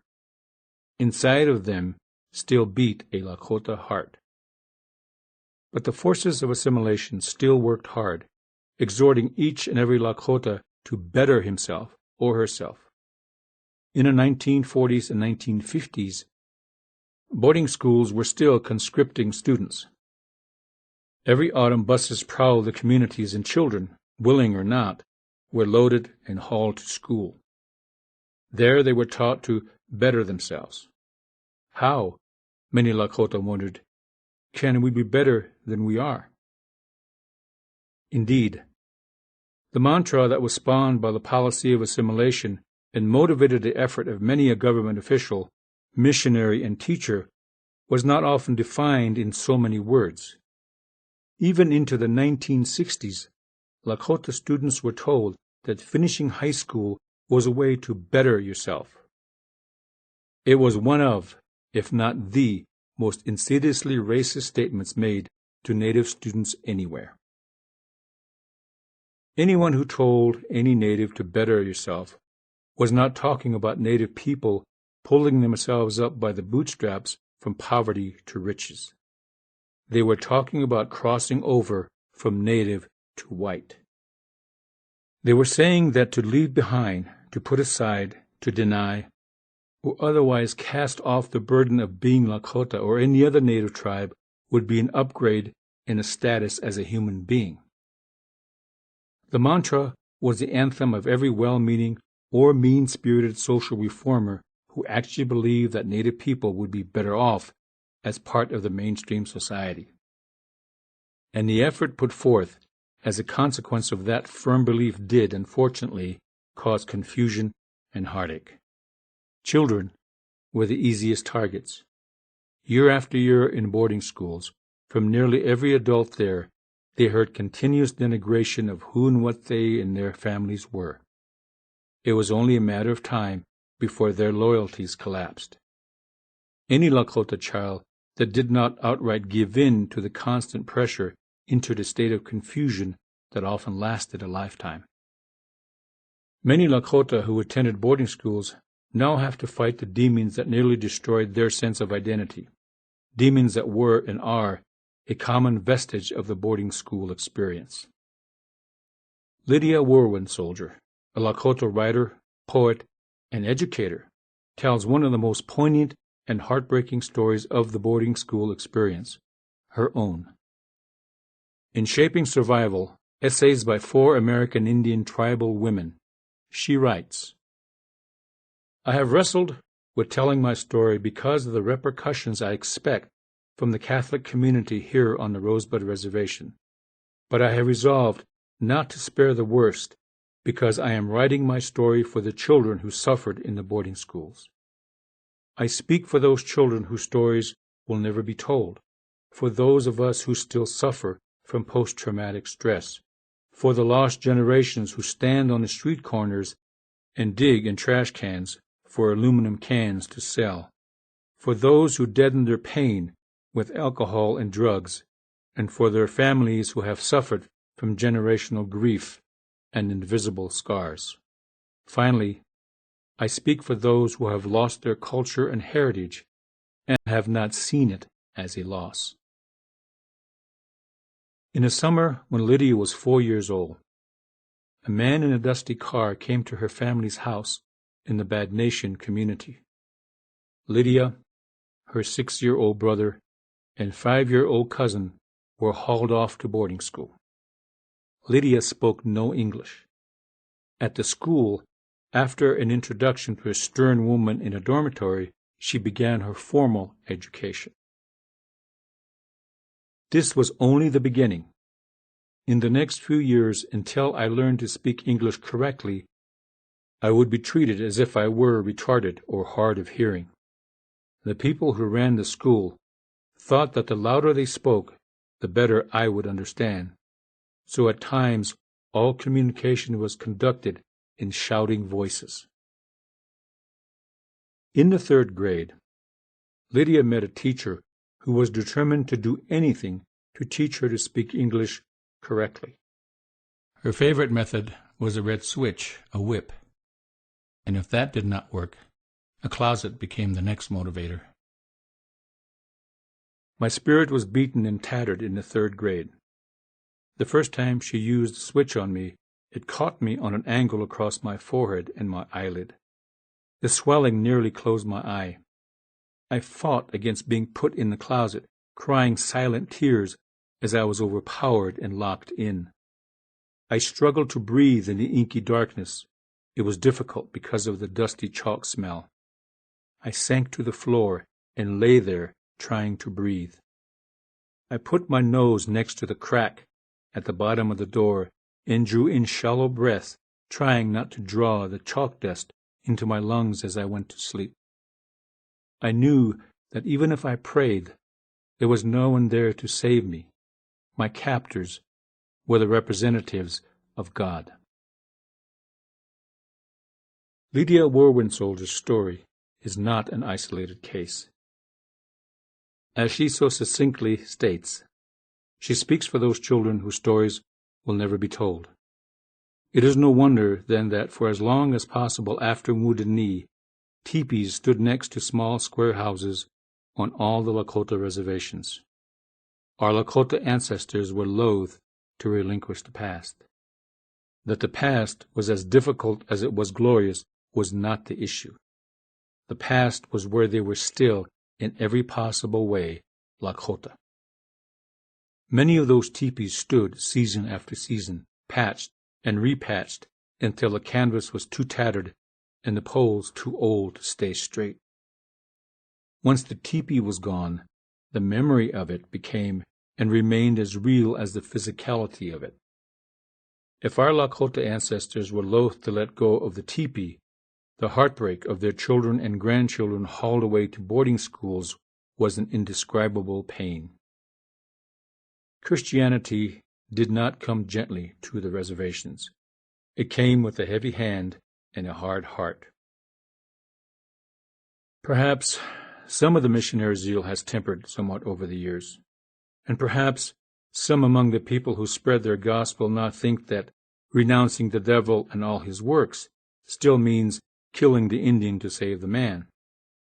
But that intent and all its consequent efforts did not succeed before and will not succeed in the future. There are many Lydia Whirlwind soldiers who will tell their stories, and those stories will transcend the cruel and barbaric treatment Lakota students suffered in the name of assimilation.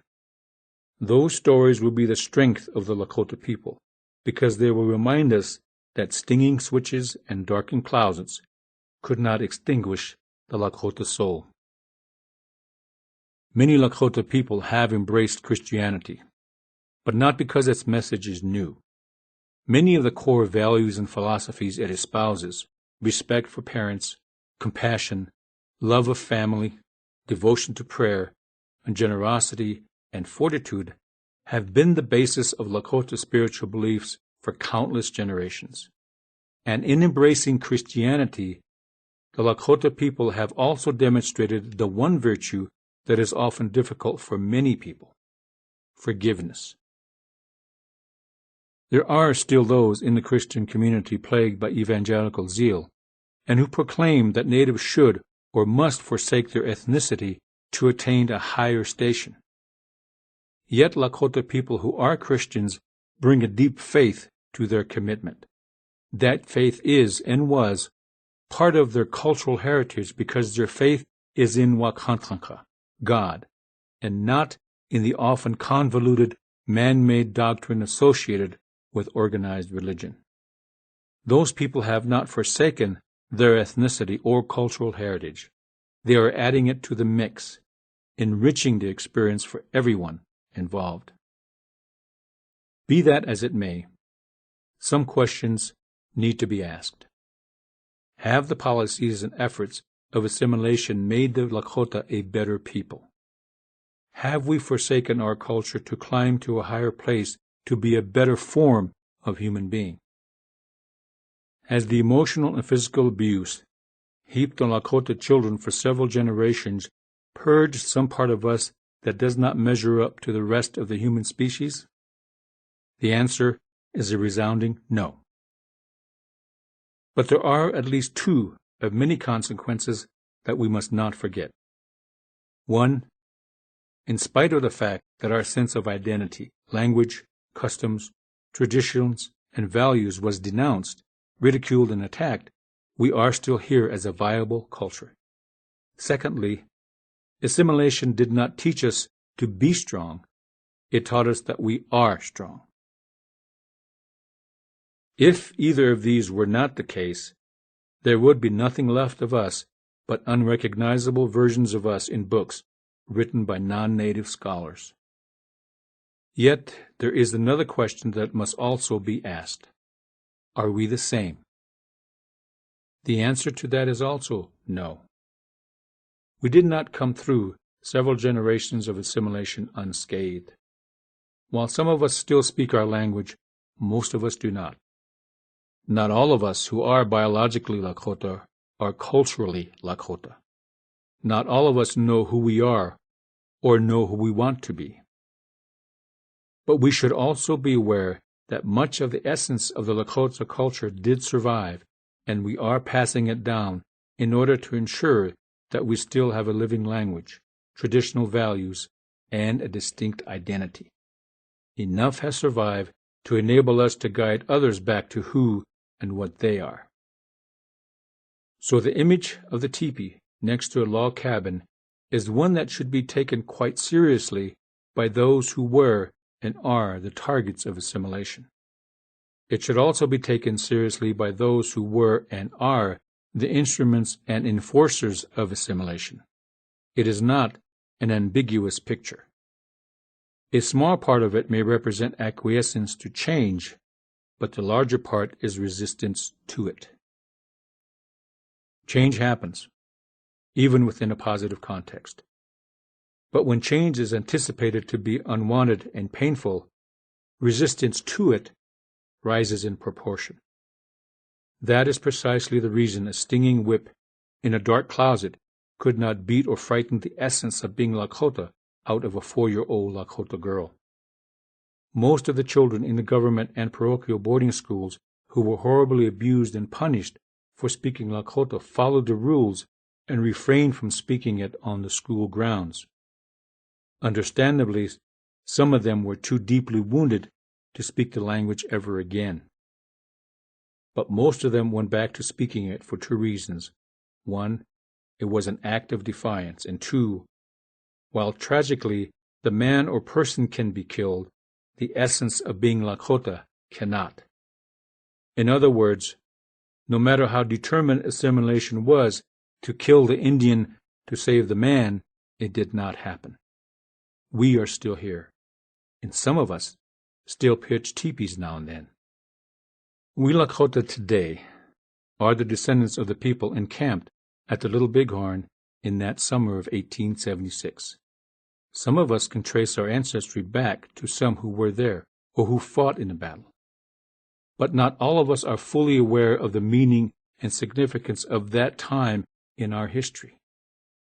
The Little Bighorn as a time and a place and an event is part of who and what we are. We owe it to our ancestors to know what happened there and in the years and generations that followed. We owe it to them because they were fighting and surviving for us just as much as they were for themselves.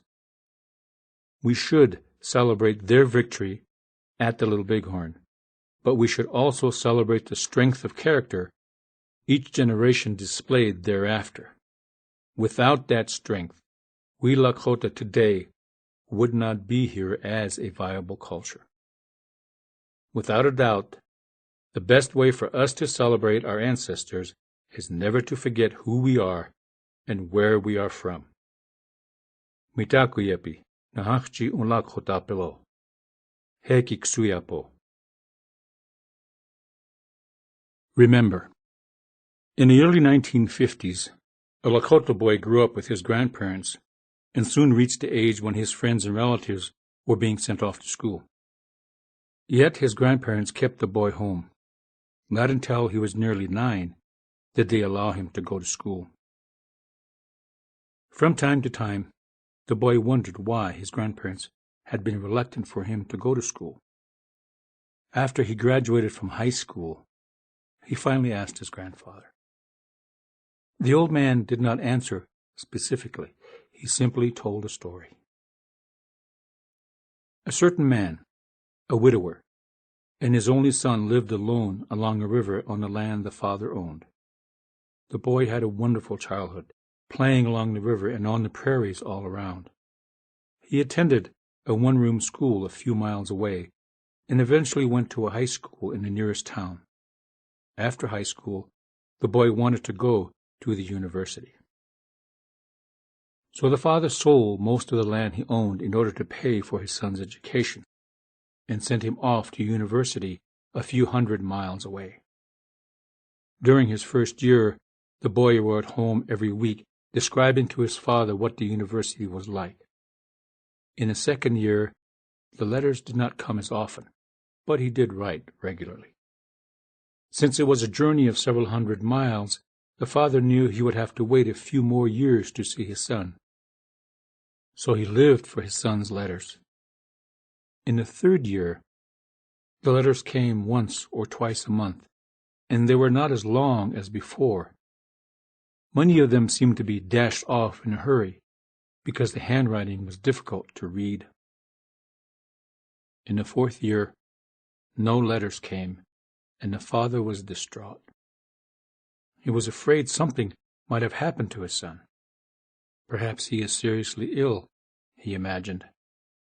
Finally, when months passed without a single letter, the father, now getting older, could stand the loneliness no longer.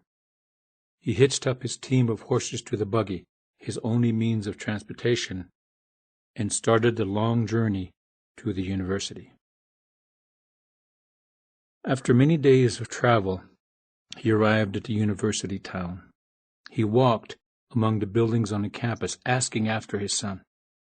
Days passed, but he could not find his son or anyone who knew him. The old man was a strange sight indeed, driving his horse-drawn buggy along streets filled with automobiles. After many days of fruitless searching, he finally decided to return home.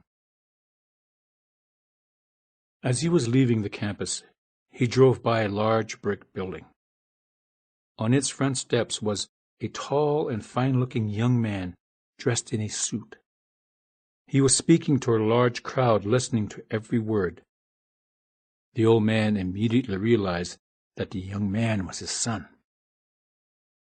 Overjoyed and unable to contain himself, the old man leaped from his buggy and shoved his way through the crowd. He climbed the steps and embraced his son. The young man prided himself from the old man's embrace. Looking down at the man dressed in old and tattered clothes, he stepped back. "Old man," he asked, "who are you? I do not know you." The boy was shocked at his grandfather's story. "That's very sad," he observed. "True," the grandfather replied, "but like all stories, it has a lesson. You can be like the young man in my story who forgot where he came from, or you can choose never to forget who you are and where you are from." Resources. As always, much of the material regarding the Lakota perspective is from oral stories and information from Lakota people, not only about events such as the Battle of the Little Bighorn and the Wounded Knee Massacre, but also of their interesting, compelling, and often painful experiences in that often ignored period from 1890 to 1960. Many of those people were the first generation to be born on the reservations, and who willingly and often reluctantly shared their stories of what that period of transition was like for them. Most of those people have finished their earthly journey. I shall always be indebted to them. Mitakuyepi Opilahecha. I am indebted